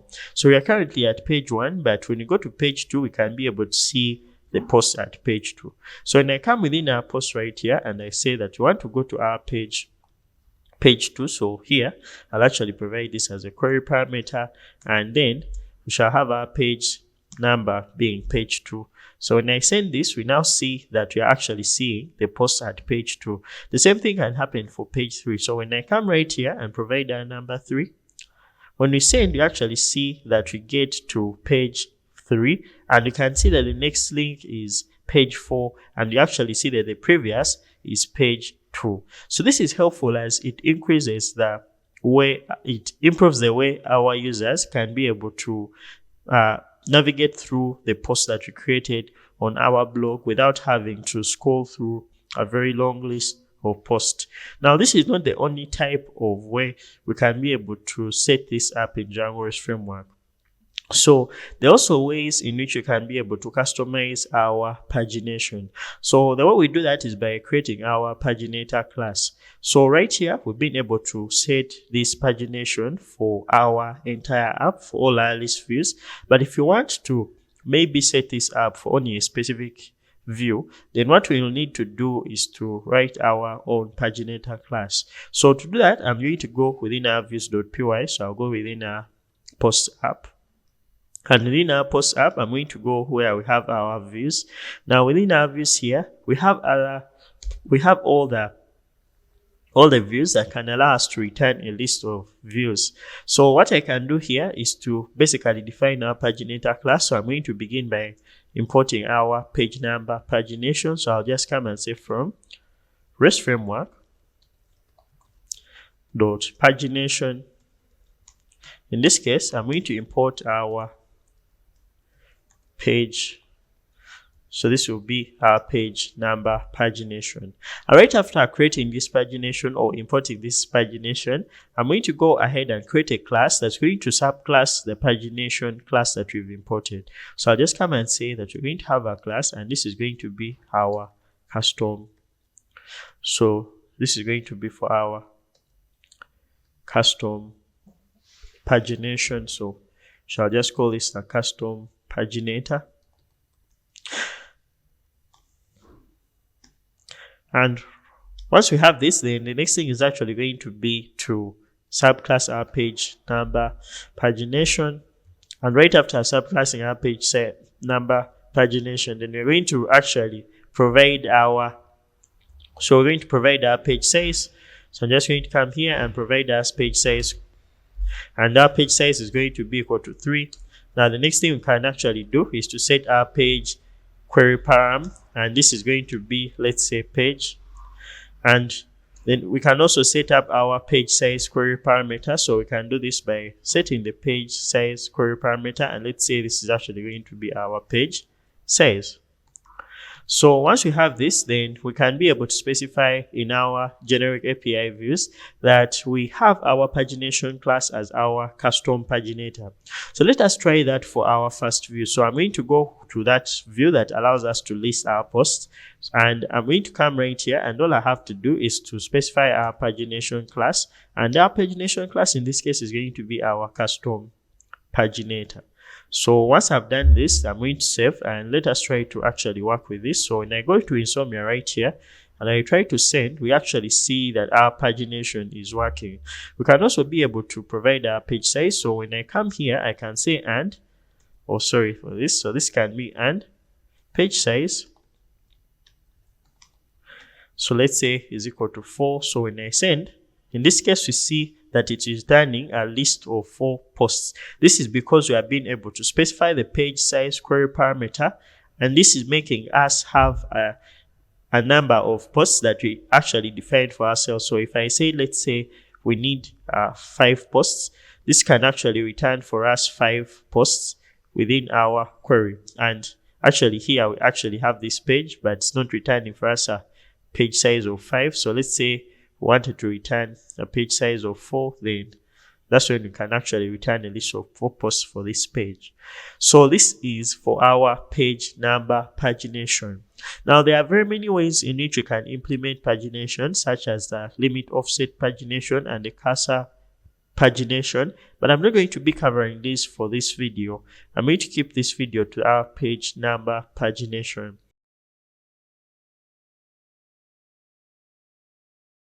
Hi everyone, and welcome to this video. So in this video, I'm going to be talking about a very interesting concept.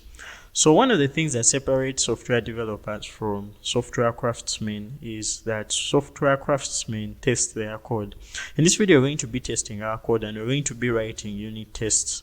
Unit tests are those tests that allow us to test an individual functionality of our application. For example, in this case, we have an app that deals with post and authentication and other things, but we may need to, let's say, test the functionality of listing all posts or the functionality of creating an individual post. Now in this video, I'm going to be walking you through how to test or unit test our application using Django REST Framework. So I'm going to go in our post app. That's what I'm going to begin testing. And we're going to begin by writing tests that are going to help us to test the functionality of some of the things that we have on our posts. So when you go within our post app, we have a tests module, and within this test module, that's where we actually write our tests. So Normally, Django provides a test case class that allows us to basically create these classes to test.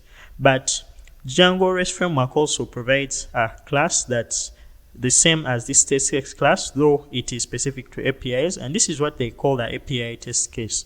So I'm going to begin by removing everything from this file, and I begin by importing our API test case. So I'll say from REST Framework .test, I'm going to import our API test case. So once we have our test case, I'm going to go ahead and create our first class that's going to allow us to test functionality for the view that tests, that lists and creates our posts. So when you go in our views, we created various views, and we have one for basically just the home page, and it returns a hello world message. Let's actually start testing this. So I'll just come here and create this test case. So I'll just come and say that we're going to have a test case, and this class is going to be the hello. So we're going to just call this the hello world test case. And once I have this, then I'll say that this is going to inherit from our API test case. Now once we've done this, then we shall be able to define each of our functions or each of our tests that we have for this specific view. So what I'm going to do is to define a function, and all the functions that we're actually going to write for our test cases are going to start with this prefix. So we're going to start with test and then underscore, then whatever we need to test. Now in this case, we're going to test the hello world route or the hello world URL of view. So I'll just say test hello world, and in this case it's going to take in self, since it's going to be a method on this specific class or the test case we've created. Then the next thing is going to be to create a request. So the API test case provides for us a client. This client kind of behaves in a way that is similar to how a user may interact with a web browser to make a request to our API. So we're going to create our request. Actually, we're going to create a response out of a request created by this client provided for us by the API test case. So I'll just come and say that we're going to have our response, and this response is going to be self.client. And when you have our client, we can call different HTTP methods. Now in this case, I'm going to call the get method, and I'm going to pass in the path of this specific view we are testing. Now in this case, I'll go to our URLs, and what I need to do is to copy the view for our specific home page. Now in this case, what we may need is a path, and we may be able to get that from the name that we assign to our view. So what I'm going to do is to copy our name, which is post home, and then head over to our test right here. So I'm going to use the Django reverse method to help us to be able to get the URL of this view from its name. So I'll just come at the top right here and say from Django.urls. I'm going to import our reverse function.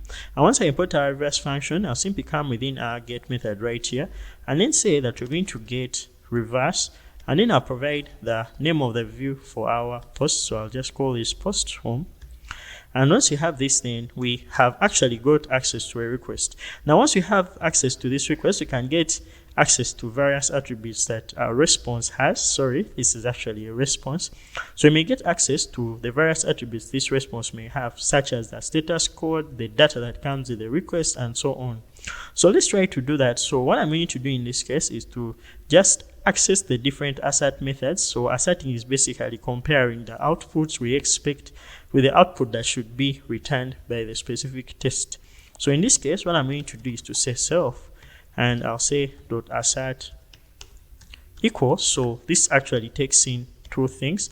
It takes in the first and the second argument. Now once we have this, then we can be able to check if they match, and if they match, the assertion will return true and our test will have passed. So in this case, what I'm going to come and do is to come and pass in our first, so we shall get our response status code. And in this case, what I'm going to do is to actually go and bring our views right here. So we are actually going to return a status code of, so here we actually want to return a status code of 200. So I'll just come right here, and what I'll do is to basically import our status. So I'll just come at the top here and say from REST framework, we are going to import our status. And once we have imported our status, then we shall just come here and say that we're going to have status.http 200 Okay, so what we're doing here is comparing if the response status is equal to the 200 status code. So I'm going to go ahead and save this. Now the way we run our tests is by coming to the terminal right here within our virtual environment and running our management script, the python manage.py.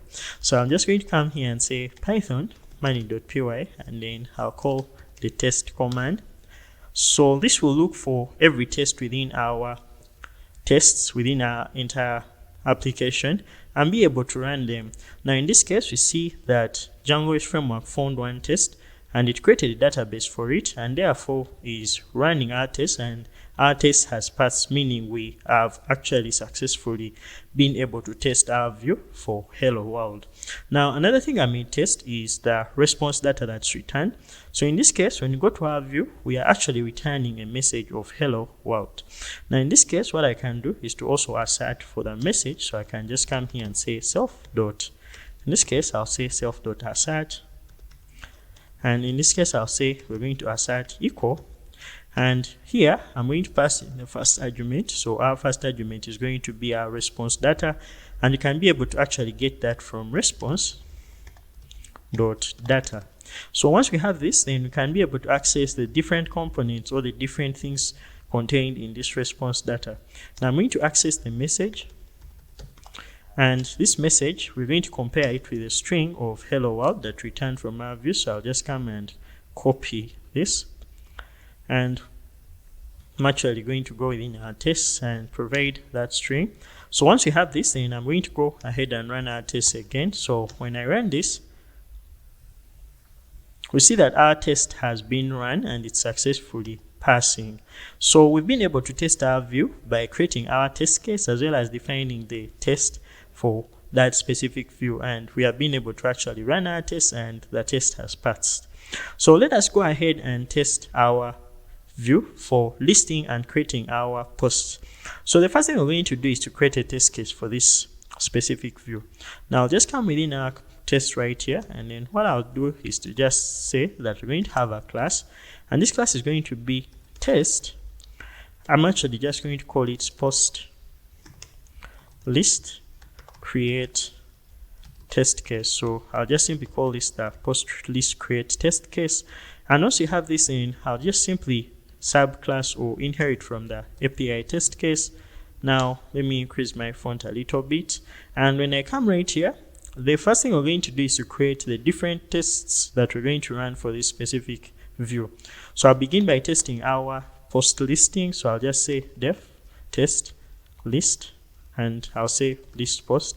So this will take in self, and then I'll just pass this for now. Another thing I'm going to do is to test our post creation. So I'll just come right here and say def, and in this case I'll say test, and here we shall just test our post creation.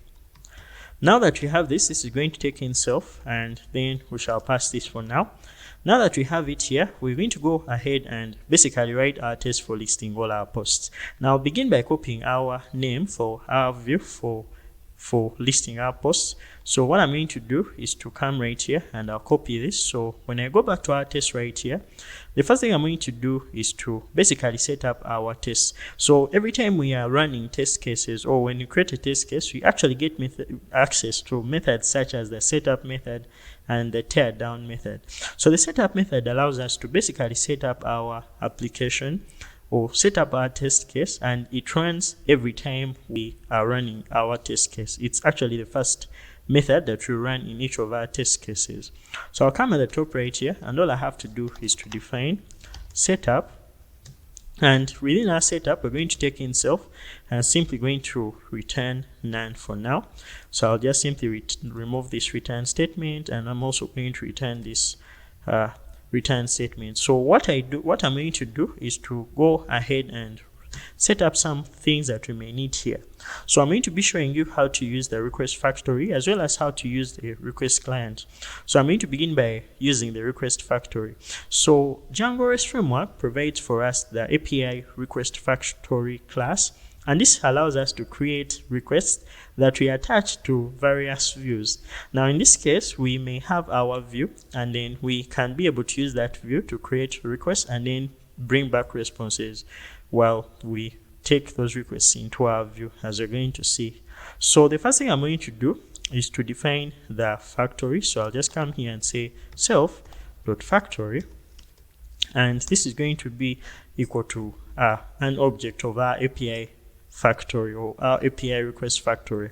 So I'll go at the top of our code right here, and then I say that this is going to be our API factory. It's also going to come from REST framework.test. Now that we have our API factory class, I'll just come right here and say that we're going to have an instance of the API request factory class. Once we have this, then we're going to define which view we are going to test. So I'll just come here and set it as an attribute to our class. So I'll just come and say self.view. And in this case, we're going to basically import the view that we are actually going to test. So I'll just come at the top of the code right here, and I'll say from.views. I'm simply going to go ahead and import our post list create view. Now that we have our view, I'm just simply going to come right here, and all I have to do is to basically list our post, or basically call our view. So now this is our view. We shall have to make it to call it by specifying that we're going to call it as a view. And once we've done that, then we shall also get access to the URL or the view by accessing its URL. So I'm going to basically come here, and all I have to do is to say self.url, and our URL is going to be a result of reversing the name of our list posts view. Now that we've done this, let's go ahead and write our first test for listing our posts. So the first thing I'm going to do is to come right here, and all I have to do is to first create a request. So we're going to create our request using our request factory class, and the way we do that is by creating a variable called request, and this is going to be self.factory. Another thing we shall do is to basically call the method. So in this case, our method is going to be get for listing all our posts. Then we shall have to define the path that this view belongs to. So in this case, it's going to be our self.url. And once we have that, then we can be able to register this onto a view. So our response will actually be equal to getting our view and providing that specific request. So we shall just come and say self.view, and we shall pass in our request. Now in this case, our request is going to be equal to the request we've carried out with our HTTP method right here. So another thing we're going to do is then to start asserting for the different things we may want to run our test on, or the different conditions. Now I'm going to begin by asserting if the status code is 200. So I'll just come and say self.assert equal, and in this case we're going to pass in the first argument, and in this case it will be response.status code. And in this case, we are also going to do the same thing for our status code of 200. So I'll just come and say that we're going to have a status code. So here we shall have status.http 200. Okay. Now that we have this, let's save. When I save, I'm going to run our test again. So I'll come at the terminal here and run python money.py test. So in this case, we see that our test has run successfully, meaning that our view actually returns a status code of 200. Okay. So let us go ahead and also test other things. So when we actually log the data that comes with this request, we can be able to find out different things. For example, if I came and ran print response.data, in this case, we're going to actually get a log of the response data that this request brings back, or this response.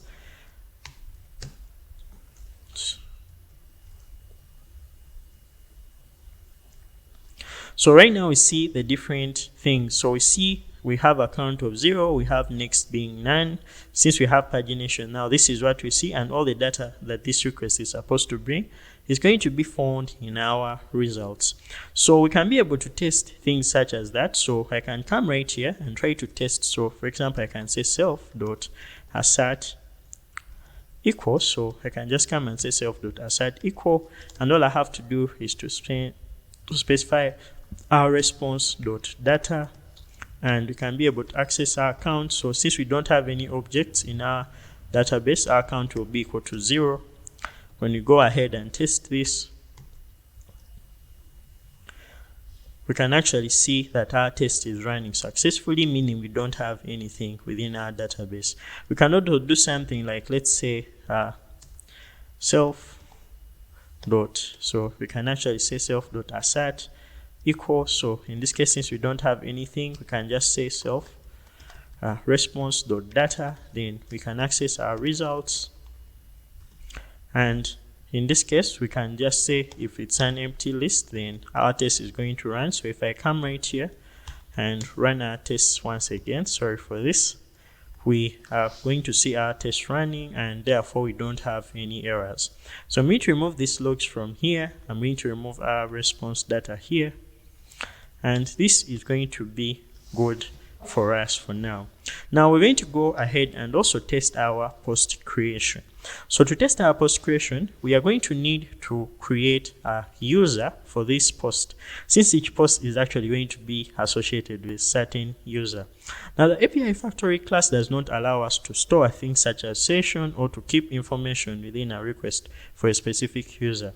Now the way we're going to achieve this is by creating a user manually and then attaching a user to this specific request. So the way I'm going to do that is by coming at the top of our code right here, and I'll go ahead within our setup and create a user that we're going to use as our request user. So I'm going to come here and say that we're going to have our self.user, and this will be equal to a user object. So I'll just come at the top here. I'm going to first import our user. So I'll just come and say that we're going to import our get user model that will basically give us access to our user model. So I'll just come and say from Django.contrib.auth, we are going to import our get user model function. And once we have that, then I'll just simply come here and say that our user class is going to be equal to a call of the get user model function. Now that I have this, I'll just simply come right here and say that we're going to have our user being equal to an object, and this is going to be the object, so we shall call the create method and then pass in the various attributes of the user. So we shall have the username, and in this case our username is going to be our, so I'll just say Sally and let's say Jonathan. Now we can also provide the email, so here the email is going to be equal to Sally Jonathan at app.com, and then we are going to pass in our password. So I can just come and say that we shall have our password being equal to password 123, and once we have this, then our user will be created each time our test case starts running. So once we have this, then the next thing we're going to do is to create a post. So I'll just simply come within our test for post creation, and what I have to do is to first create a request. So our request in this case is going to be equal to, so in this case we're going to have our request being equal to self.factory, and in this case we shall call the post method. Now we're going to need the path, and this path is going to be our URL. So I'll just simply come and call our self.url. So in this case I'll come and provide our self.url, and after providing this self.url, I'm going to provide the data that we need to create this post. So I'll come here and create a sample post. So I'll just see that our sample post is going to be equal to a post with a title, and in this case our title is going to be sample post. And I'll also go ahead and provide the content. So our content is going to be our sample content. So once I've done this, then I'll come and provide our content. So I'll just come and say that our content is going to be, or our data will be our sample post. And once you have our sample post, then the next thing is going to be to basically, we can provide a format or choose to leave it like that. So now that we have our request, let's go ahead and create a response by passing this into our view function. So the way I'm going to do that is by creating a request, and this request is going to be self.view, and this will take in our this is actually going to take in our request.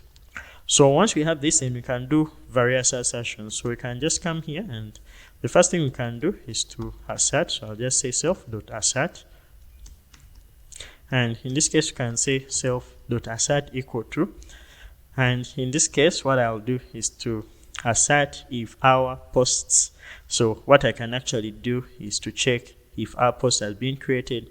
So I'm just going to come here and access our response data. Since this is supposed to return for us a status code of 201, we can just say status response.status code and then be able to check if this is actually supposed to be a response. Sorry for this.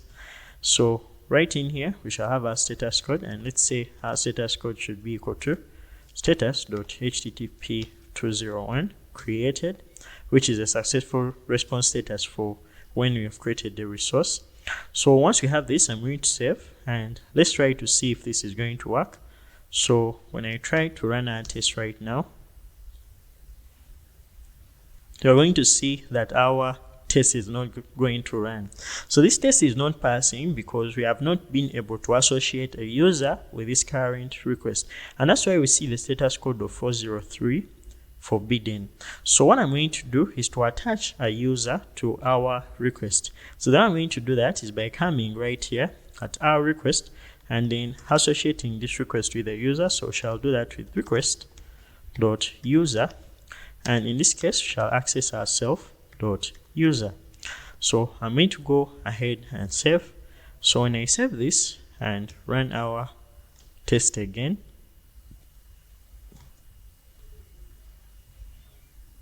we're now going to see that our test is going to run. So we've been able to explore how we use the API request factory class, and this actually applies to the same way we may do it for put, patch, and delete and other methods. Now let us go ahead and explore how to write our tests using our test client. So I'm going to come right here at the top of our code. So I'm going to get rid of some of this, or just going to be changing or playing around so that we change this and be able to actually use our client instead. So when I come right here, I'm going to start with where we create our posts. So when we use our test client, or the client that's provided for us by our API test case, we don't need to set up. So I'll just come here. Maybe if you have functionality that relies on you setting up our tests, so I'm just simply going to get rid of that, and I'm going to be using our client. So I'll begin by removing this, and what I have to do is to come and say that we're going to use our client. So I'll just call our get method, and we shall have to provide our path, and our path is going to be our reverse. So what I can actually need is the reverse of our URL. So I'll just come and say that we're going to have a reverse, and this reverse is going to be of our URL for this post. Or what I can actually do to clean that up is by coming right here and basically bringing back our setup so that we don't have to repeat this again. So I may actually not comment this out, or I'll just simply get rid of some of these things. So we're going to have our self.url, but I'm going to get rid of all of this. So a client has more is not limited like our API request factory, as we're going to be able to see. So what I'm going to do is to come and change this from self.factory.get to self.client, and in this case we shall say .get, then we provide our URL. Then once we have this, then we do not need to create a response because this is actually our response. So each time we use our client, we are actually creating a response. Now, given our response, we actually don't need to create another response. We can be able to go ahead and assert the various conditions we want to pass or to test. So I'm going to save, and when I save that, I'm actually going to comment out this for now. So when you go ahead and run our test once again, we see that now our tests are running, but we are using our API test client. So what I'm going to do is to uncomment this, and after uncommenting this, I'll simply come right here and I'm going to be changing this. So when using our API factory or our API request factory, we actually manually associate a user with a specific post, but when we use the client, we actually need to do this in a way that is valid, or we need to create a more defined way of being able to associate a user with a post. So I'm going to remove most of the code that's here, and we shall just pass this for now. And after passing this now, I'm going to create a method that's going to allow us to authenticate a user. So the way I'm going to do that is by coming at the top right here, and all I have to do is to define a function. So I'll just call this authenticate, and this is going to take in self, so it's going to be a method on our test case. And the first thing we shall have to do is to create a simple user. So when setting up, the other time we actually set up a user, but we're going to just create this user, and we shall create this user by just using our client. So I'll just say self.client.post, and in this case we shall need the path. So this path is going to be reverse to our list post URL or our view. And once you have that, then you can go ahead and provide some data. So I'm just going to come here and provide our data of the email.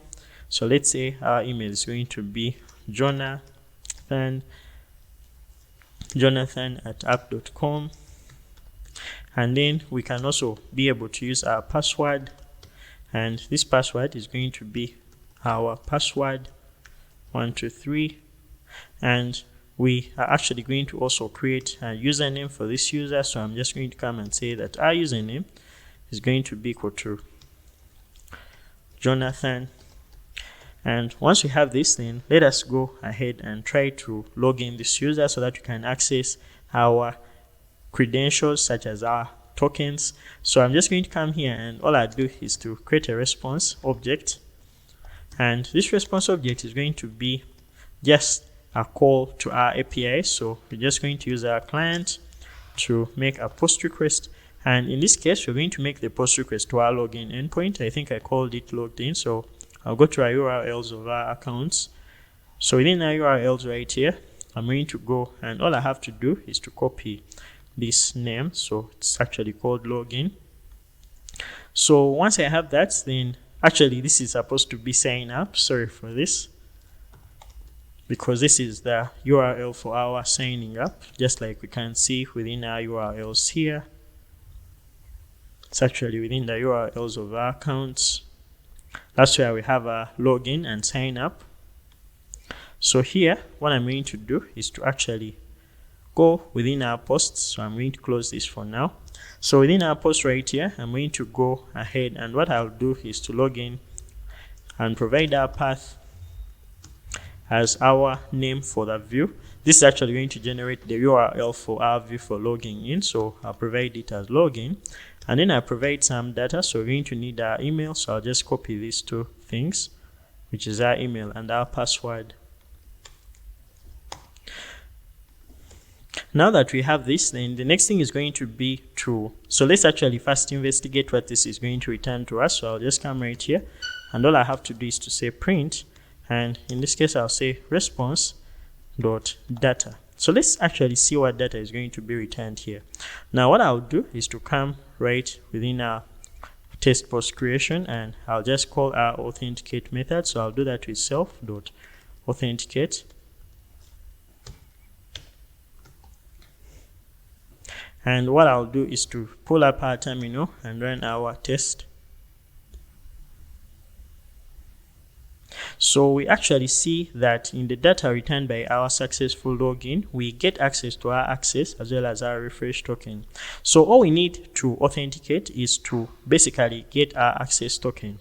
Now to do that, I'll simply come right here, and all I have to do is to come at the top of our code right here within our authenticate method, and then be able to authenticate or be able to associate our user with this request made with our client. So the way we do that is by coming right here. So I'll just come and say self.client.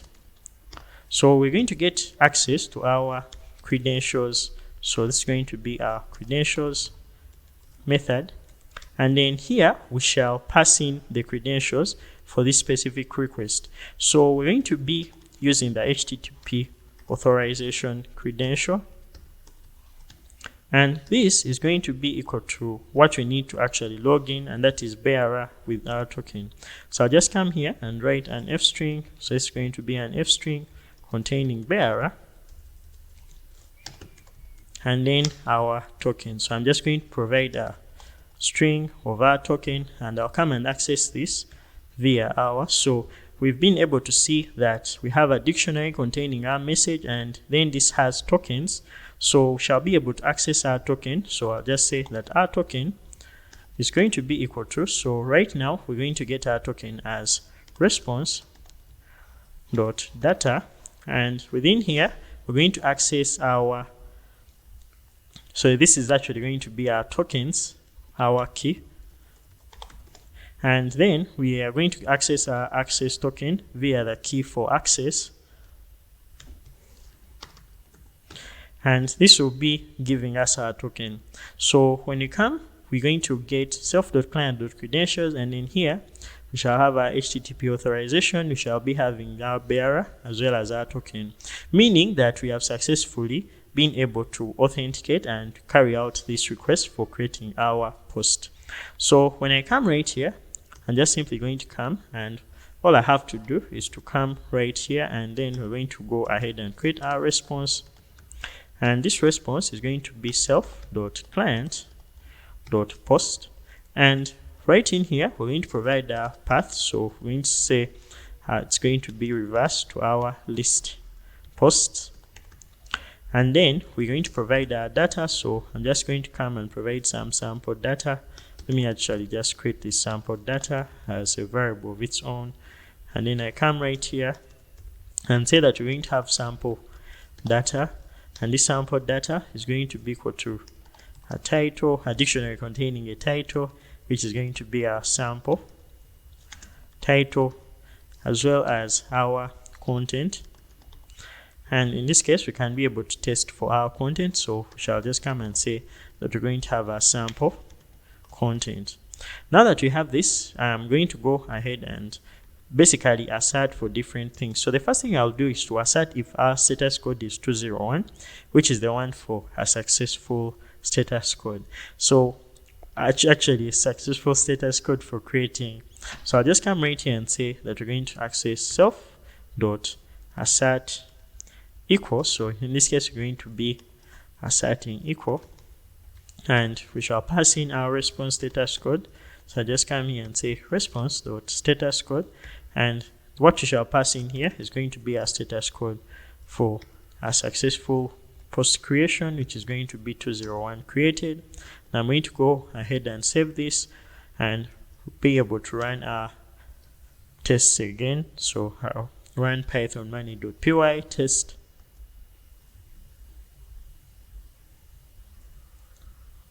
and now we see that our tests are running successfully, meaning that our token is being created, and basically we are able to create a post for this specific user.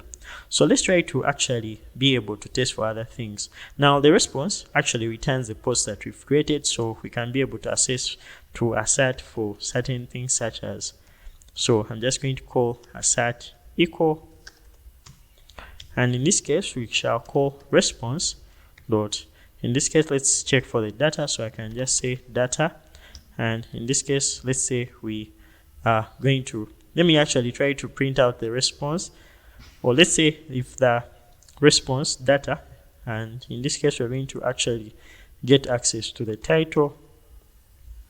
Let's check if the title is equal to the sample data title. So I'll just come and say we're going to actually access the sample data and then title.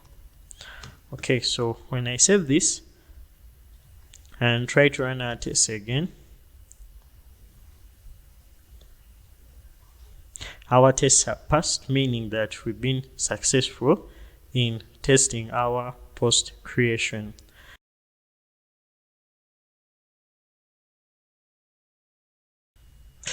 At this point, we've been able to develop most of our API endpoints, and we are going to document our API so that to make it easy for developers who may want to use it to be able to document or carry out different functionalities within their applications. Now, these applications may be React or Vue applications, and they may also be mobile apps built with various technologies. In this video, I'm going to be showing you how to document our API.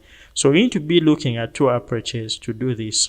So I'm going to start with one that's inbuilt with Django REST Framework, and that is our browsable API.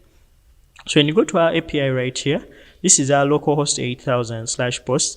We are able to see the various API endpoints and the data that they return, and we can actually see a very interesting way of documentation. So you can be able to see what we gave as a name for our endpoint, which is post list create. You can also see things such as the description you gave, and here we specify that this view is one for creating and listing of our posts. So we can be able to see the pagination that you actually created and the count of the number of objects that we have, the next URL, which is our localhost 8000/post/page 2. We actually seems like my server is down, so I'll go ahead and run our server again. So when you head over right here and you try to refresh, we now see that it's actually returning our page 2, and you can be able to see the various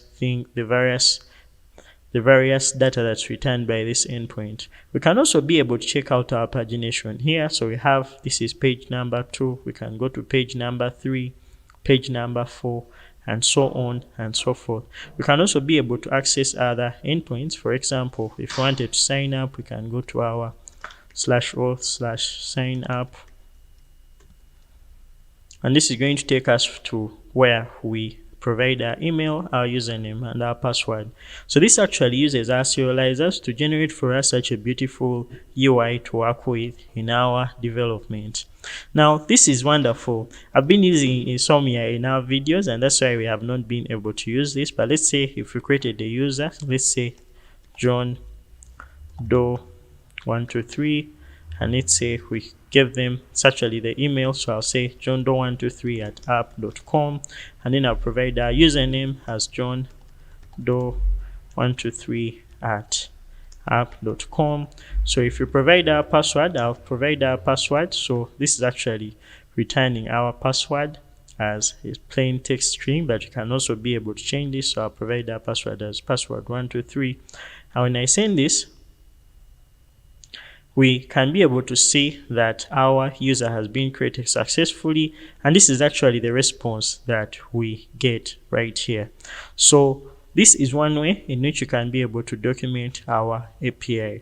However, this comes with its own disadvantages because we need to access the different URLs on our specific API, and it's also not that much user friendly, and that's where the DRF YASG comes in. So there are very many ways to document our API with Swagger and other tools, but DRF YASG stands out because it provides for us documentation for our API using Swagger and Redoc that goes deep to document our API endpoints, and we're going to be looking at how to use it. So I'm going to I'll leave the link to the documentation of DRF YASG in the description, and let's get started. So what I'll do is to head over to our documentation right here, and the first thing we're going to do is to actually install it. So I'll just come and go to where we have our introduction. So it requires us to have Django REST Framework, Django, Python. So I'm going to go ahead and basically go where we install it. So we install it with this command right here. I'll copy this command, and all I have to do is to stop our server with Ctrl and C. So I'm just going to come here and create some more space. So do that with Ctrl and B, and then what I'll have to do is to paste in our command. So this is going to install our DRF YASG with pip.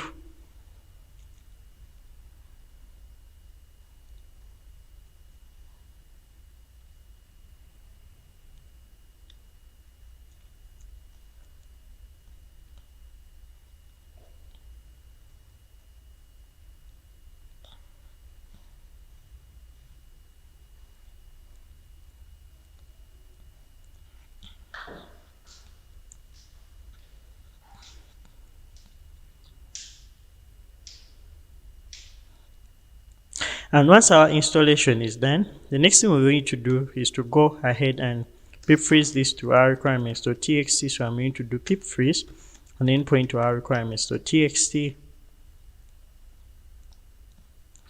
Once we've done that, then the next thing is going to be to set up our Django REST Framework, to set up our DRF. So I'll just come to our installed apps, and we shall have to add the following. So we're going to add our django.contrib.static files and then our DRF. Now this is important because this is going to actually depend on static files to render our documentation. So when you go within our installed apps, I'm going to begin by adding our DRF. And once I've done this, then we are also going to check if django.contrib.static files is existing, and that is existing within our installed apps already, so we are safe. Now when you go in our urls.py, all we need to do is to add the following. So I'll just copy the following code and then go to our main urls.py, the project specific urls.py. So when I go within our project right here and go within our URLs, I'm going to just paste in this code.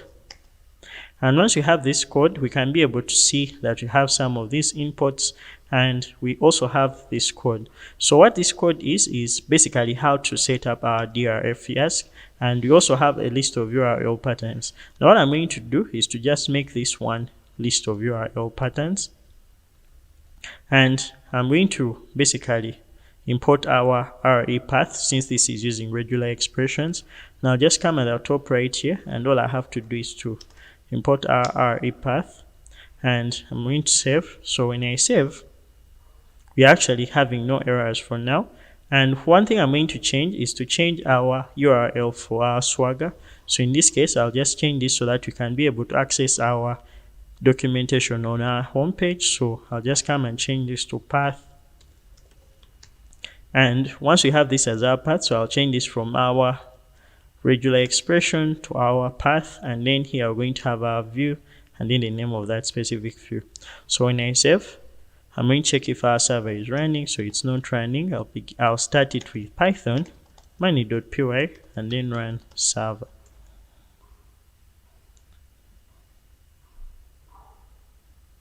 So this is going to start our server. So when you go to our localhost 8000, we're now going to see our API being rendered via this beautiful documentation. So right here, we have the different API endpoints that we are being able to, that we have for our API, and they are being documented in a way that's very easy for us to see. We can also be able to authorize and be able to log in into our API, but now we have basic authorization, which we are going to set up in a minute. So let's try to actually create some to basically send some requests here. So when you go to the /post endpoint, you can be able to send. So here we actually need a page number, the paginated result set, which is the page. So I can provide the page. So I'll say try it out. So here I can provide the page number. So let's say I want page number 2, and let's say the max page size, and this is going to be 3. So when I execute, we actually see our number of posts, which is 3 posts, and we actually see that our page that's being returned is page number 2. So this is wonderful. This is amazing. So another thing that's very important here is we need to document most of our API endpoints. So I'm going to be showing you how to do that with DRF, and you'll be able to document some of the other endpoints for the API. So I'm going to go within our posts, and that's actually going to happen within our views. And what I'm going to do is to go within our posts app, and within our views for our posts app, I'm going to begin documenting all our API views. So I'm going to be accessing some very interesting utility that makes it easier for us to document these views, and that is the Swagger auto schema. So I'll just come right here, and all I have to do is to say from DRF, so it's actually going to be drf.utils. We are going to import our Swagger auto schema, and this is going to allow us to document the various endpoints. So the way we're going to do that is by coming right within our API views. So I'll just come right here, and let's say we have our API endpoint for getting all posts. We can just come and decorate it with @Swagger auto schema. And what we shall do is to pass in a different thing. So I'll begin by providing an operation summary. So we can have the operation summary, and then let's say this is actually responsible for listing all posts. So once I do this, I'll save, and when I save, it's actually going to go back, and when I refresh, so when I refresh here, we can be able to see that our URL is being documented. So you can also be able to provide some other detailed info. So you can just come and say operation description, and let's say this returns a list of all posts. So once I've done this, then I can come right here and refresh. And then when you come back here, we actually see that we have a description here that's saying that this actually returns a list of all the posts that we have in our database. So this is amazing. So what I'm going to do is to do the same thing for some of the other endpoints. So I'm just going to come right here and copy this and go ahead and basically document our API for creating a post. So I'll just say that we are going to create a post, and we're going to say that this is going to create a post. So I'll just say this creates a post. This endpoint creates a post. So I'll just say this endpoint creates a post, and actually let's just say that we are going to create a post. So here I'm just going to say create a post. So I'll save, and when you head over back here, so here we can be able to see it's actually not working. So it seems like we have a problem here, our indentation. So when I save, go back here, when I refresh, seems like we still have a problem. So let's see, it's actually for creating a post. Operation schema, create a post. This endpoint creates a post. So let's try to refresh here. So when you go where we actually have, we now have create a post, and this say creates a post. So we can provide a default descriptive description for this specific API endpoint. So when I go right here, I can actually do the same thing. I can just copy in our Swagger auto schema and then provide that as retrieve post, retrieve an individual post. So I'm just going to come and say this retrieves and a post by the ID, and then we can come here and say this retrieves a post by an ID. So we can do the same thing for the other endpoint. So I'm just going to copy this and do the same thing for where we update our posts. So can just come here and say updates a post by its ID, and then let's say here we're going to just say this updates a post given the ID. So I'll do the same thing for deleting and pasting our Swagger auto schema here. I'll just say delete a post, and here we shall just basically specify that this endpoint deletes a post. So when you go back right here, I'm going to be able to refresh. So when I refresh, we now see that our endpoints have been documented. So we have this in posts. It's actually, it seems like we have a problem here. I'm going to refresh again. I will now see that our API endpoints have been documented. So I'm going to be documenting the rest, and we shall be able to continue. So I'll just come right here, do the same thing here. So here, actually say getting posts for all users. So I'm going to come here and also document this one for getting listing posts for one author. So I'll just come and say that we're going to use our Swagger auto schema to list posts for one author. I'll just come here and say that we're going to list posts for an author who is a user, and we shall have this same documentation on our API or our Swagger UI. So it seems like we have a problem here, so let me check what is wrong. So let me try to refresh.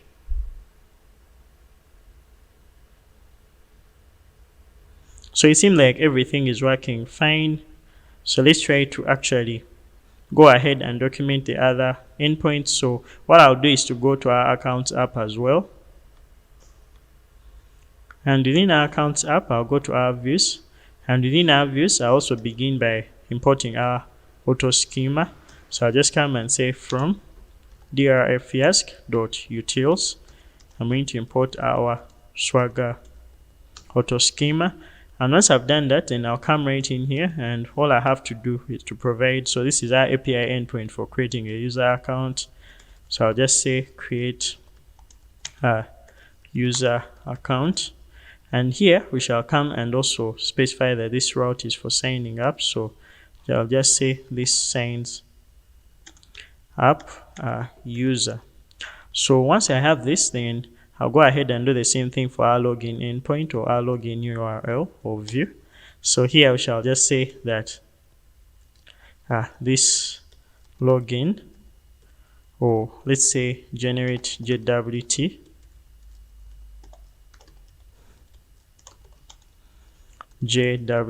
pair, and here we can say this logs in a user with email and password. And when I save this, so when I come back here, I'm going to refresh.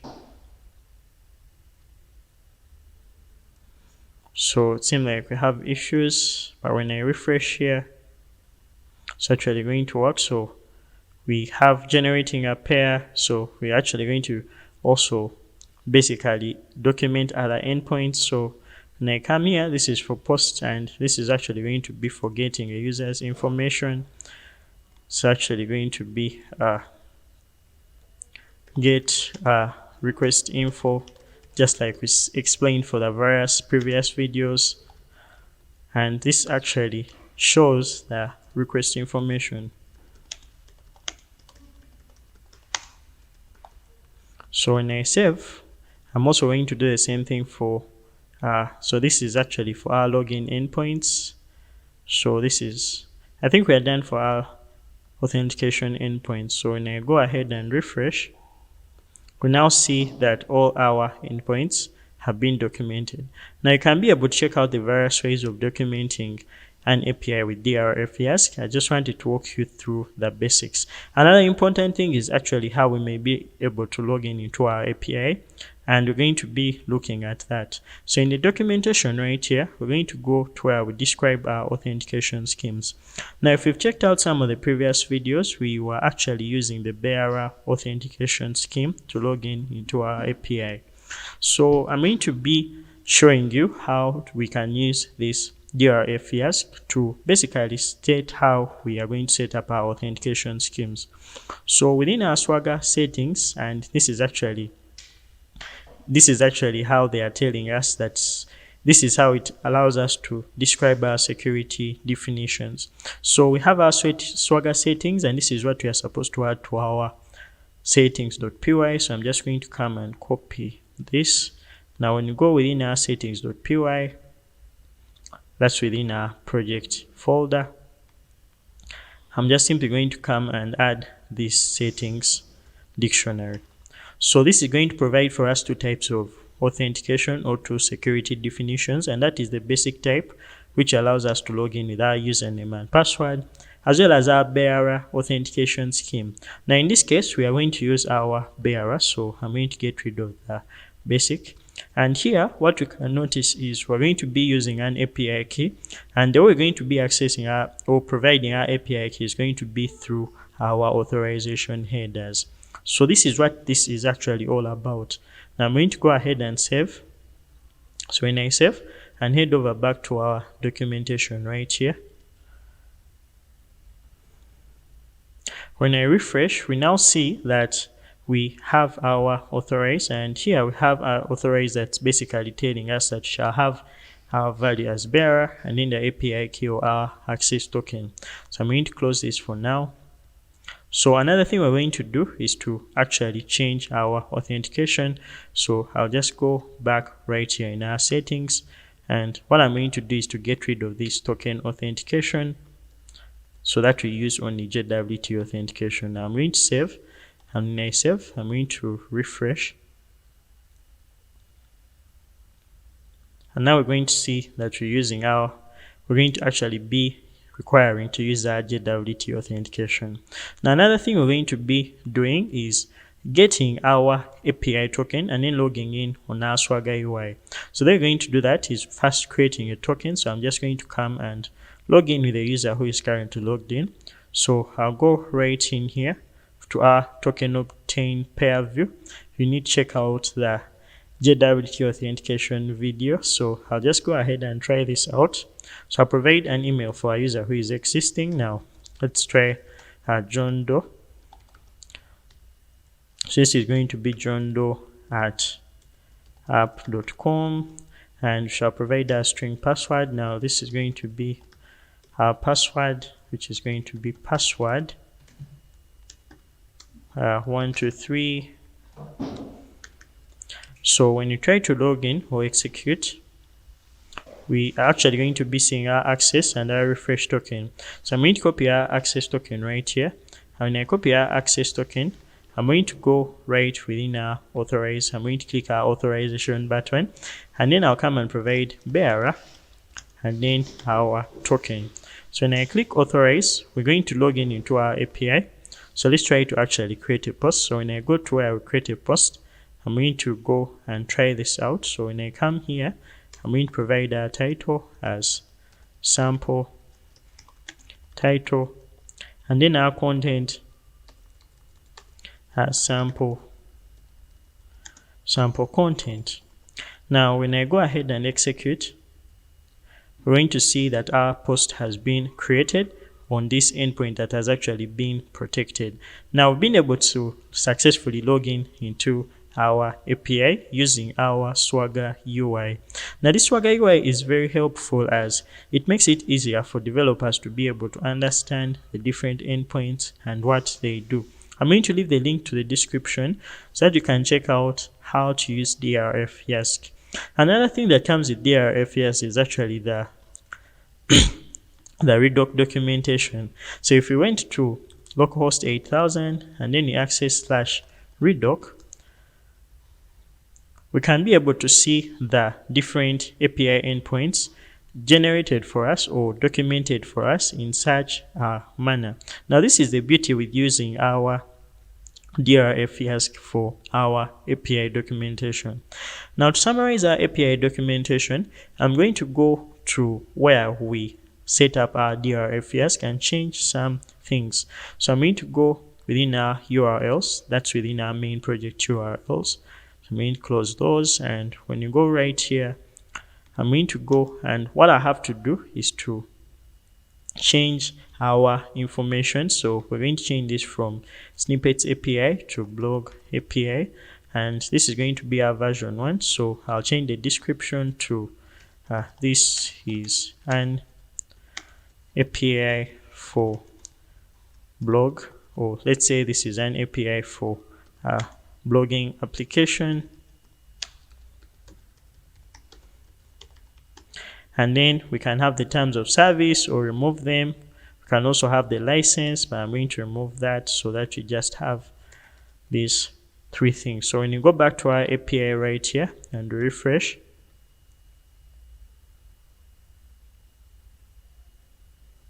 we actually see that our documentation has changed. And when you go ahead and refresh even on our Swagger UI,